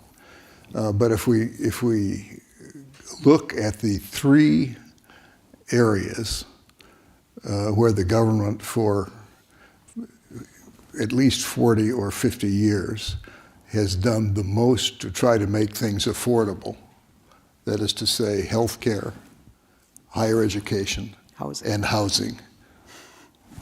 Those are all the places that things are the least affordable. So that leads me to believe that there has to be a bigger bottoms-up element in all of those things that we do than what we've got, because the big interventions have clearly been a failure in all three of those areas. Thank you. All right, should we start from here? Thank you very much for that most enlightening That was fun. Great. Conversation. So I am Nigerian, born and bred. I still live in Nigeria most of the time. And when I know... I'm sorry, don't mean to interrupt you, but I have to go at 3. Thank you very much, thank you. Thank you. Hey, great to see you, John. Thanks. So I know many people in Nigeria. Okay, I'll put it this way. More than 70% of Nigeria's 210 million population, the polls say, want to leave their country. Now, when I first saw the topic for this summit, it said, can we afford the American dream? My Nigerian mind thought that you were going to discuss, can America afford the dreams of all the people coming? Because to a lot of people in the rest of the world, America is not just a geographical location, it is a dream. So America is the dream of the more than 70%, or at least, a huge multitude in places like Nigeria and other parts of the world. I mean, the American embassy, the queues outside, some people apply more than 5 times even after being turned down. So my question now is, even though it wasn't the topic that I thought it was, do you think America can still afford the dreams of the millions of people from places like where I come from that see this place as a dream and that look forward to actualizing their dreams in this place? Do you think America can still afford to give those people their dreams? Thank you. Victor, do you want to take this? I actually kind of, if we didn't have those dreamers coming here and doing what they've done, which has been largely incredibly beneficial to our economy, then we would not be able to afford any. Like there are so many companies that have been launched by immigrants, or that are the first employees that came from India, from Nigeria, from Mexico, wherever, and they're contributing to our economy much more than often 3rd, 4th, 10th generation Americans are, out of the gate. And I think, maybe it's because we have such a tough filter to get here, that it's the best of the best coming from Nigeria and from all those countries. But I think if we didn't have the ones that we've had, and it makes me think that there's room to have more, given how beneficial the immigrants have been. I think it's the question that is actually the opposite, is can we afford not to have that? And that's what I'm most concerned about right now, is that we're talking in a lot of ways and acting in the past couple months in very drastic ways to limit students, employees, et cetera, just general immigration from these countries. And so for me, that's actually the biggest concern. I think if you look at the startups that have been founded by immigrants, and those, many of those have come on to be the largest publicly traded companies on NASDAQ. And if you look at, there was this stat of the CEOs of was it Microsoft, Google? I know there was like all of them are from India or something. okay, so some of our brightest people and some of our most, biggest companies and a lot of our startups are all people that we wouldn't have had if we had cut off the embassy completely and not let those people come over here. So I think it's not that can we afford to let these people come? I think it's can we afford not to? I think we can't, and I think it's probably worth actually testing out allowing more versus the opposite. Heidi, John, do you want to weigh in on this, or should we? Well, I'm trying to tie there. I think it's not just immigration, but it's investment in global. Is that part of your question? Right, that's what I thought. So there is a reason why DOGE went after USAID first, because there isn't a lot of political support, but there's a lot of intellectual support for the kind of growth assistance that can be provided by institutions like the Export-Import Bank, like the World Bank, the kinds of institutions that we support and have supported historically. And the question is, what is in America's best economic interest, but also national security interest? And the movement away from soft power and the movement away from, kind of investment, what I would say investment or collaboration and cooperation with people across the world is very, very dangerous. And the people who would be most articulate in explaining that, quite honestly, are people who serve in the military and foreign policy experts. And so we're headed in the wrong direction. We need to build a constituency around that level of integration of our fiscal policy that says, yes, this is worthwhile. And in the meantime, we are, and just to admit, I'm a globalist.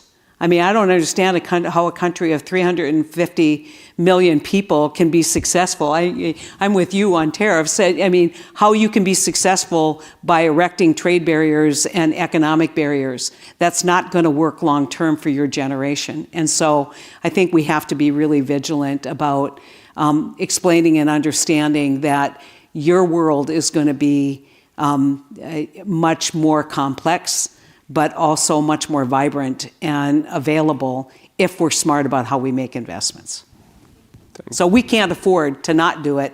The question is, can we move the body politic to understanding that this is a critical component of America's economic future? Thank you. Should we take one over there? Hello. So my name is Luca from Northwestern University, and my question is mainly directed at Mr. Gutwein. And I'd say, so you spoke about how high-skilled immigration benefits America, the enterprise, but what's your case for this immigration genuinely benefiting the American people? Like, I'd say we're actually not a sports team like Elon Musk and Vivek said, like drafting players to win a championship. We're a nation, and we have a distinct culture and identity, and it's pretty gravely jeopardized by mass immigration. And on the innovation topic, I'd also like to add that the bulk of American innovation is not really done by these high-skilled immigrants. Americans start businesses and innovate, and then high-skilled immigrants come in later and typically climb the corporate ladder. Many tech CEOs, possibly even the majority, as you were saying, are Indian, but if you look at the founders, they're all American. Where's Elon Musk from again? He's started a lot of companies, and I don't think he's from America. But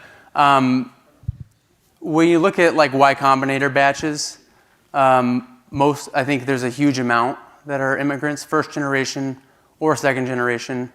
I also think that when you talk about what an American is, these people come for school, for a job. It could be 5 years later, they go back to Michoacan, they go back to Bangalore.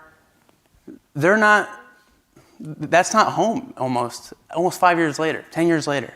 They've already become more American than they are from where, it's the speed at which America changes these people is incredible.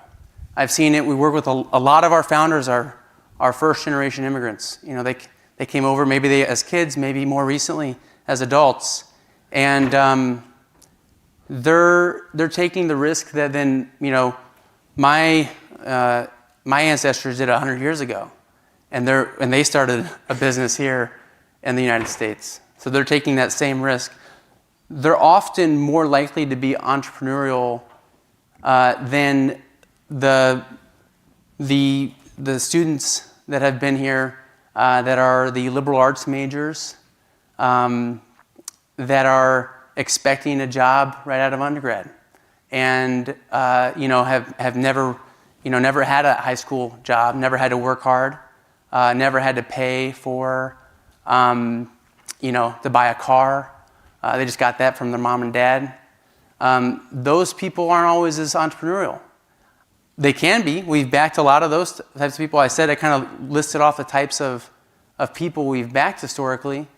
But I think to say that immigrants aren't out punching their weight class when it comes to value created in the U.S., I think that's pretty clearly wrong.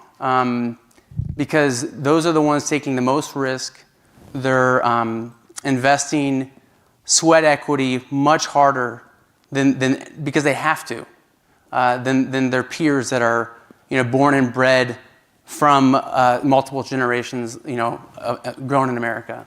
And so I think that's something that I've witnessed firsthand pretty dramatically. And I think most of the your example of Elon Musk is he came over here from South Africa and started, 20 companies now or something. But so the value of that versus some of the unskilled labor that you might be insinuating is taking or net negative. I think on a balance, all immigrants on balance, if you weight it, it's definitely outpunching their weight class. Do we have time for one last question? Okay. Should we take one over there? Hello, Mark Weirmiller. I'm a small business person in Chicago. And as far as the American dream, I'm more concerned about the libertarian aspect of this as far as shrinking the size, scope, and cost of government with less taxes. I pay a huge amount of taxes. And I see Trump trying to cut a lot of things. Is there anything you guys see that we could cut so we could cut federal, state, and local taxes? Do you see any programs we can cut? Again, as a libertarian, I would like to see less government, less socialism, and I'd like to keep more of my own money. Do you guys have any quick thoughts on that? Any programs that you guys think we should be cutting? Well, if I could take the flip side, we don't want to cut agricultural research, because the gains found from the discoveries from our public land-grant universities are spread out freely among everyone. It's not private intellectual property. We don't want to cut food safety. So those areas, I think, should be sacrosanct. I think that, someone once asked me, so what would you be happy with if Trump did? I said that he cut 10% out of discretionary spending, including the military, which they're growing now at 13% on both sides of the aisle. That we became more nimble, smarter about how we make investments, and that we force that by really having a meaningful conversation about reduction. But the bottom line is that right now we aren't paying for what we get. We're borrowing for what we get. And that's a real challenge. And I think for a small business person, my greatest concern is that we will spiral into a debt challenge that we can't spiral out of. We came up to that with people basically dumping our bonds. That's why we pulled back on Liberation Day, right? I mean, we can all have an argument about that. I'm pretty sure that's what drove that decision. And so we have to get fiscal policy right, and we have to do it long term to provide the stability that's going to lead to your continuing opportunity. And I think when you look at overall distribution of taxes, there's going to be a big fight about what that should look like.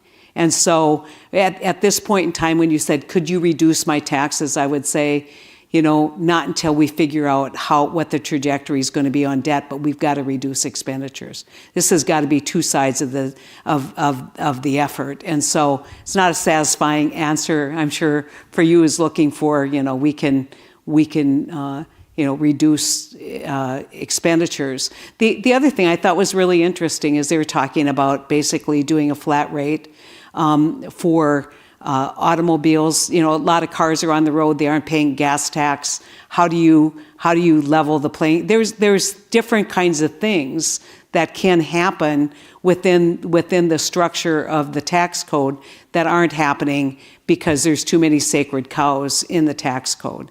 And so, we'll wait and see what they produce. But if I think you could take 10% out of discretionary spending without hurting if you did it right. I honestly believe that.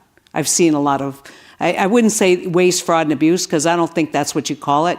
I think it's misguided federal spending on programs that we probably don't need and that the federal government shouldn't be involved in. Because I'm like the least political out of the group probably, I think we probably just need to take out entitlements. I wish Doge had spent all their political capital on reducing entitlements in some way, but that's where... Yeah, that would be the least political thing to say. And I think I can. I'm like, I know you guys can't say that basically, but Well, I mean, that's... You mean restructure entitlements, or you want to take them out? No, not take them. I'm saying, that's where the cuts need to come from if we actually ever want to have a sustainable future. It's definitely the elephant in the room. Yeah. So, well, I guess I can say that though. Yeah. You can. Please join me in thanking our panelists. We'll see you in Fargo. Yeah, great to meet you. Thank you.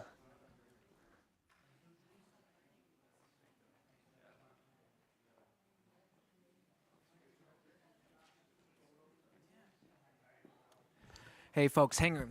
It's not on. Hey folks, hang around here. We're going to get started right back up again after our next presentation. There's going to be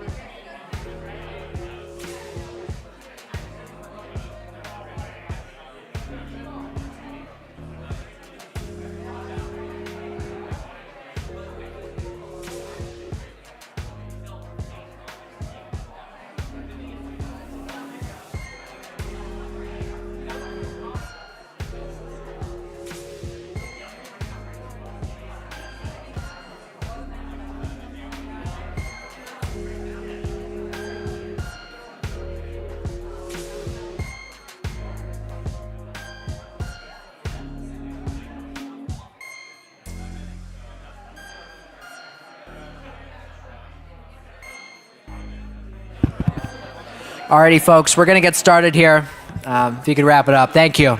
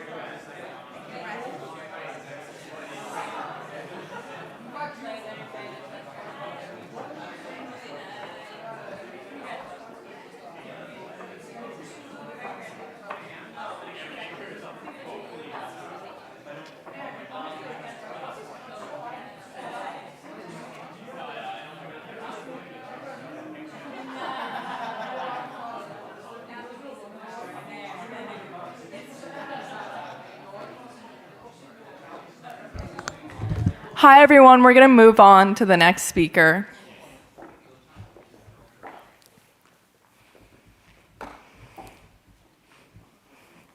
Hi, my name is Julie Mumtazi. I'm currently a sophomore at the college, and I'm studying economics. I'm very honored to introduce our next individual speaker, Melina Hale, who currently serves as Dean of the College at University of Chicago. Dean Hale got her PhD in biomechanics in 1998 and joined the UChicago faculty in 2002. Her biological research has been widely published in leading biological journals, and she served on countless leadership positions at University of Chicago.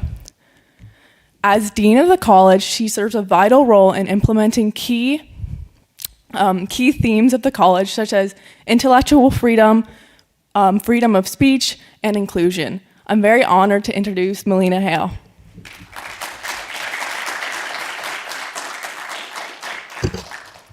Well, good afternoon, everyone. Thank you, Julia, and thank you to all of the organizers for having me speak today. I really appreciate it, especially with this being such an amazing student-organized and student-led event. It's really incredible. And I apologize for not being able to attend the other sessions earlier. This morning, I was participating in a college Zoom for our newly admitted students, the class of 2029. It's very exciting. Yay.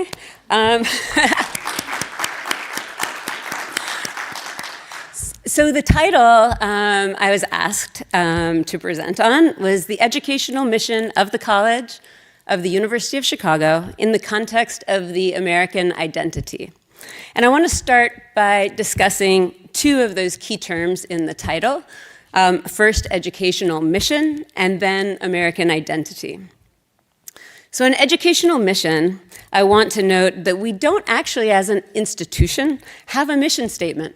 We have a deep sense of mission. We talk a lot about what we value, rigorous inquiry, curiosity, and data, wherever they take us intellectually. Taking on big challenges we talk a lot about, and openness to discussion and debate. Even the aims of education, proxy for mission, are up for a discussion here. So many of you, all of my undergraduates, know that each new class of college students, including the class of 29, starts off its education in the college with the Aims of Education address. It's given in Rockefeller Cathedral. It's a grand event. During the address, an invited faculty colleague expounds on their view of the aims of collegiate education. As dean, I'm the person who decides on and invites the speaker, and per tradition, I do not influence their decision on content, other by requesting that they include views on what they see to be the aims of education.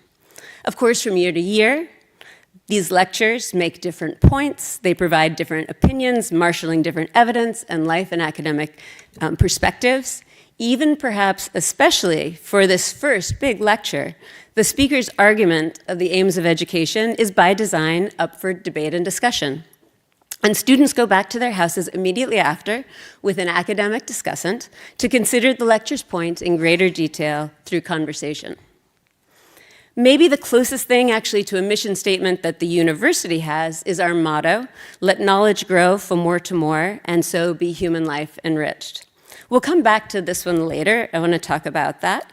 But I would say for the college, our unofficial motto, perhaps deeply ingrained in our sense of educational mission, is that we teach students how to think, not what to think. And that's been attributed to various leaders, including Hannah Gray, and also Margaret Mead, who's at Columbia. As one of my predecessors, Don Levine, said to the incoming class of 1995, 40 years before this coming class, we promise that you will know the difference between an opinion and an argument, between a good argument and a specious one, that you will credit the quality of argument even when it is made in favor of conclusions with which you disagree. We work to accomplish this in a number of ways, particularly with the core curriculum, grappling with primary texts in a wide range of fields. We go further in majors and in research with faculty, where students work more deeply with knowledge and how to think through problems in specialized areas. So I raised specializations and majors, and that leads us into another important concern related to education mission. What topics do we cover in this time we have with students?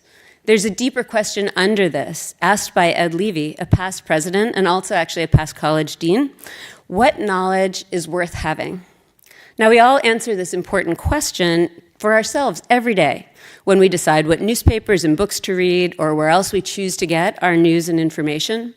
In high schools and earlier grades, students receive a general education with state standards set for content and level.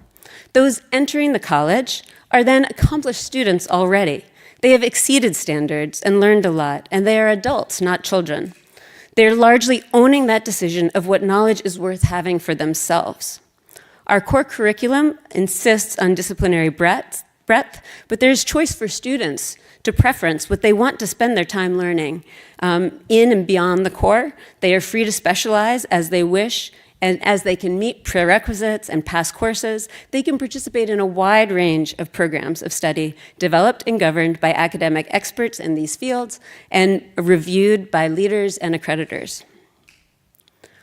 So switching to American identity, I'm speaking here as the dean of the college, but my frame of reference is also as a researcher, as you heard from Julia. I'm not a researcher on Rousseau or disciplines of thought on American identity. I cannot give a learned academic view on American identity. In training, I'm a scientist who studies mechanism, neuroscience, and change over time. I am, though, a citizen. I am patriotic, and I care deeply about our country and its future. Perhaps simplistically as a citizen and as a scientist, to understand American identity, I go to the Constitution for the multidimensional workspace within which American identity is constrained and can flourish. Within that space, we as individuals diffuse and interact and bump into each other, influenced by many other factors such as wealth, history, physical environment, and custom. The identity of an institution and how it reflects and contributes to American identity is always anchored in its history. The people who have inhabited it, the choices faculty and leaders have made. Here at the University of Chicago, for example, we have reinforced schools of thought and strengths in a number of fields, such as economics, and have not engaged with others, such as traditional engineering fields, mechanical, electrical, and other. But institutional identity is deeper than that, of course. And at UChicago, our free expression principles, consistent with the First Amendment, are protected and practiced and foundational. Our principles leave the space of opinions, argument, and criticism for the people of the university community. You know, the title, going back, I mentioned two terms, but it also speaks to context, the education mission of the college, of the university, in the context of American identity. So with those thoughts on mission and identity in mind, we'll start at the start of the university for context, and then we'll come back to the present through these remarks. So our university was founded in 1892 by the Baptist community. This was a second go at a Baptist university in Chicago. The first attempt had been in 1857, and there are many twists to that story, but that university closed in 1886, failing financially. American identity in the 1850s was very different than it was in the 1890s. At the founding of that first university, 1850s American identity was divided over abolition and slavery. The position on slavery also split the Southern and Northern Baptist churches. That difference worked its way into the practical efforts of starting this institution.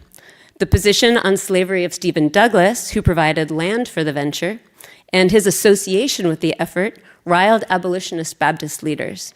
In a time of divisiveness over American identity, the founders never really seemed to have a sense of mission, and perhaps relatedly, lacked any strong financial footing. By the founding of the University of Chicago in 1892, the Civil War had been over for a number of years, and the 13th, 14th, and 15th Amendments, the Reconstruction Amendments, were ratified. There was surging immigration and labor. Ellis Island also opened in 1892. The intervening years included the Great Fires of Chicago in 1871, lesser known in 1873, financial downturns as well, but the city rebuilt and had grown enormously. It was the second largest in the US after New York, with significant industries including baking and trade. In 1892, great wealth rested with a few in Chicago, and there was widespread poverty. In 1892, the Baptists actually were also under significant pressure to compete. There was quite a university startup environment in the 1800s, largely driven by religious communities. In Chicago, just in Chicago, St. Xavier University, a Catholic institution, was founded in 1846. A group of Methodists founded Northwestern in 1851. Loyola, a Catholic institution, in 1870. IIT has a connection to the Congregational Church in 1890. And notably, not on those lists are the Baptists, who had also been starting universities too in other places. Brown in 1764, Wake Forest in 1834, Stanford University, previously Howard College in Birmingham, Alabama in 1841, and Baylor in 1845. So in the late 1880s and early 1890s, embarrassed by failure, unable to get the higher ed foothold of other religions in Chicago or Baptist communities around the country, they aimed to try again. The community was more settled after the war. They were ambitious, and they were able to secure significant financial support from John D. Rockefeller and other wealthy Baptists, particularly in the Chicago area. And they brought a significant, compelling leader in William Rainey Harper to be president. William Rainey Harper was a scholar of religion. Actually, he was a Hebrew scholar.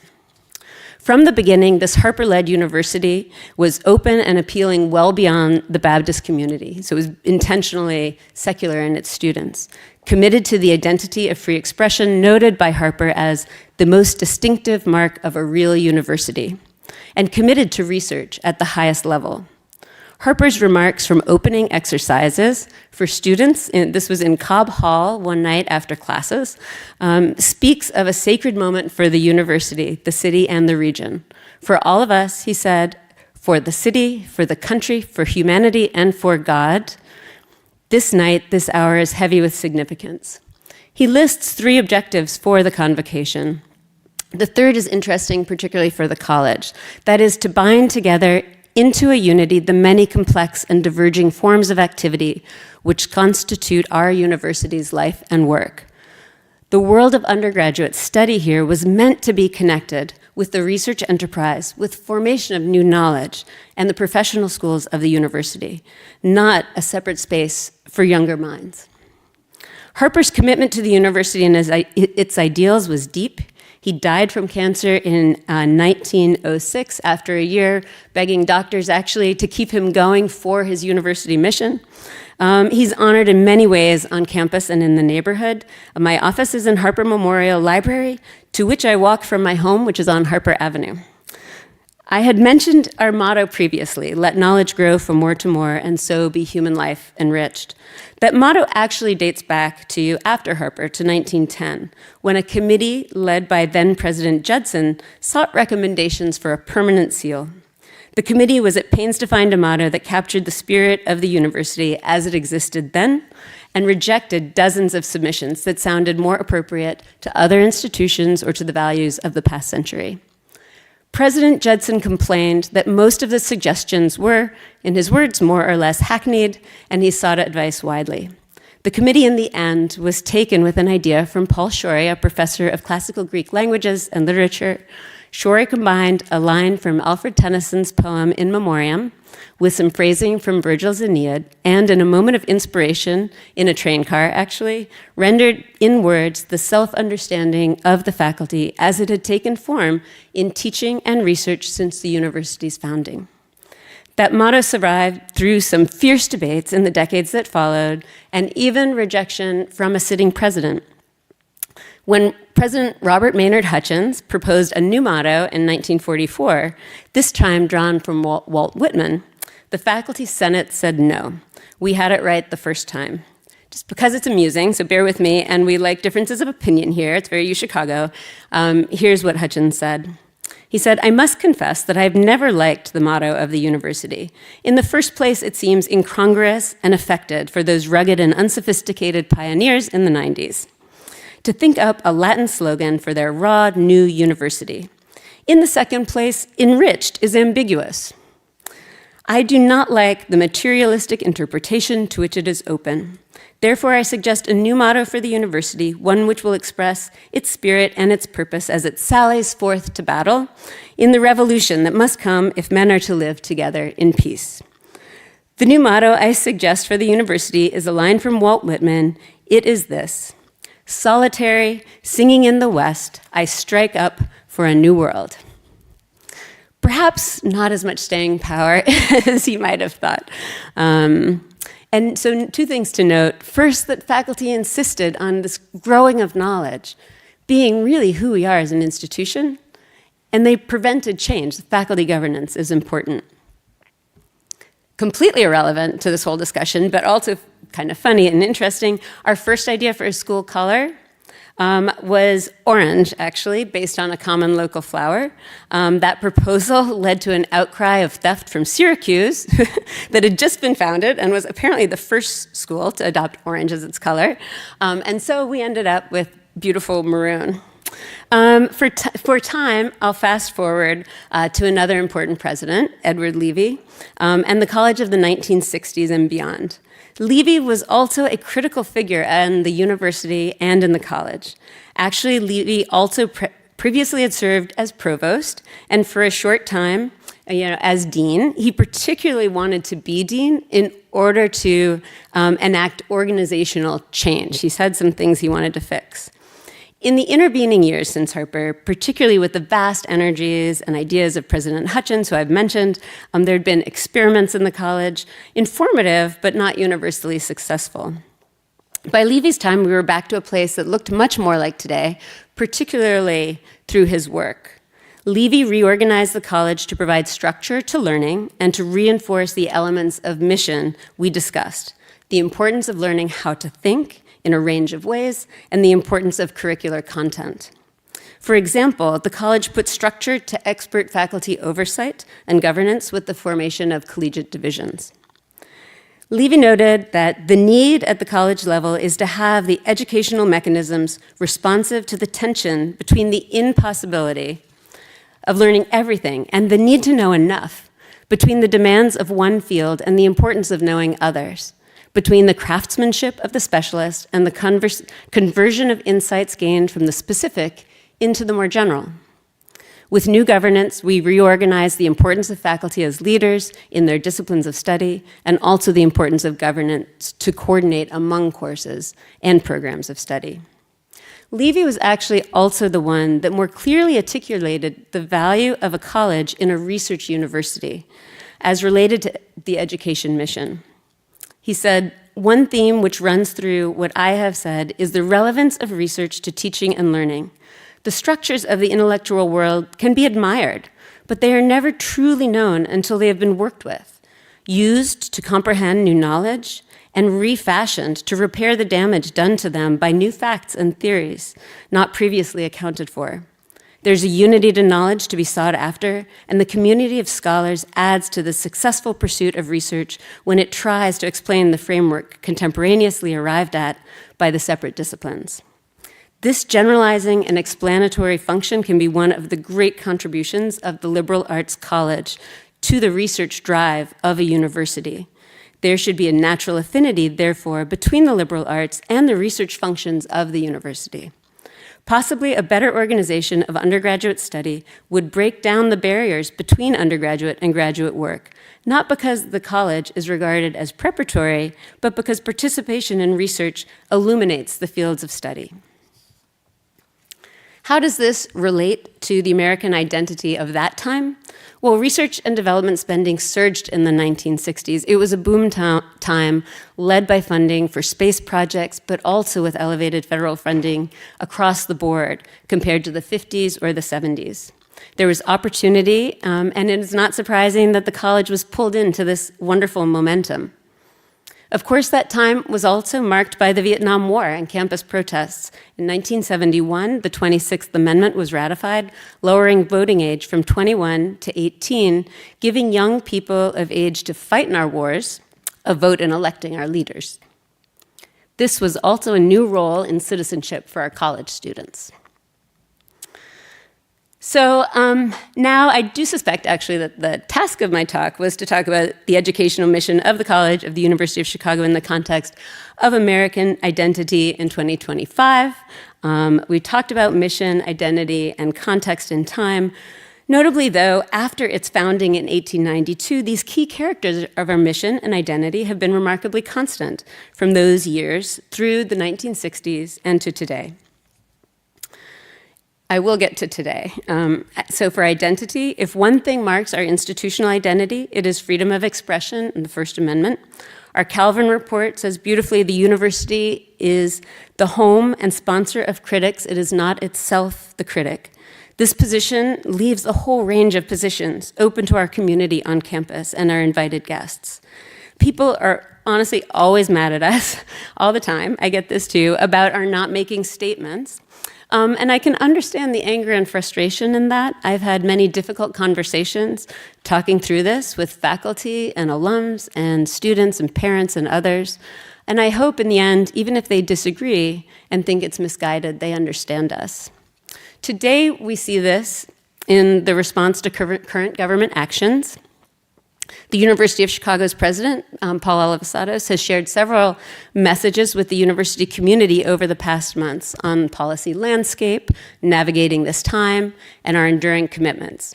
And people are working so hard to meet the demands of the moment, not with statements, but with actions.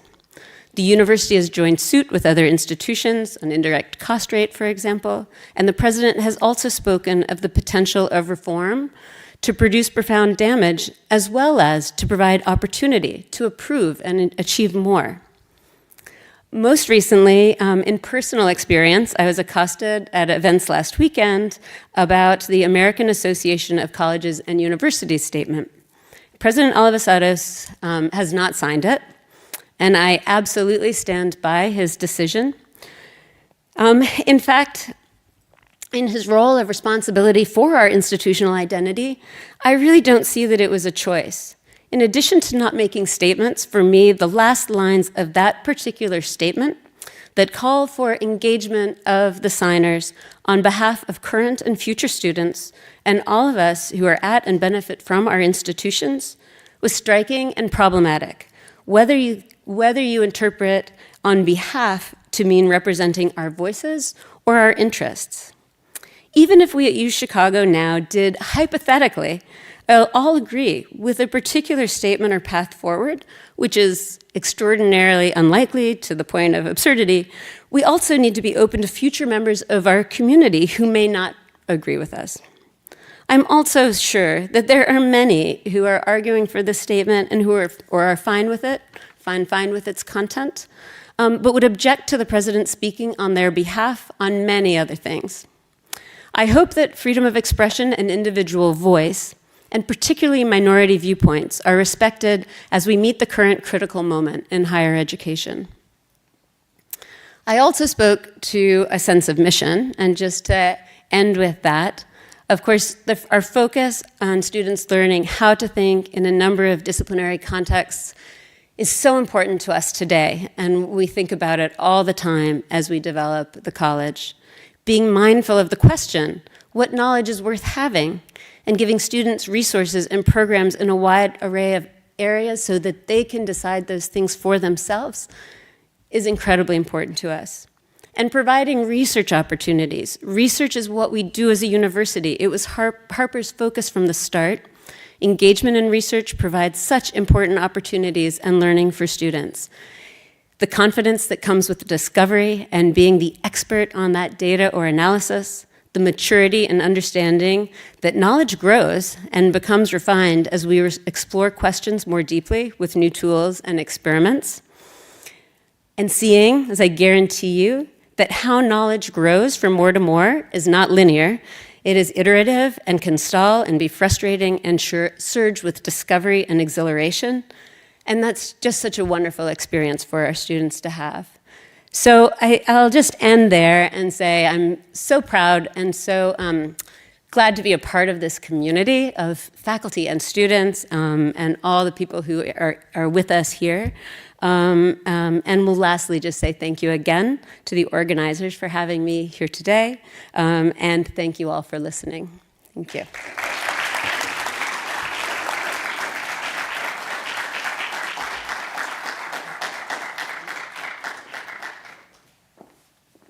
All right, well, thank you so much, Dean Hale, for delivering this fantastic remarks. We're going to take a quick 10-minute break. There's snacks and refreshments out in the back, and then we'll congregate quickly here at 4 p.m. for our next individual speaker. Thank you.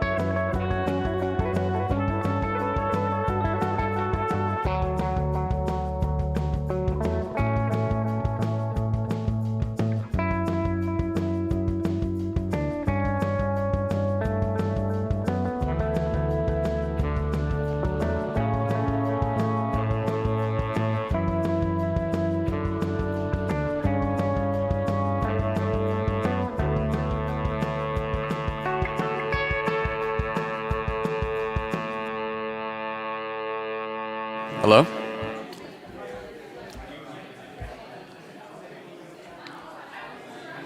All good?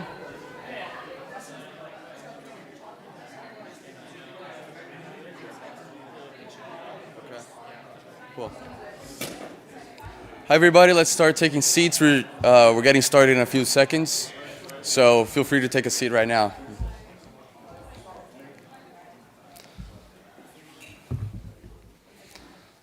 All right, everyone.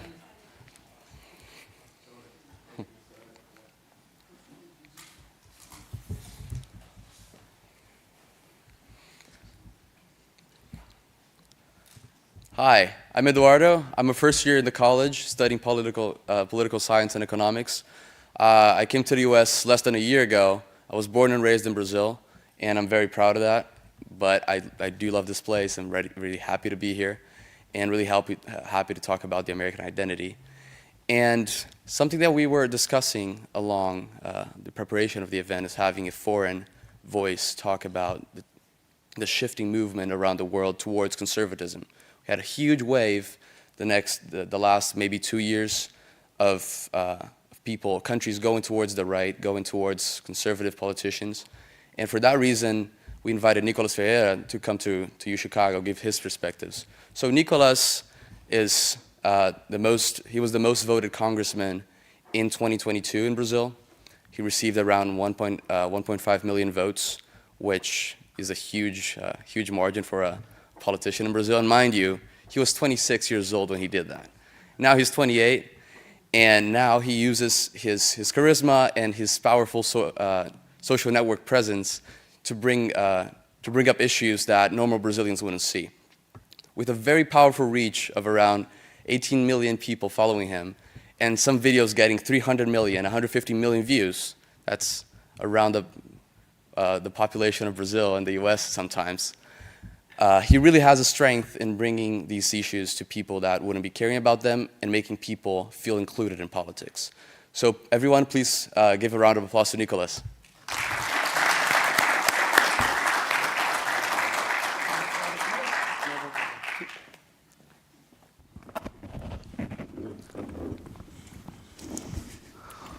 All right, so feel free to introduce more of yourself.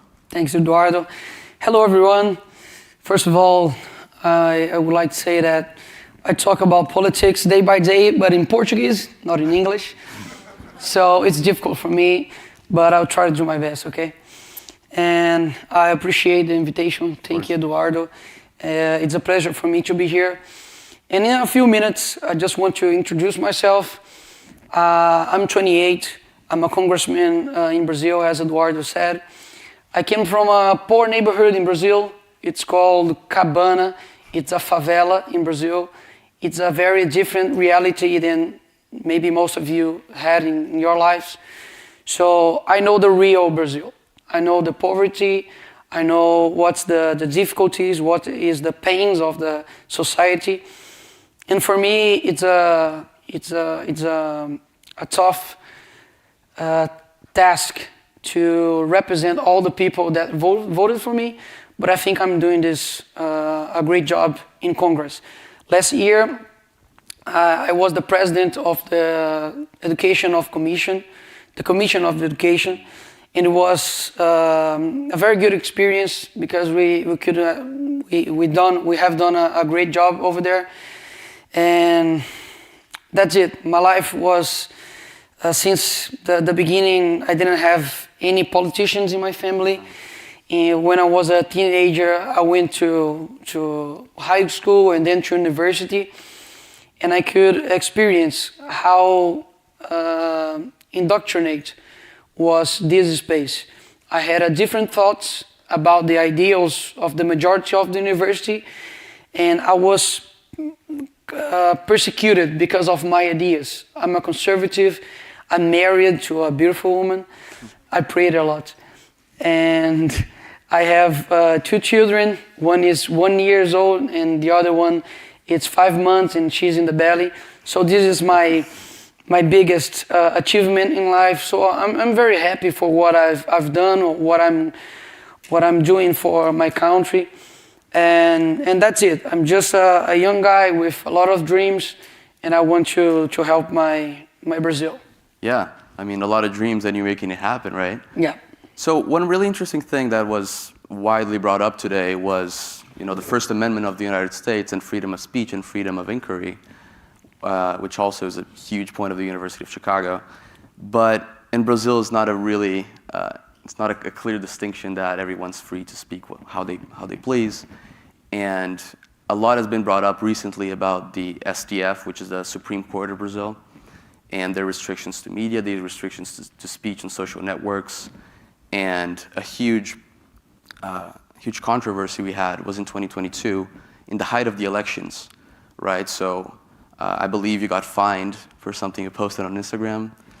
Bolsonaro, who was running, he had his rights to speak on radio revoked in a few places. And all that sort of stuff was happening all over the country. And I was wondering, how do, first of all, give a context of how's it going right now? And second, how can we fight it?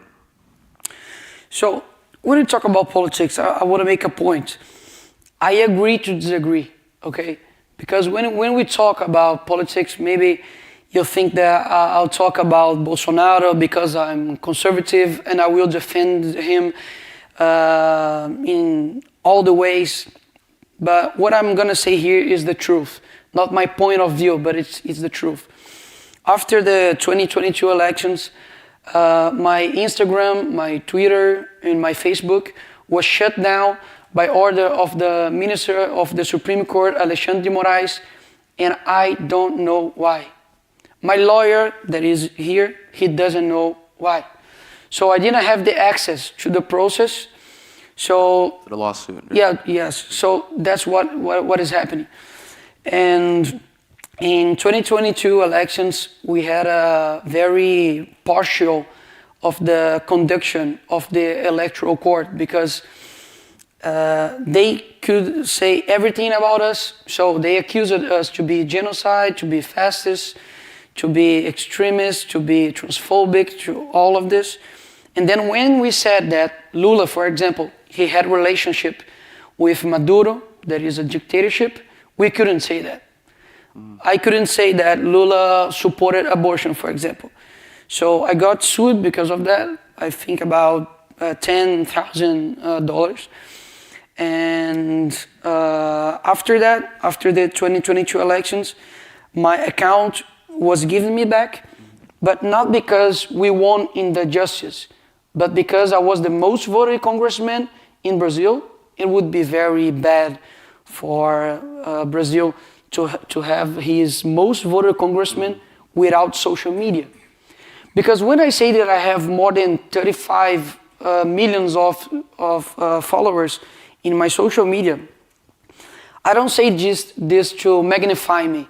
I say this because social media for a politician and for everyone, it's a public square. Because before, the politicians talk about his opinions in public square. Now we have the social media.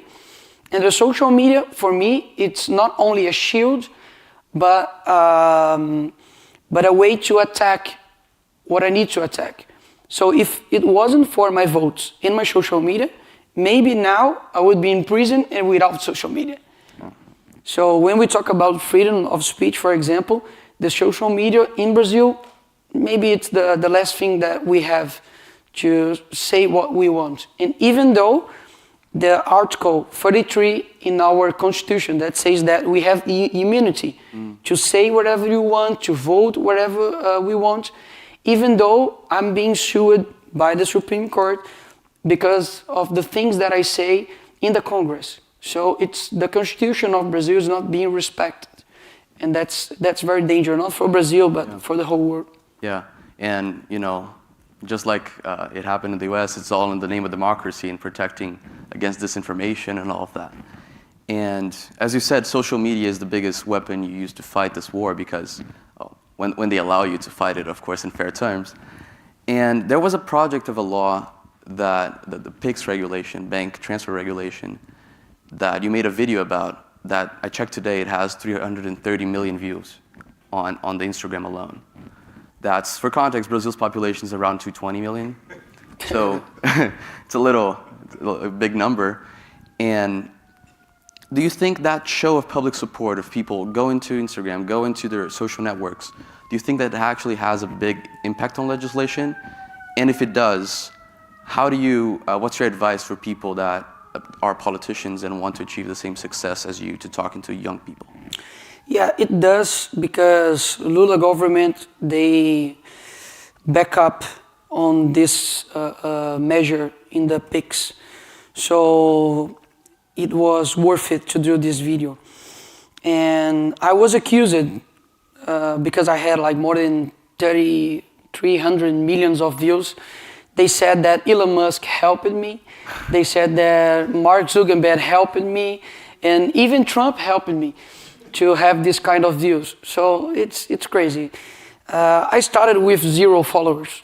So everyone starts with 0 followers. I had a lot of videos that didn't went viral, but I only spoke the truth. I think that's the success of the video. And everyone shared this video because they didn't know how to say what they were feeling, and the video translated this into a video. So they only needed to share this. So I think if anyone wants to do the same, I think that the first thing that you need to do is to say the truth, and do not subestimate this, because you never know where your voice is going to reach.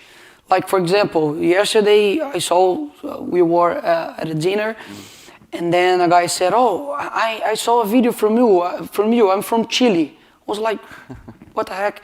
Like, how a guy from Chile saw my video?" So you need to speak the truth, because I know that the lies, they spread out very fast, but the truth has the power. So I always speak the truth, even though maybe I can be in prison, and I'm not joking. I'm not joking. There's a friend of mine, he was deputy also, a congressman. His name is Daniel Silveira. He's now 5 years in jail, Eduardo. 5 years in jail. And asking me, what is his crime? Corruption? No. Maybe he's stolen the government. Yeah, the government? No. He spoke against the ministers of the Supreme Court. I don't agree of what he said, but put someone in jail because what he said, that's Brazil, unfortunately. So he's in jail for 5 years. So I can be in jail for this too. Maybe they can kill me, as they tried to do with the ex-president Bolsonaro. And the one that tried to kill him was affiliated into a socialist party. So, I mean, I think that anyone that wants to post something on the internet needs to know that your voice is powerful, and you can subestimate that. Yeah. Well, election-wise, in 2022, Lula, his unofficial campaign slogan was steak and beer, right? We're going to go back to having barbecues, and we're going to go back to enjoying a cold beer in the weekends. And it was a pretty tight election. I think the margin was around a 1%. Yeah, 1%. 2% difference. Yeah. And how much do you think in a country like Brazil, where we're super volatile, we grow a lot and then we decay a lot, how much do you think these populist policies, right, increasing safety nets for housing, increasing safety nets for poor people, how much do you think that buys you an election in terms of populism, and how much do you think that we can fight that with values and with true long-lasting policy? So, unfortunately, people in Brazil, they voted not with their head, but with their stomach, because the candidate said that, "Oh, you all gonna get meat again. You're all gonna drink some beer," and people were like, "Oh, awesome.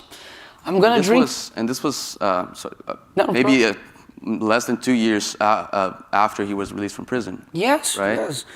I mean, people forget what happened, and all that happened, all the process that happened in Lava Jato and car wash operation that got him in jail and got a bunch of politicians in jail, and then he promises that, and everybody forgets about it, right? Yes, because it's a process. There is a promise that they can keep. They go to government, they blame someone, and they put the people in poverty, and then they say, oh, you're poor, then you need me again. And then they repeat this. So that's what Lula does. If you have curiosity, put on maybe YouTube, Lula's speech in 2002. 2002. Yeah, 2002. And the same speech that he does in 2022. So in 20 years, he gave the same speech, the same promises. And guess what? He never accomplished that. So how you do the opposite? I think with the truth, and you open the eyes of the people. Unfortunately, we have a lot of poor people in Brazil that still believes in this kind of public administration, because it's very easy. Like people in Brazil, for example, they want a state that is big, that help him. But look, if the state educates your son, if the government gives you home, health, security, like why do you need God? Like, why do you need family? The state provides everything. So the government now is God. And the government is made not by a mystical figure, but it's made by people. It's people in there that solve better your problems than you. It's crazy. But unfortunately, Brazilians think that if you put someone there, he's going to solve all my problems. But when you do that, you take your individual responsibilities. So I think that we need to keep on saying truths for Brazilian, and then they will open their eyes and see now all the empresas estatais. All the state-owned companies. Yeah, all the state companies now in Brazil, it's in deficit. Deficit. Yeah, they're taking losses. Yeah, they are all taking losses. So they're seeing the consequences of their bad votes. So I think that more people also should go to politics because it's a hard place. Yeah. But as a Christian, I think that the light should bright not in the light, but light should bright in the darkness. So that's why I enter into politics also. Yeah. I'll have one last question before we turn to questions from the audience. Okay. And again, also in the realm of economic growth in Brazil, right? Ever since the 2000s and even before that, everyone used to say, now Brazil's taken off. Now we're going to be a huge country. Now we're going to be a superpower. And then every time something unexpected happens, some problem comes along and we never become that. Yeah. Right? Well, what do you think is the biggest structural problem that Brazil has that it doesn't allow it to grow, and the US doesn't have the problem and makes it grow because of that? What do you think is the biggest single reason? We have a lot of tax. Our government is so big, so big, so big. If you put the carga tributária. The tax rate. Tax what? Tax rate. Rate, okay. If you put all the tax rate legislation in the desk, in the table. In a weighing machine. In a weighing machine, it weighs the same as an elephant. Really, I'm not joking. So it's very heavy. So it's a state, very big, that offers you everything, but they can't give you anything. So I think what we could change in Brazil, especially, we need to cut these taxes. But if you do that, you're going to cut taxes, or you're going to cut despesas? Costs in people who is powerful. So it's very difficult because the president can do this. The Congress also can do this. But if you cut the costs, you will cut in people who are powerful. For example, our Supreme Court in Brazil, it costs more for the taxpayers than the British royal family. The British royal family. All the judiciary in Brazil costs more than 150 billion reals. So it's almost... It's around $30 billion. $30 billion. Yeah. So it's crazy. So people works like 200, maybe more than 200 days in a year to pay taxes. Only to pay taxes in Brazil. So that's what I would change in Brazil. But of course, it's very difficult. Of course, definitely.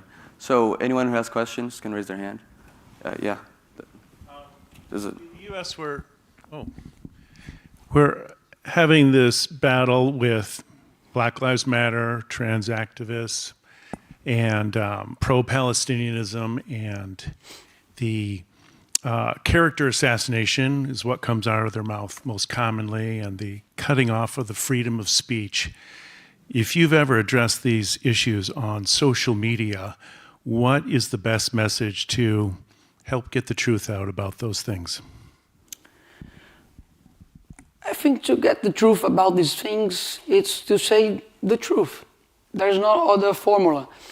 Because all of this, it's only, how can I say, it's only a theater.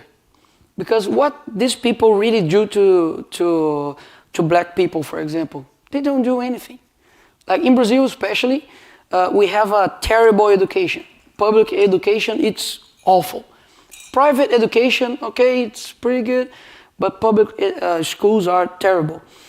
So they make some protests, oh, Black Lives Matter, but the education, they don't care about this. When you talk about LGBT activism, they say that, oh, you're gonna have rights right now, we're gonna fight for you. But in Brazil, for example, LGBT are being robbed. They walk in the streets and their cell phones, they just took away.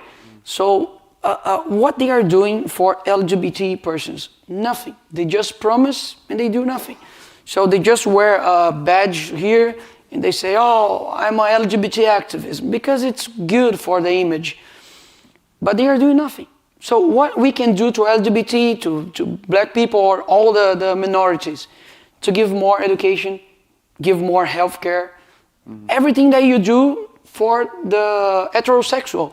For me, our democracy and our justice and our public activism should be blind. So I'm gonna do this because, not because you are black or you are Hispanic or you are immigrant. I'm gonna do this because you are a human being and you deserve to have a good healthcare, a good education, a good security. So when you, for example, in universities of Brazil, some federal universities, you have quota. You have a set amount of seats reserved for a certain amount of people. For trans people.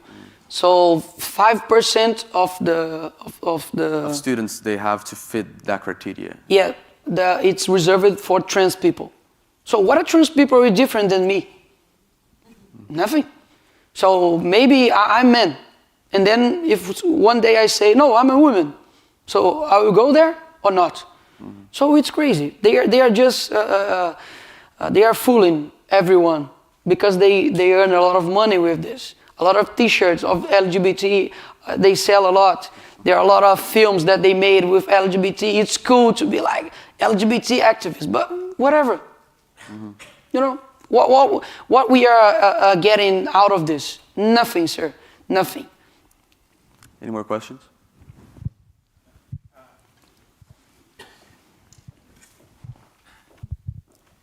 Hi there. My question is about institutions. I worry, I'm no expert, but I worry that it is extremely difficult, if not impossible, to really make a country prosper if it doesn't have institutions that are trustworthy, even if they're unfair. You know, that they must be trustworthy. For example, that I can approach, a police officer and he will not rob me, right? That he'll protect me. So from your story right now, it seems to me, and I had heard this before, that Brazil has institutions that are not always trustworthy, right? And it's actually like, in your position, if I were in your position, I would be like, oh my God, how do I, confront this elephant where everything is like against you if you try to work against it, right? How would you approach, in how many years that you would need, the challenge of rebuilding Brazil's institutions to make them, say, good enough for Brazil to develop? So I'm not doing this for me. I'm doing this for my children, because I know it's gonna take a long time, maybe 20 or 30 years. Because since the 60s, the socialists in Brazil, they started to do a cultural revolution. And if you want to do the way back, you need to do the same path, but a good path. So it's going to take a while to do this. And the institutions of Brazil, really, they lost their trust because we do not respect them anymore, because they do a lot of things that you say, come on, it's as you said, you ask help for the cops and he robs you. So you're doing the opposite. So our judiciary, they solta traficantes, tipo. They let drug dealers loose in the streets. Yeah, and they put congressmen in jail. So our president was condemned. He was convicted, yeah. Yeah, condenado, convicted. Uh-huh. Ah, legal. He was convicted. And put in Bolsonaro? Yeah, he was in jail, and now he's a president. So our Congress, for example, just to give an example, this past week I was voting to increase the quantity of deputies in Brazil. It's 513 deputies, and now we voted, not with my vote, I voted against, to increase the number of congressmen. So any of the institutions of Brazil is doing a good job. So people lost their trust. How we get back the trust? Putting good people there. But the good people doesn't want to go to politics. Because why I'm going to go there? It's so bad. There are a lot of people here that are going to rob me, they're going to push me, they're going to put me in prison, they're going to maybe destroy my family because of this. So it's not worth it. So I think that we need to convince all the people not all the people, but convince the good people that wants to go to the politics to go in there, especially the young, because they can't trap me in nothing. I have more than 100 processos judiciais. Lawsuits. Lawsuits. Filed against him. Yeah, I have more than 100 suits. So, but any of this one, it's because of corruption, because of I killed someone. No, it's because of what I say. That's my crime. I speak what I want. So I think we need to change the politics in Brazil, but especially the culture.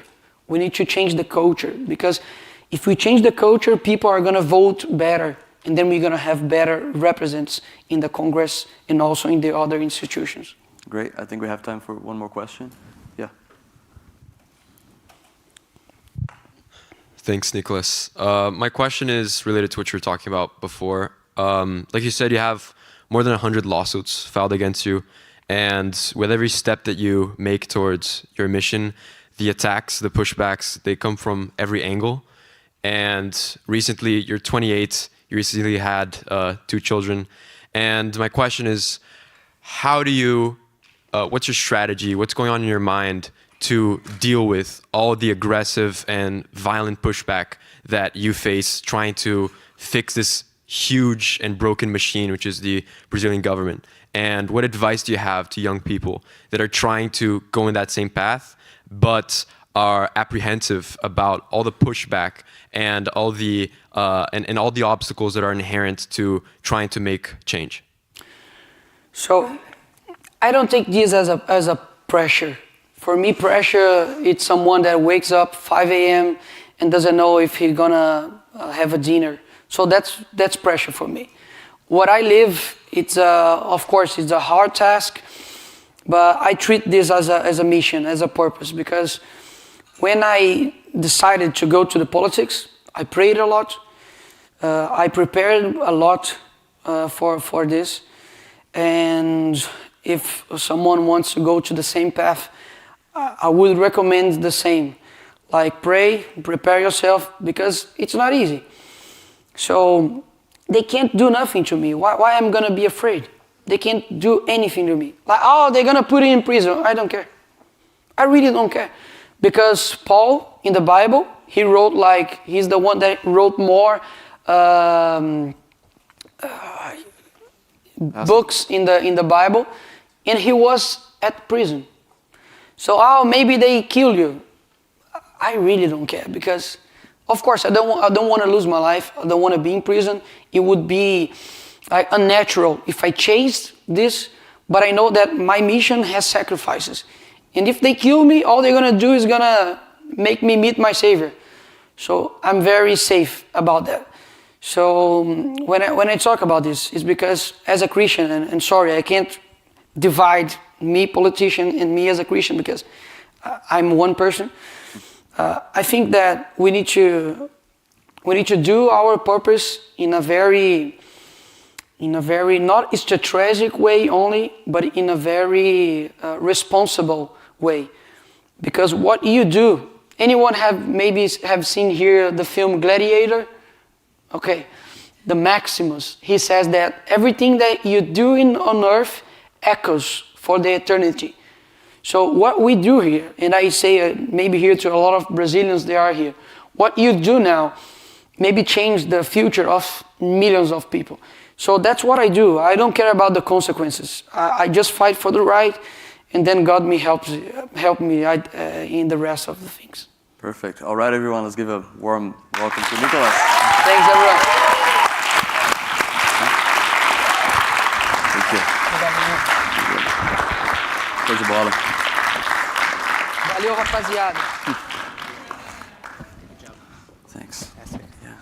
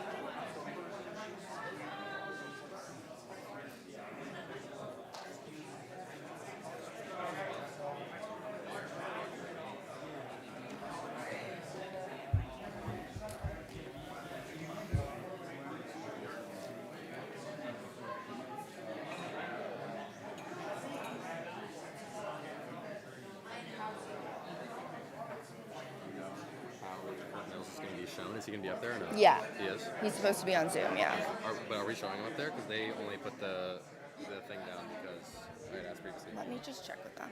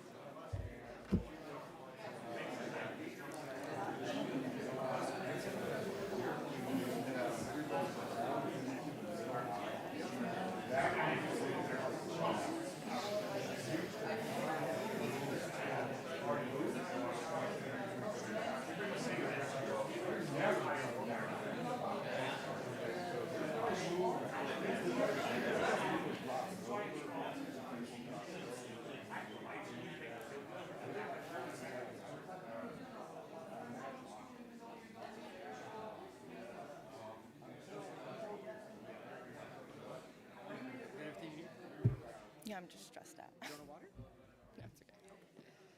You're doing awesome. I just don't want to screw it up. If I was you, I would like make the text a little bit bigger, like that, so you can read it a little bit better. That's just what I. Should I do like this? Ooh, that might be better. Whatever way it's going to be easier for you to read. The thing that I do when I'm public speaking, Yeah. and not to mansplain it, because I recognize it's kind of No. I'll take any advice I can I'm not get. treating you like you don't know how to. It's just my problem is I lose my place sometimes, right? Because I like to switch between reading off and making eye contact. I know. So I'll read the end of the sentence and I'll say it as I'm doing that, and I'll go back down and up, back down and up. That's why I tried to put it split it up. Yeah, right. But if you're gonna do that, just make sure you kind of know which line to go back to, so you don't.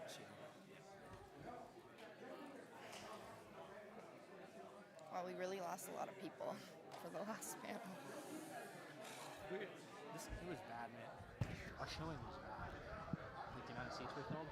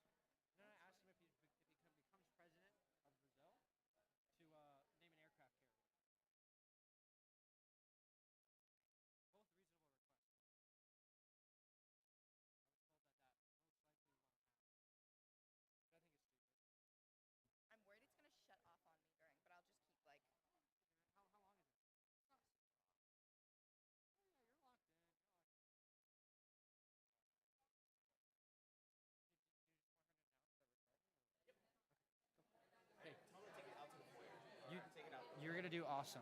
Okay. Can't somebody Honestly. else tell them? No, you're so good. No, I'm so nervous. No, you're gonna do awesome. All right, thanks everyone for tuning into this last discussion. We're gonna get started on this next panel. It's gonna be the fourth and final panel. I see some individuals are speaking, so please make it out to the foyer if you want to continue your conversations. But for the sake of time, we will get started here very shortly.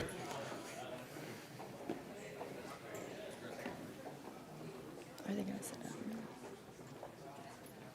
I think a lot of people are going to talk to Nick. Oh yeah. Oh well, then I can't fail in front of that many people. What? You're so few people. Okay, you do awesome.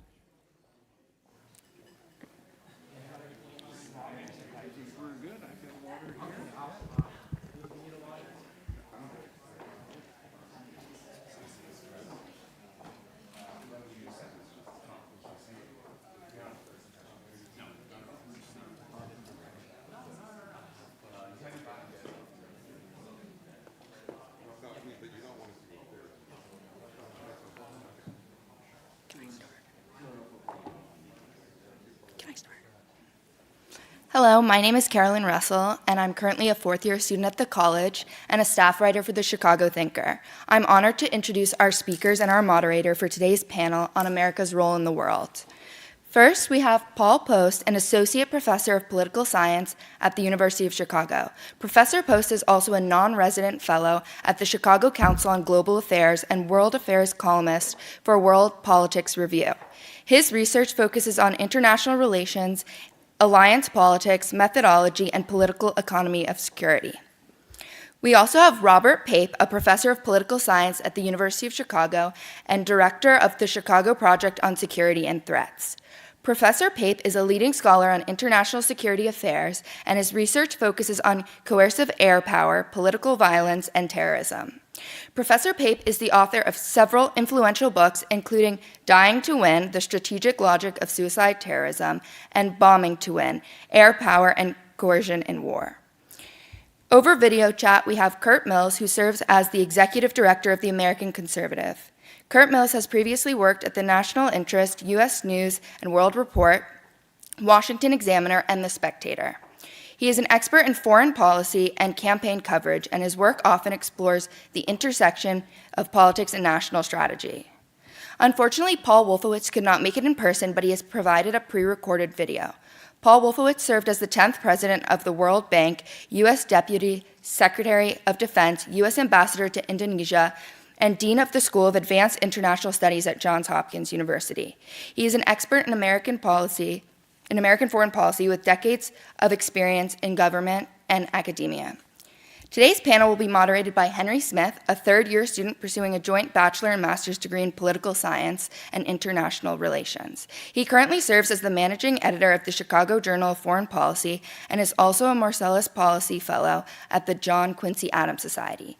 Thank you all for being here. Please join me in welcoming our speakers and our moderator.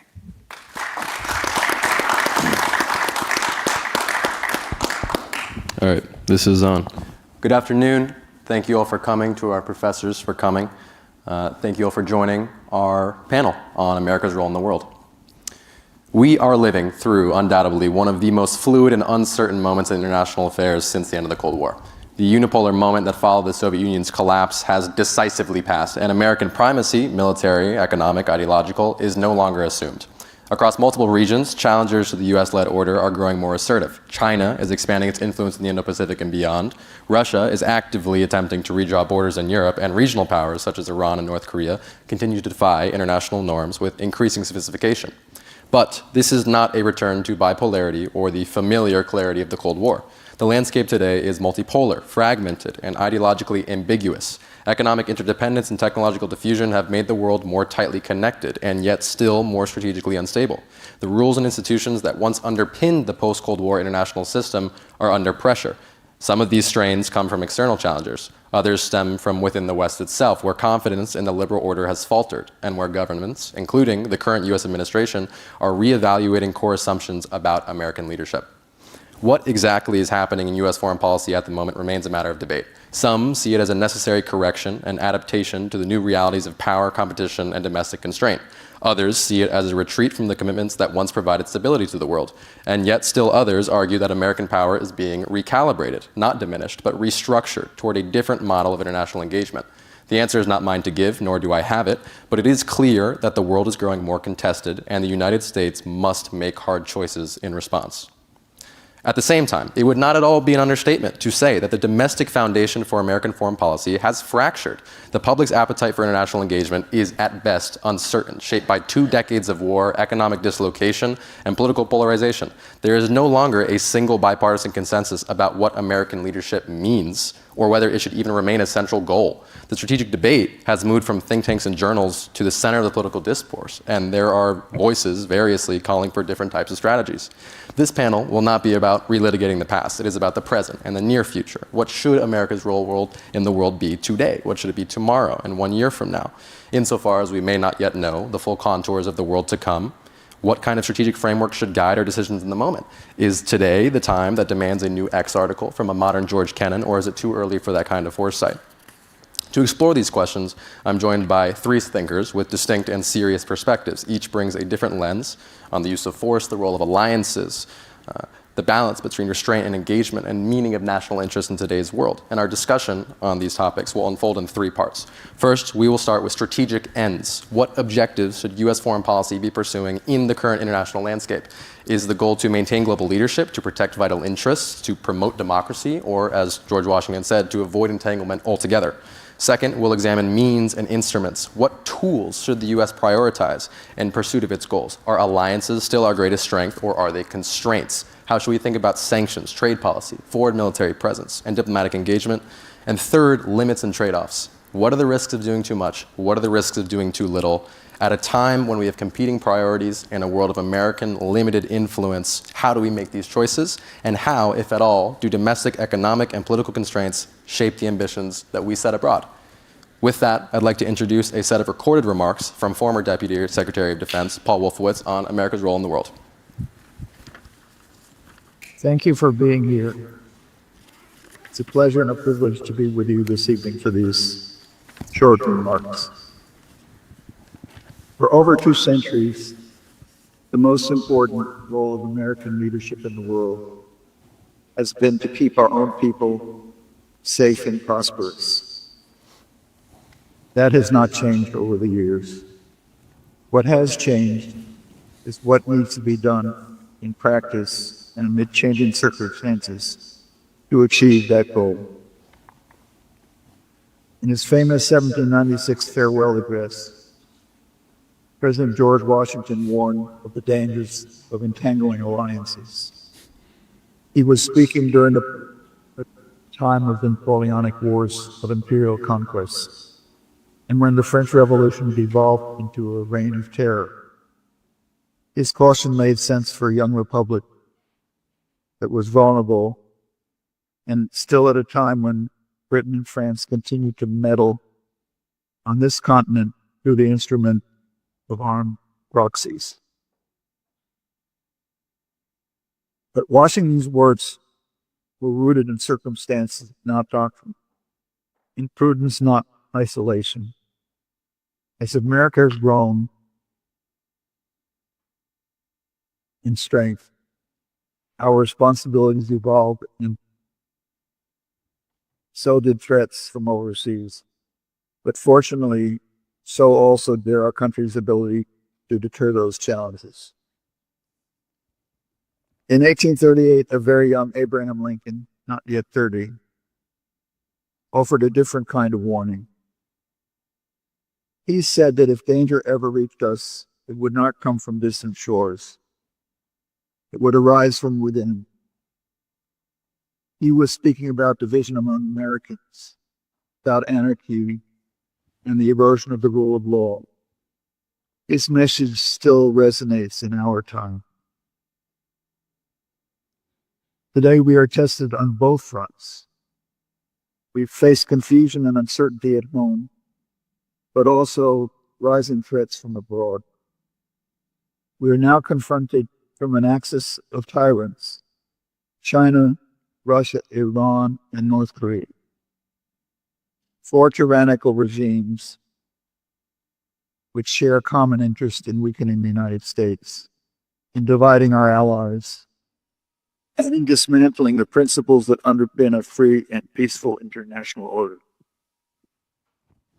China is the most powerful of the 4, with economic power and advanced technology. It can exercise influence within our country, which previous dictatorships could only dream of.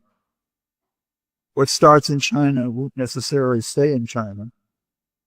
That country seeks regional dominance throughout the Indo-Pacific, global influence through economic coercion, and ideological control within its own borders.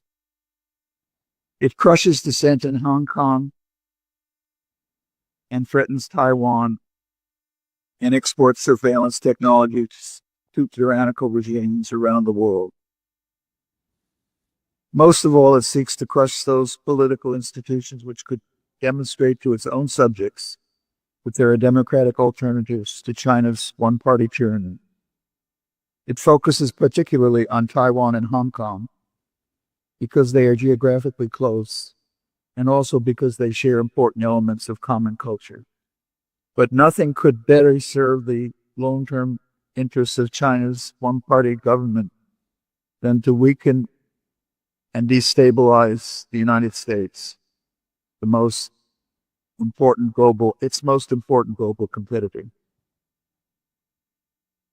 This is not a replay of the Cold War. Today's circumstances are very different, but it is a confrontation between open societies and closed ones, between nations that believe in the principles of our Declaration of Independence, and regimes that believe only in power. To meet this challenge, we need more than resolve. We need those countries which care about freedom and peace, about law and dignity, to work together. Most of them will be democracies. Some may not be. But what matters is that they are committed to a world not governed by intimidation and armed aggression. This coalition would include NATO, our Indo-Pacific allies, and also willing partners in Africa, Latin America, and the Middle East. It must be global in scope and strategic in purpose.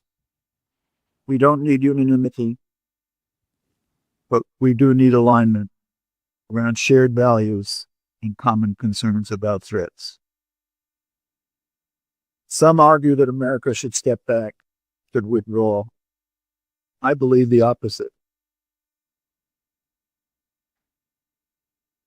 We must recommit ourselves to the same role we always played, to safeguard our people, protect freedom, and defend the world's fragile architecture of peace abroad, progress at home. That role has not expired. It has become, if anything, more essential. We can't do everything, but we cannot afford to do nothing. The world will not stabilize itself. And if America retreats, others, those who do not share our values, will move in to fill the void. Much later in his life, Abraham Lincoln articulated a global role for this country in his famous Gettysburg Address, where he pledged that this nation shall have, as he called it, a new birth of freedom, and as he said, that government of the people, by the people, and for the people, shall not perish from this earth. Thank you.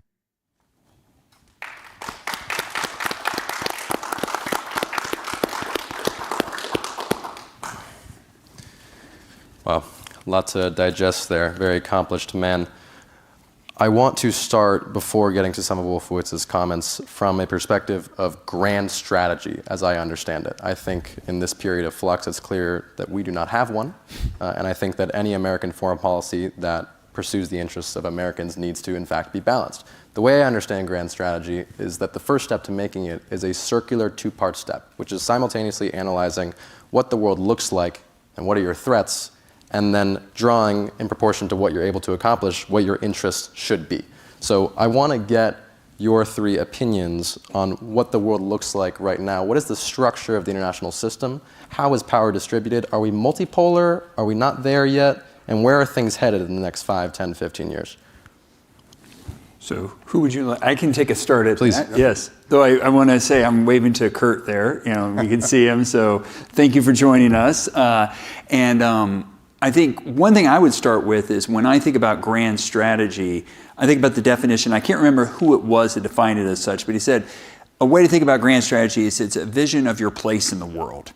And so one way could be in the way that you defined it here, where you can say threats, look at resource, so forth. But the other way to think about it is, what is your place in the world? How do you define your place in the world? How do you understand it? And then act on that. And it's interesting in terms of the remarks we just heard. I was actually, when coming to this event, I was thinking about Washington's address, and that's definitely a place you can start. What's interesting is that Washington's address is often brought up as this notion of kind of an isolationist. The U.S. its role in the world is not to be entangled in the affairs of other nations, especially these crazy countries in Europe that are at war all the time, from his perspective, which I think was very well said. But what's interesting is the reason he says that is because the U.S. cannot be encumbered to go out to the world to actually bring about U.S. influence. And so the address is actually not an isolationist address. It's an address about that the U.S. has a role to play in the world, but the U.S. shouldn't be bogged down in the power political positions of other countries. And that's why he warns against the entangling alliances. And so for him, he did view the U.S. as having that role. Now, what's interesting is you can transport that forward, as much as I'd love to talk about Lincoln's view on this. I can come back to that. But you can transport that forward to thinking about probably the best, if you will, singular statement on that. Someone who, thanks to Professor Pape we had here not that long ago, which was Madeleine Albright. In the 1990s, 1998 specifically, she gave an address where she said, the U.S. is the indispensable nation. And so because of that, that is the role that the U.S. should be playing. The role is it has to be involved everywhere all the time because it's the only one that can solve a crisis. Evidence of that recently in Pakistan and India, right? The U.S. playing a key role there. And so that says that the U.S., yes, it might have to balance threats with this, but from the Albright perspective, it is that the U.S.'s role in the world is to always try to be involved everywhere because that is what's going to hold the world together, to allow it to be hospitable to the United States. What I would end my portion of the remarks with is recently there's been a different statement on it. And that different statement is articulated by our current Secretary of State, Marco Rubio. And I think that, and what's interesting is Rubio, both in his address when he was going through his confirmation hearings, but also in interviews, he kind of hearkened to that same era that Madeleine Albright made those statements, which was the immediate post-Cold War era, saying that, well, yes, the U.S. was the unipolar power. He even said the U.S. is operating almost like it had to operate, or it could operate as almost like a world police force. He said, we're not in that world anymore. And what he said was, this is quote, there's horrible things happening in the world. There are. And then there's horrible things happening in the world that are in the U.S. interest to address. And we need to be focusing on those. So it's a very different vision of what the U.S.'s role should be in the world. And again, I think I'm just bringing that up to kind of say that when I think about the grand strategic idea behind it, to me, it really is this tension between what Rubio is putting forward and what Madeleine Albright, going all the way back to Washington, has put forward. I don't have an answer to that right now, but hopefully this helps, setting some things on the table for us as we're going forward tonight. It does. Professor Pape, I wanted to ask your opinion on that. Is the landscape still fertile to U.S. intervention everywhere at any time, or is it time to dial back a little bit? Well, let me say a couple things. First, I'm delighted to be here. As Henry knows, I'm a big supporter of students in general and a big supporter of the audience out there, the under 40 folks who are watching this online. I think this could not be better. I also want to say, I am really glad Paul Wolfowitz spoke here. Many may not know, he got his PhD from our political science department in the early 1970s. So he was one of these young folks here at a certain point, and then he went off to try to, and did have a lot to run the world. Number three, I'm not just a professor. I've advised every White House since 9/11. That includes the Trump White House. I was Ron Paul's foreign policy advisor. I was Barack Obama's foreign policy advisor. There's a whole story behind that. So there's, when you're asking about, sort of how to talk about the world here, I really believe these kind of conferences are extremely important. I've always been a believer that we get ourselves into bad wars. So I've been opposed to a lot of the wars that we've been involved in the last 30 years. That said, I want to talk about where we are in the world. I think, yes, the Russians definitely want us to be in a multipolar world. The Chinese want us to be in a multipolar world. There's IR scholars saying that. We are still in the mature part of the unipolar world. The core to military power is economic power. The United States right now has 26% of the world's GNP. That is where we are. Yes, we are prime. We are number one. China is number two at 18%. Where is Russia? 4%. Okay, so let's just think about that for a moment. All right, so yes, we could say that this is becoming a multipolar world. Maybe we can talk about bipolarity, whether it's still stable or not, but we have not become a multipolar world. Now, if we, depending on our policies over the next 5 or 10 years, we can help Russia conquer Eastern Europe. And that is going to add to its GNP. And so we can double Russia's GNP over the next 5 or 10 years if we help Russia conquer Ukraine and then help Russia conquer some other parts. We can help China.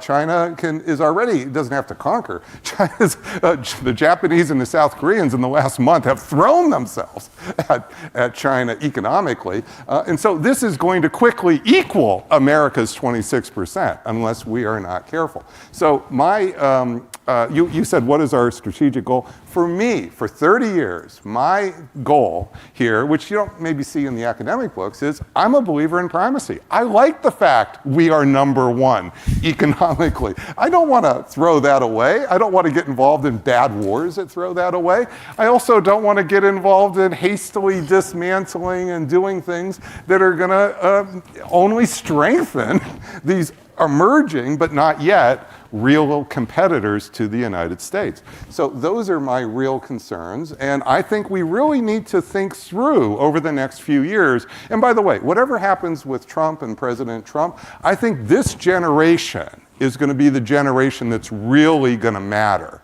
You're going to be the ones who are going to determine whether we are going to have that place as number one in the world, or are we now really going to be like the British and we're just going to have to accept that, yes, exactly. It's your generation that's really going to have to make that call.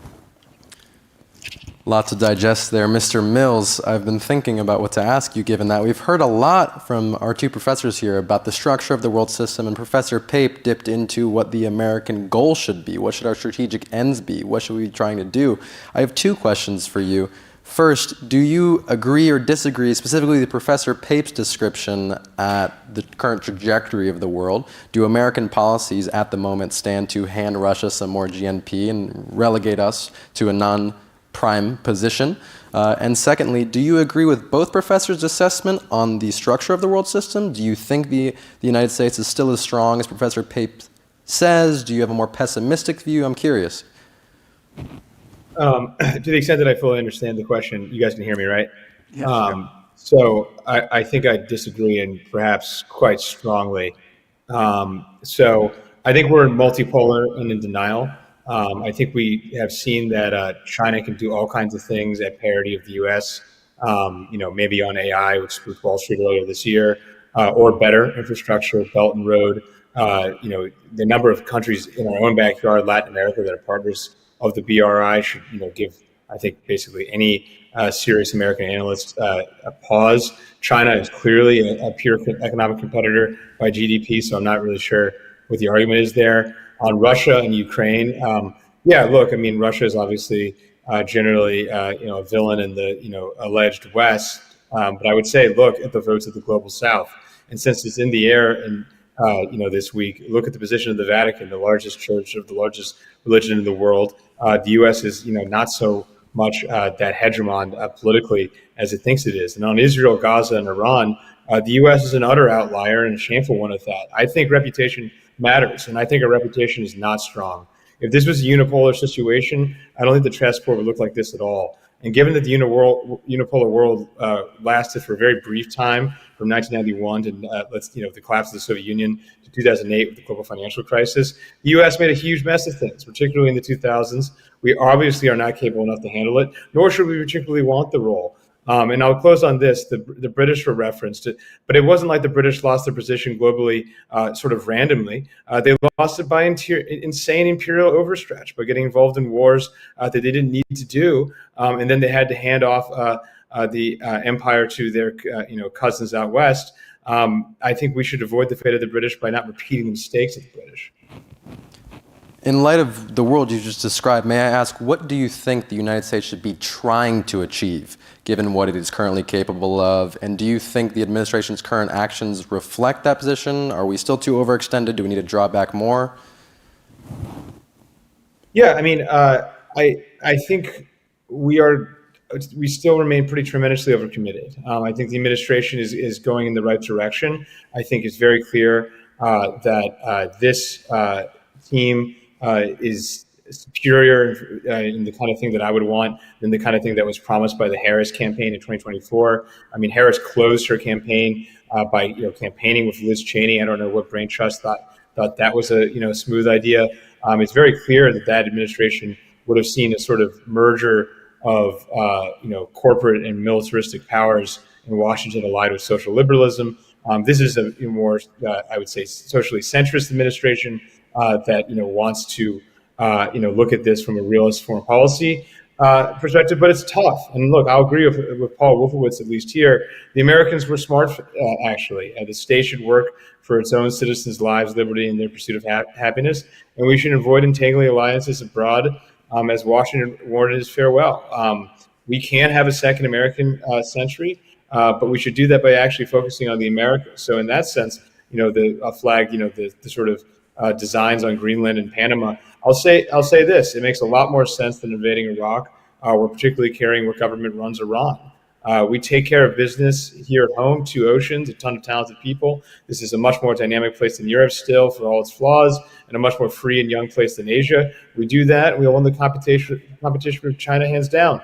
If we do everything we just did for the last 30 years, we're doomed. We've got to invest here, and we've got to start sometime. Thanks. Yeah. Well, Professor Pape, after listening to that, I'd love to direct conversation to you, because I heard the word realism be said.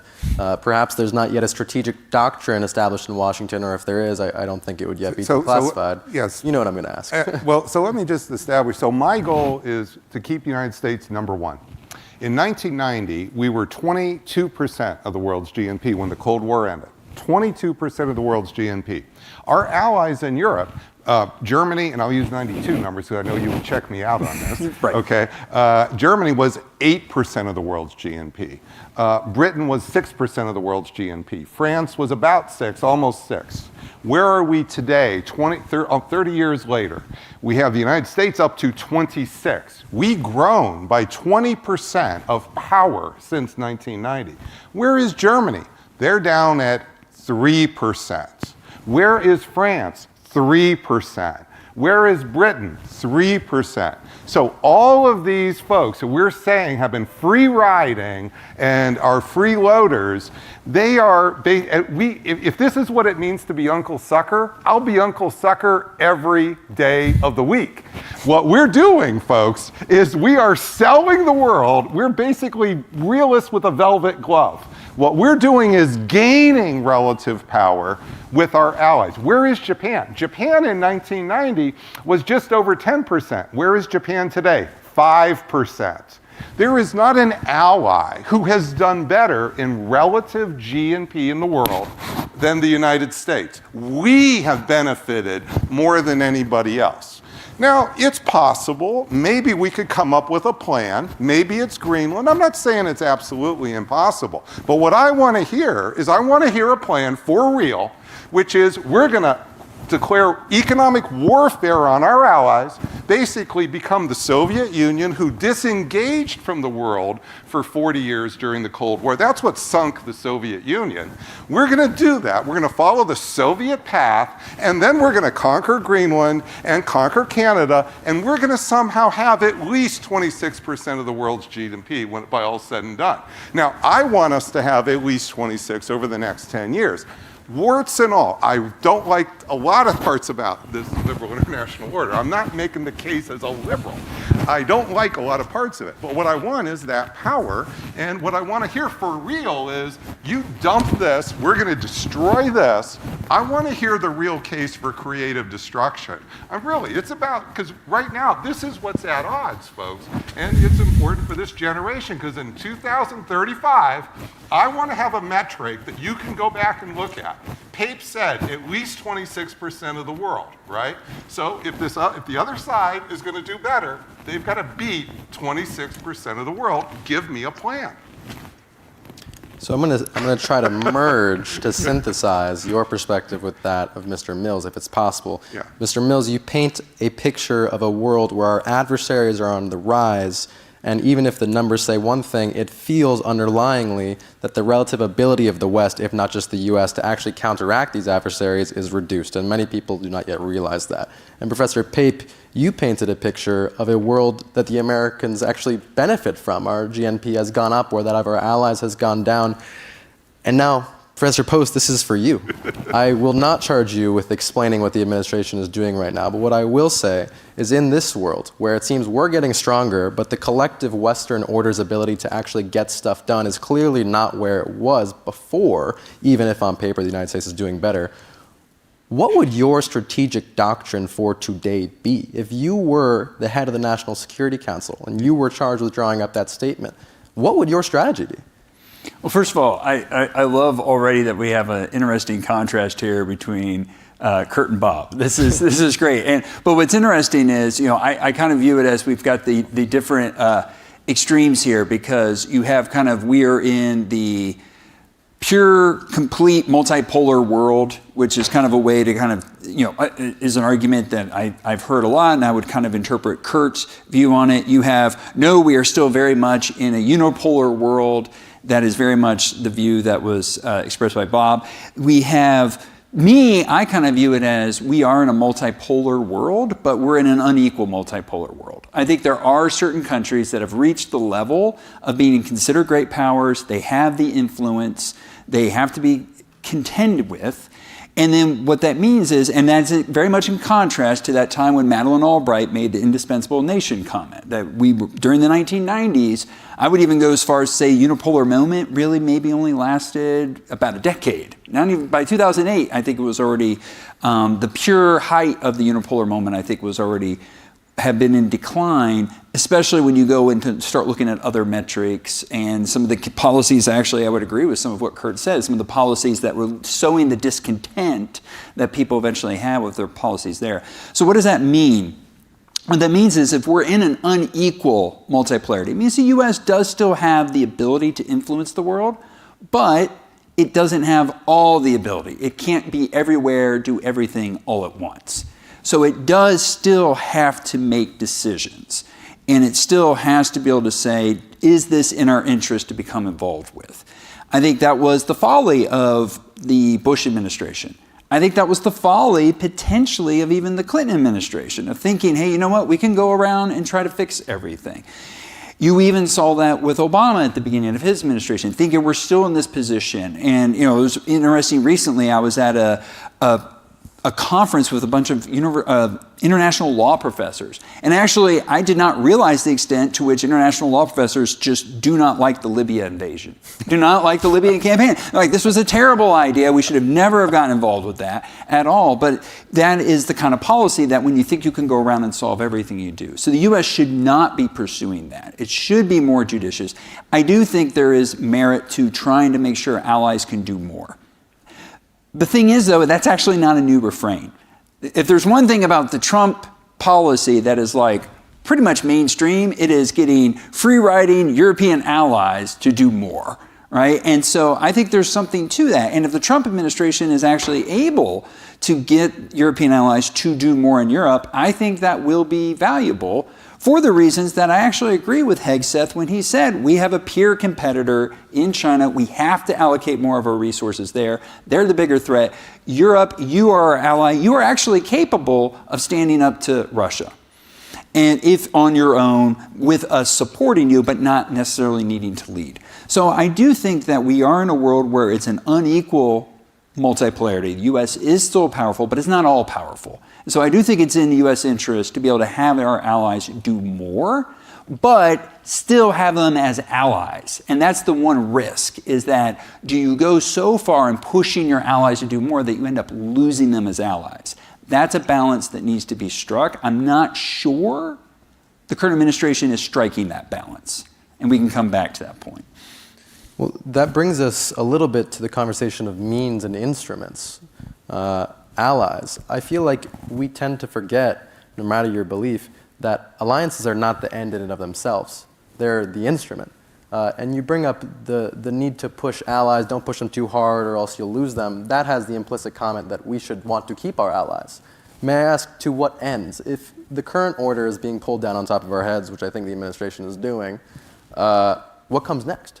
Do you want alliances who help you protect freedom of navigation, or are you just concerned with the Elbridge Colby type of regional balance of power? What's your desired end state in the current world?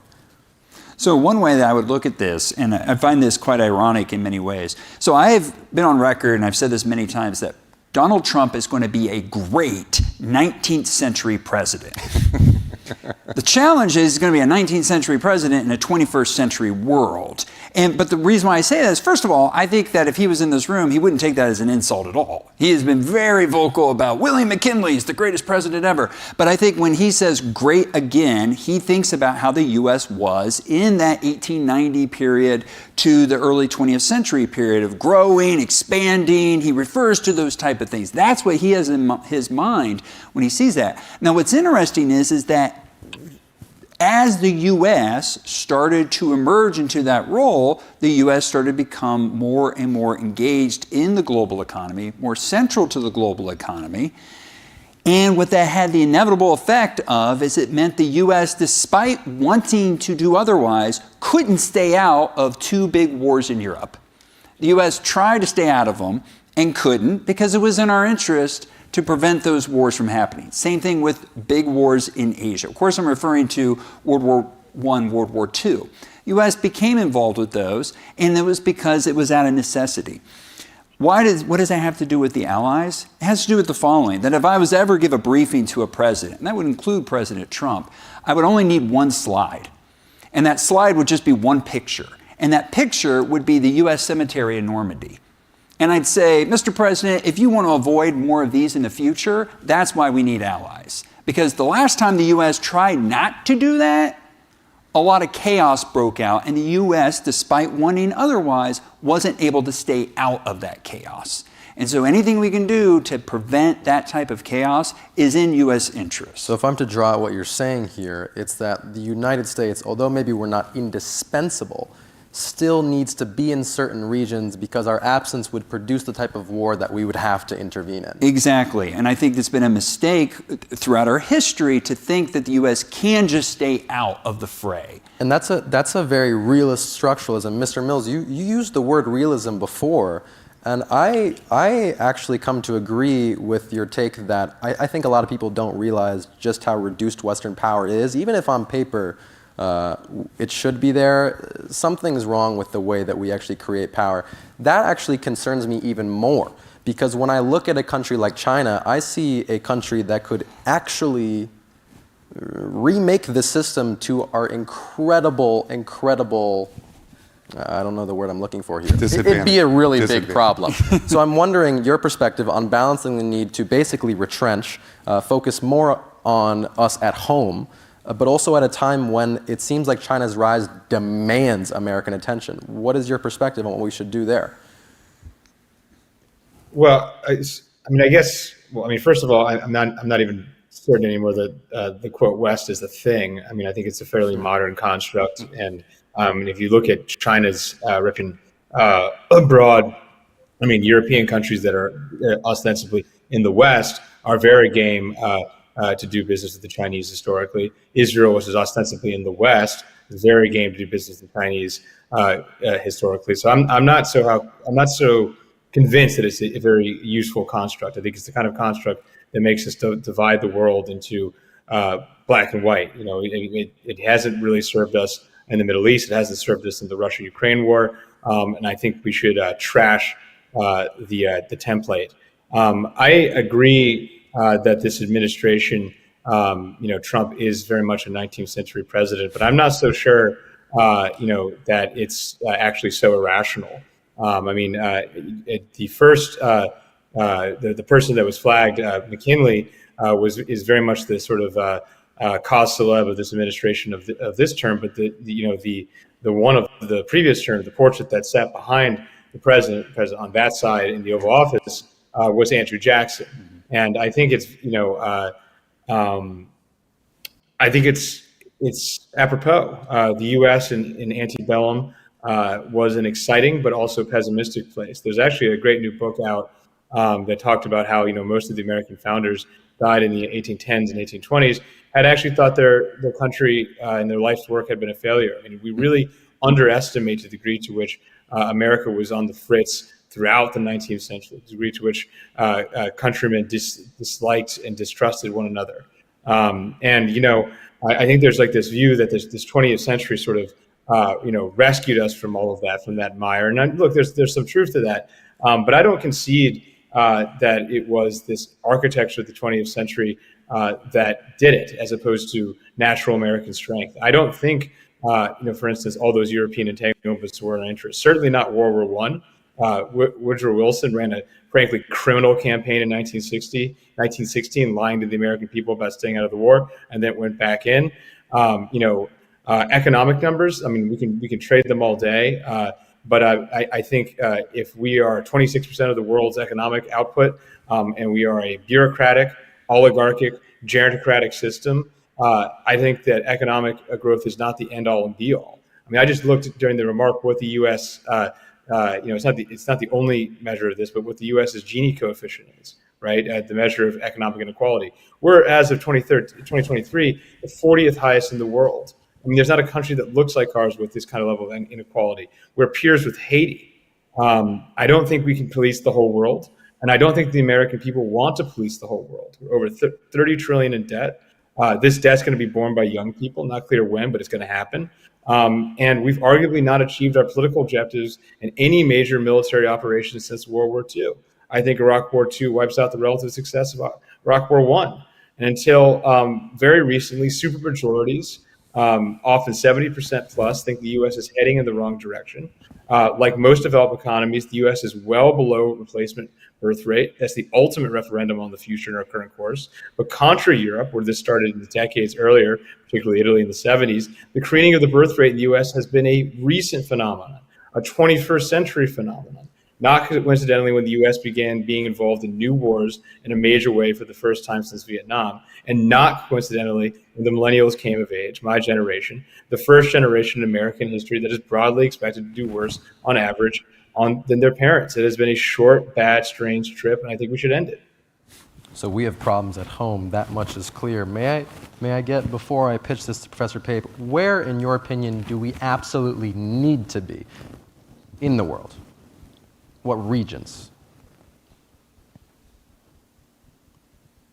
Mr. Mills. Is this for me? Yes, sir. Oh, I mean, sorry, I thought you said Professor Pape. I apologize. So I think the U.S., I think the Monroe Doctrine is sound. I think, if the U.S. has primacy in the Americas, that is justifiable in ensuring the security of American people. I think if we focus on the Americas and reshore our historic ties to a lot of countries and build back our reputation globally as a proponent of peace, diplomacy, and freedom, the kind of reputation that we had in the 1950s after World War II, I think we will win the competition of China without firing a shot and going away. If the U.S. tries to bully and coerce everybody into its system while basically running out of gas here at home, I think we will be a pariah and we will lose. So I prefer to be popular and win. Okay. Professor Pape, what do you think of the Fortress Americana strategy? So I think that, again, my goal is to keep the United States number one. And I think that, for example, if we were to fix our domestic problems, but the United States were to lose half of its GNP, so we were only 15% of the world's GNP, I don't believe the blue-collar folks that support President Trump would be very happy. So I don't think that's going to be the future here. Let me lay out what I think would be a much better future that will also solve the problem, or at least begin to touch on the issue of the domestic issue here, because I do believe you have to address both, and I believe this is what you have to do to speak to President Trump. I think realists like, us, Paul Mearsheimer, he's not paying attention. It's because of what Kurt's talking about. This is, I think, being fundamentally driven by domestic politics here. So here's what I think. Number one, the biggest challenge to middle America, of course, is Chinese manufacturing. So let's just, number one, focus on that which is also the peer competitor problem. So these are twofer, you get a twofer right there.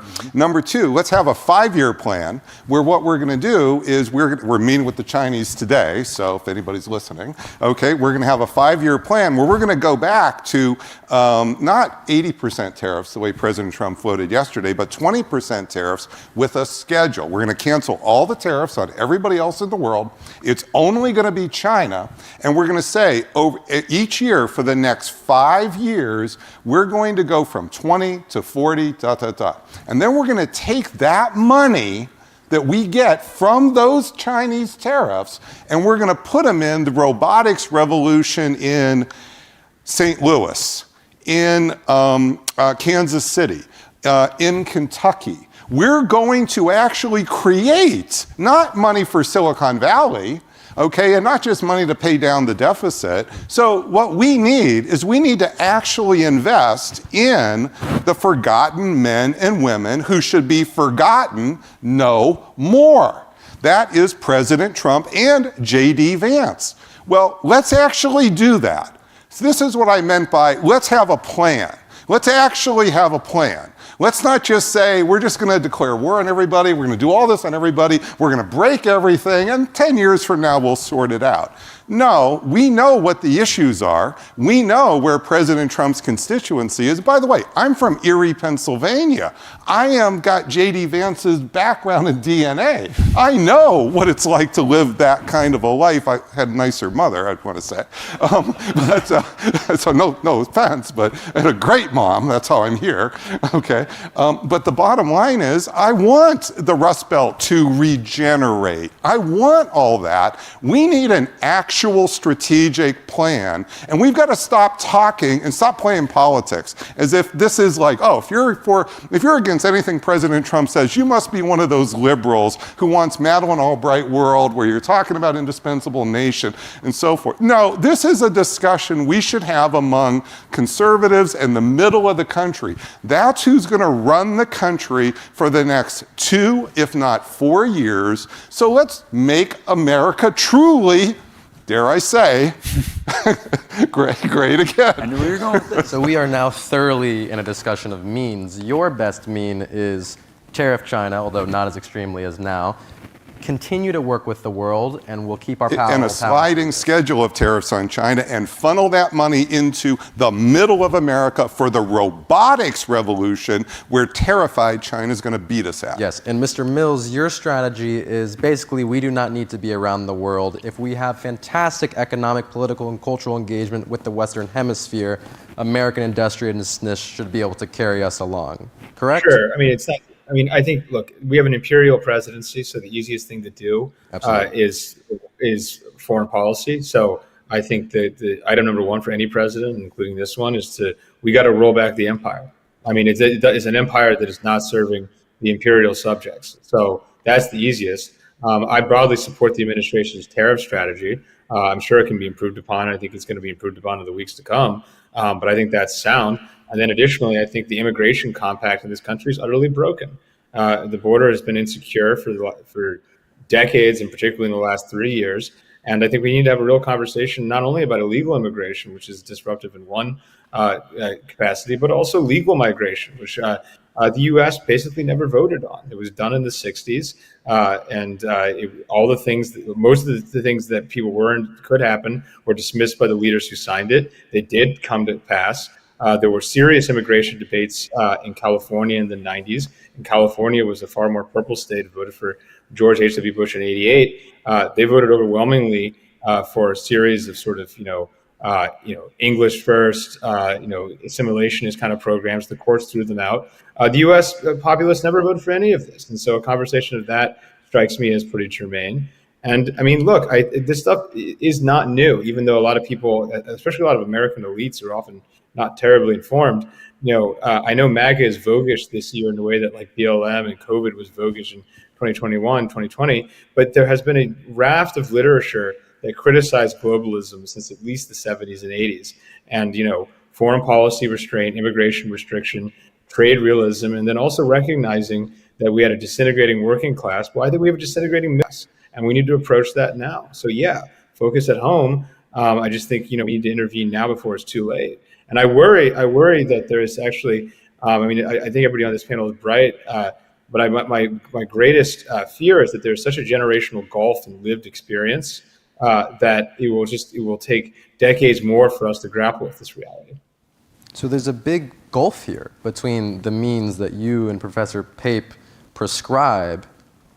I'm wondering, because the ends is relatively the same, revitalize America, keep our power.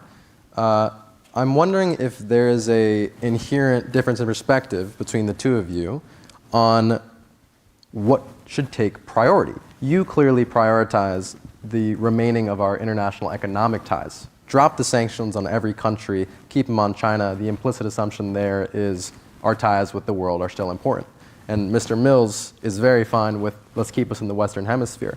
Professor Post, I've spoken a lot with you on this, the value of alliances, on the continued connection we have with allies, partners, and maybe quasi-aligned states. Mm-hmm. I'm guessing that your opinion is more on our continued engagement with this vast network of states that we have built is important. I'm wondering what you're thinking, where you fit in this debate. No, it's interesting because there's a lot of the criticisms and even criticisms that Kurt was pointing to, I think are very sound. I think it's to me, the unipolar moment fed into quite a bit of hubris, right? And you saw that with the notion of what they would call the Washington consensus policies, right? We're going to go around, we're going to open up everything.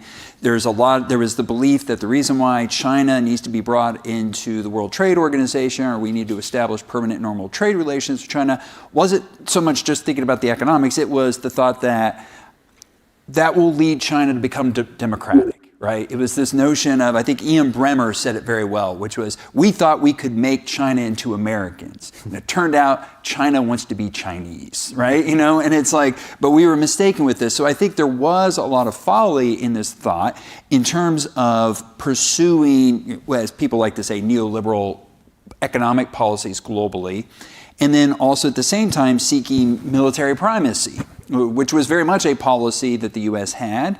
And then adopting that and using it in a way to say we are not just going to deem ourselves the indispensable nation, which means we need to be involved and we need to play a part, but to actually be like, we're going to go around and we're going to use U.S. military muscle in a way that maybe is not even prudent, right? But it's because of this sense that we have to go about doing this, or we have the ability to go about doing this, or we have the power. So I do think that there's a lot to this. The U.S. unipolarity led to hubris, that led to policies that alienated folks by leading to forever wars and alienated folks by leading to economic inequality and so forth. There's a great paper that was written in Foreign Affairs several years ago by Bob Keohane and Jeff Colgan.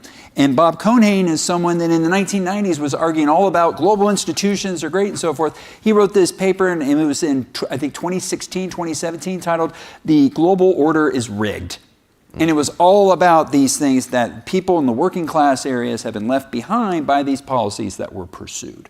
So that is to preface to say that there's absolutely this view that the U.S., if anything, didn't rely on its allies enough. The U.S. went around thinking, we can go around and do everything ourselves. We can pursue this policy, that policy. And even if our allies are not quite comfortable with it, we're just going to convince them to do it. So if anything, I would argue that the U.S. needs to be a better ally than it has been for the past 30 years by actually working cooperatively with allies rather than dictating terms to our allies, which is a lot of what the U.S. was actually doing during the unipolar moment. Recall that the Iraq War was not just something that seemed to be popular at the time, at least among senators and members of Congress, but it was not popular internationally. No.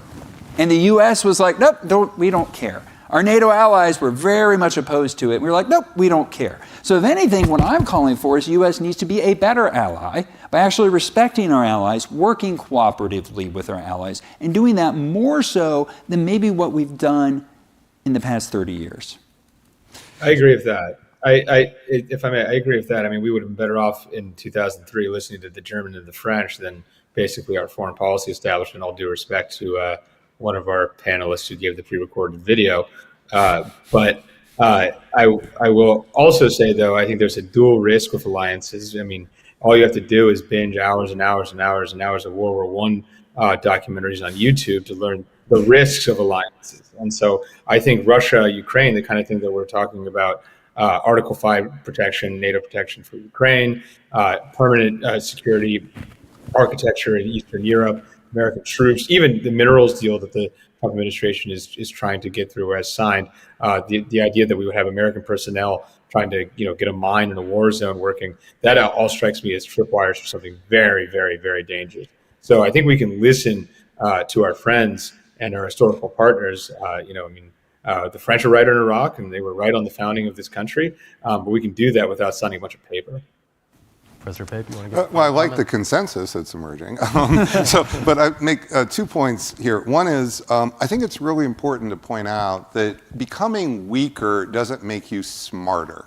So the Brits, I just told you, became a lot weaker. Well, they still did this war with Argentina, which, what was that all about? And now we've got Starmer and Macron, both of whom are weaker in the last 30 years, talking about, well, let's stick their noses deeper into Ukraine in ways that could escalate nuclear war. So this is not exactly, so I just want to point out, number one, becoming a weaker America doesn't mean becoming a smarter America.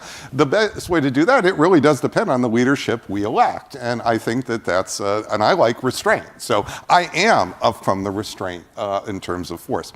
The second point I want to make is, and this gets back to the importance of your point, Henry, about grand strategy. Quite clear, President Trump has been elected on 2 dimensions of a revolution, I would say. One is a revolution in domestic politics. Now, of course, the opposite side, the Democrats don't like that. Another is a revolution in international foreign policy. But we need to look at the last time we thought about this was after World War II. After World War II, we had 50% of the world's GNP. Thank you for nodding, Paul. That means that you're fact-checking. Yep. 50% of the world's GNP for almost 10 years. So we could really kind of tabula rasa restructure American society and restructure the world in fundamental ways. We can disagree about the warts and so forth, but fundamentally we had the power to be able to do both of those missions expansively at the same time. We're at 26% of the world's GNP, folks. We're not at 50% of the world's GNP. I'm not saying don't make changes. I just laid out for you a program of grand strategy to stitch the domestic revolution with the foreign policy revolution together in a tight way. And I believe that's required because we're at 26% of the world's GNP. It's not an ideological statement. This is a statement about what do you do with America's power to make America stronger in the future. And I think you're going to need this kind of grand strategic thinking. And this is just, I don't think it's impossible that the Trump administration could evolve to this. I do think, though, they need to hear this kind of discussion, not just more, oh yeah, let's keep talking about how good or bad our allies are and just calling them names or not. I think this is just not helpful for us going forward. Thank you for that. So I will say, more consensus arose here than I thought I'd be able to get. And I think that if we were to fully flatten everything out, it would It's probably due to your outstanding moderation. Absolutely. I think we'd probably need a few more hours than we have to even out all the bumps. So with that, I'd like to open up Q&A to the audience. Please. Good evening. Thank you, Mr. Mill, Professor Pape, and Professor Post, and Henry for fantastic moderation as well.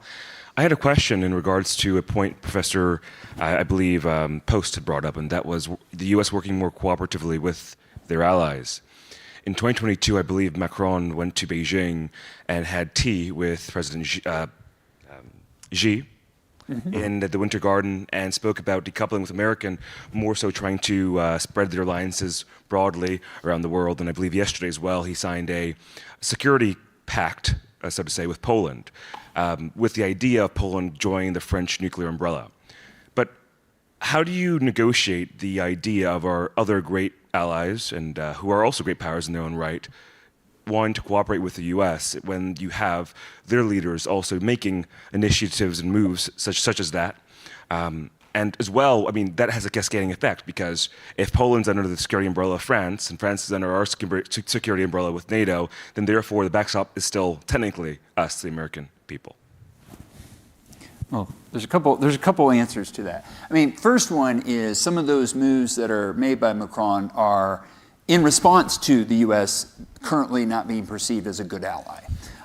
Having said that, it's also important to always say that there's a French fixed effect, if you will, when it comes to U.S. alliance relations, which is we can, with the exception of the Revolutionary War, I think we can trace out many instances in history where the French have been more problematic and the U.S. and the French have not gone along well. In fact, it's important to remember that the only country to actually, as much as they talk about, will Trump pull us out of NATO or will he not, the only country that's actually ever left NATO was France, of course, under de Gaulle. Now, he didn't leave the military apparatus, or he left the military apparatus. They didn't stop signing as a signatory of the treaty. But, the U.S. and France itself have always had these issues. France has long called for trying to create like a European army, not because of the idea that that's going to make us a stronger ally, but because they want France to be the ones who are muscling the other European allies around. They don't want the U.S. to be the one muscling other European allies around.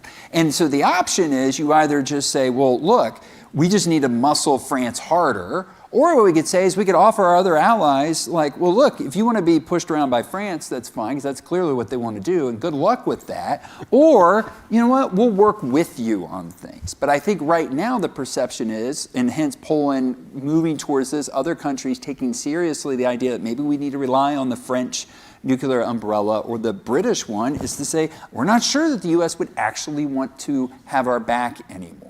And so I think that part of it is it's exactly because we're not working cooperatively with these allies.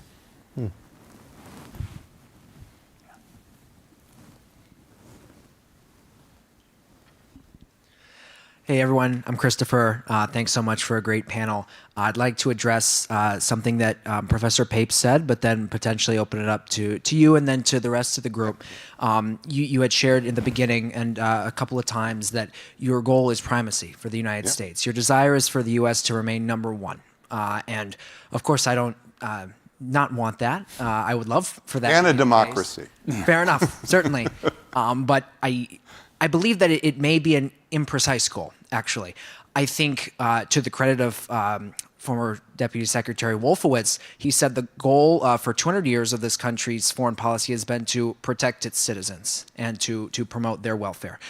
So there is probably a lot of synergy between those two goals, but I think actually that's probably a more prescient and specific goal. It really should support the American people. Now, in terms of being involved internationally, I think there's definitely a range, and Kurt Mills brought up, of course, we want in the Western Hemisphere to be dominant. That's obvious just for geographical reasons and whatnot. But I think of Russia and Ukraine. We've spent probably north of $150 billion on that conflict. And you can get into the minutiae of what that money that is, but that's a lot of money that we've spent. And the question is, what has it gotten us in the direction of that goal of looking out for the welfare and for the human flourishing in this country. I think that's the most important goal, and so I wonder how you square those.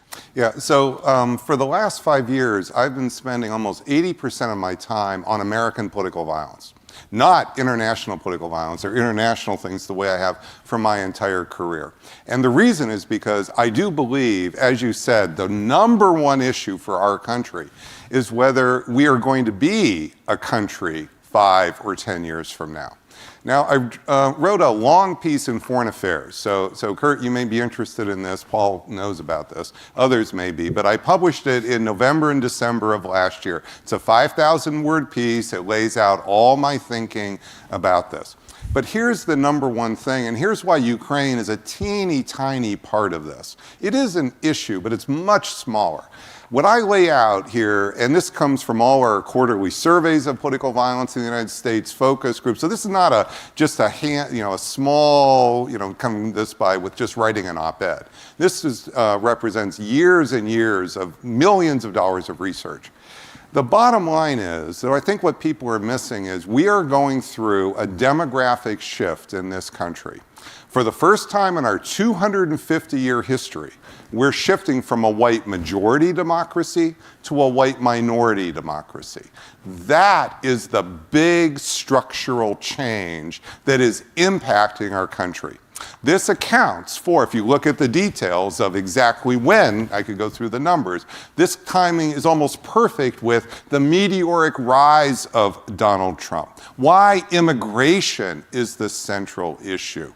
Why Donald Trump in 2024 did something nobody else was expecting. He built more of a multiracial coalition on the basis of religion and blue collar than anybody else was expecting. Why? They hadn't read Sam Huntington 2004, Who We Are. And I don't know if Donald Trump read that book, but somebody figured out, maybe Susie Wiles, somebody figured out what's inside of these arguments about how you could navigate this shift here from the right. And this was in line with Sam Huntington's thinking.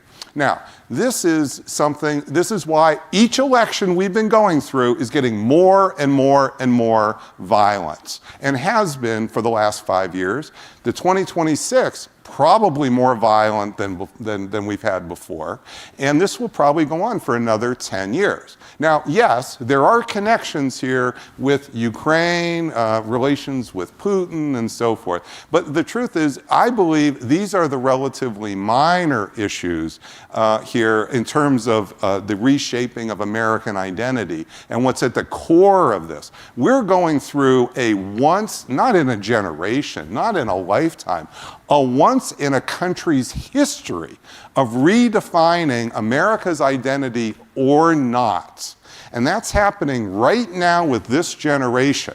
And that's what's underneath all of the tension in our politics that's making it not just polarized, and we're not just having TikTok wars, we're actually having real violence here, and it's happening on college campuses, against CEOs. All of this is interconnected. And this is what's going to be why President Trump, I really believe, needs to basically have 80% of his time focused on the United States of America here as we go forward, not 80% as most presidents do with foreign policy, international, or taking Greenland or not. That's all going to be out there, but the fundamental issue we have in front of us, folks, is America itself. And this is not something that we should be just taking for granted.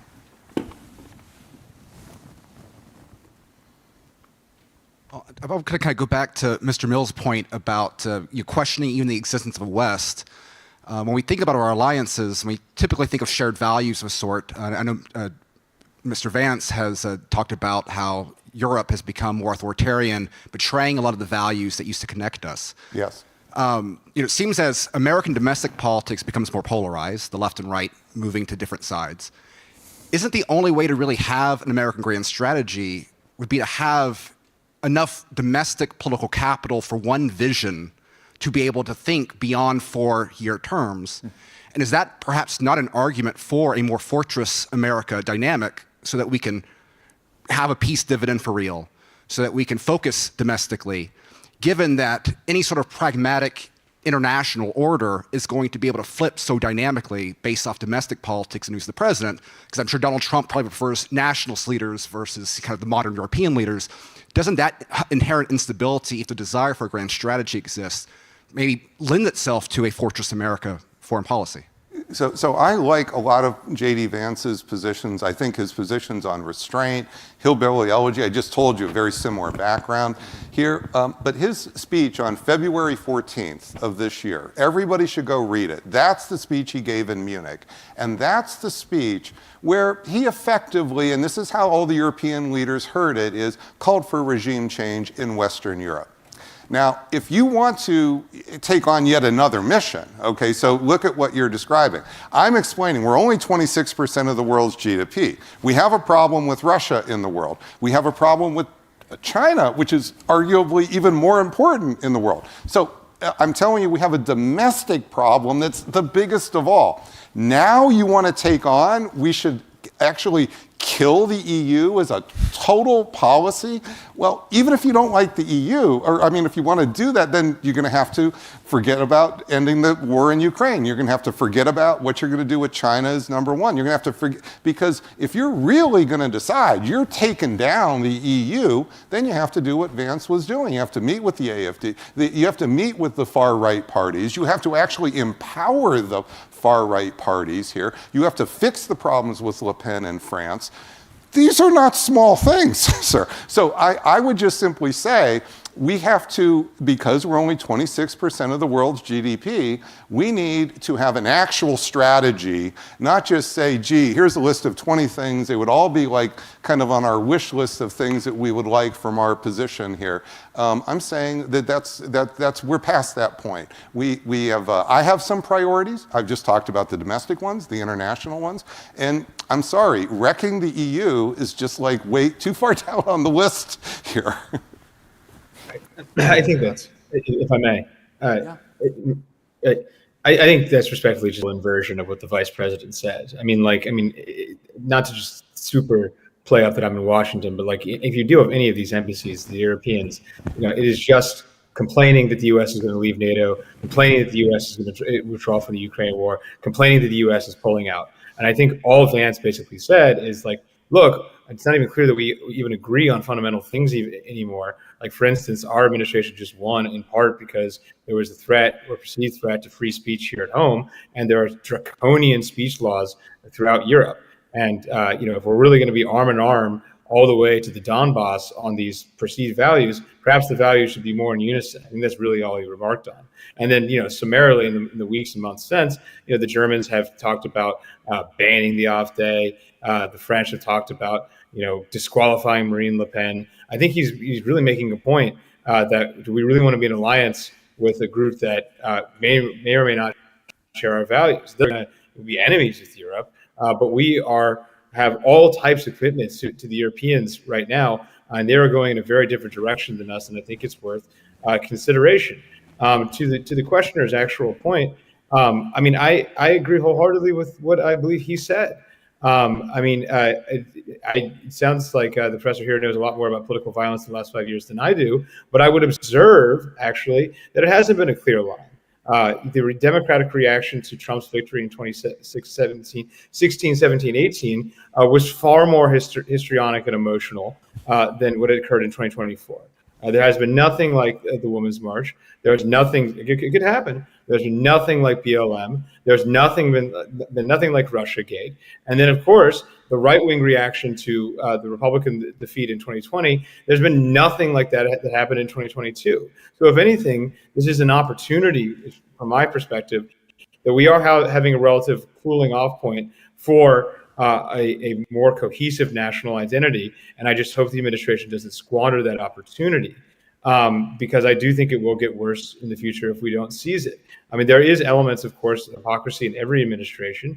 The free speech mantra of the administration could be easily threatened by trying to enforce, quote, alleged anti-Semitism laws on campuses that I think are basically grounded in interest group lobbying that makes the Republicans look like utter hypocrites. And I think they should be very careful with that. But yeah, I think it's very clear that we are at a sort of jumping off point, and if Trump is a success, we could see two candidates that look very much in the mold. I think the Democratic politics is actually pretty malleable. Trump in 2016 was an outlier in terms of hawkishness on China, and was an outlier in terms of the need for U.S. industrial policy. And by 2020, the Democrats and Biden had copied him. I agree. I thank you for those comments, sir, and I thank the three of you for coming on this panel. This is it. I want to thank you all for coming. And And Henry, you did a fantastic job. Give it up for Henry. Give it up for Henry. Great. Thanks everyone for coming. Good job. Chris, thanks Hey, that for was us fun. together. That was fun. Yeah. Henry did a terrific job.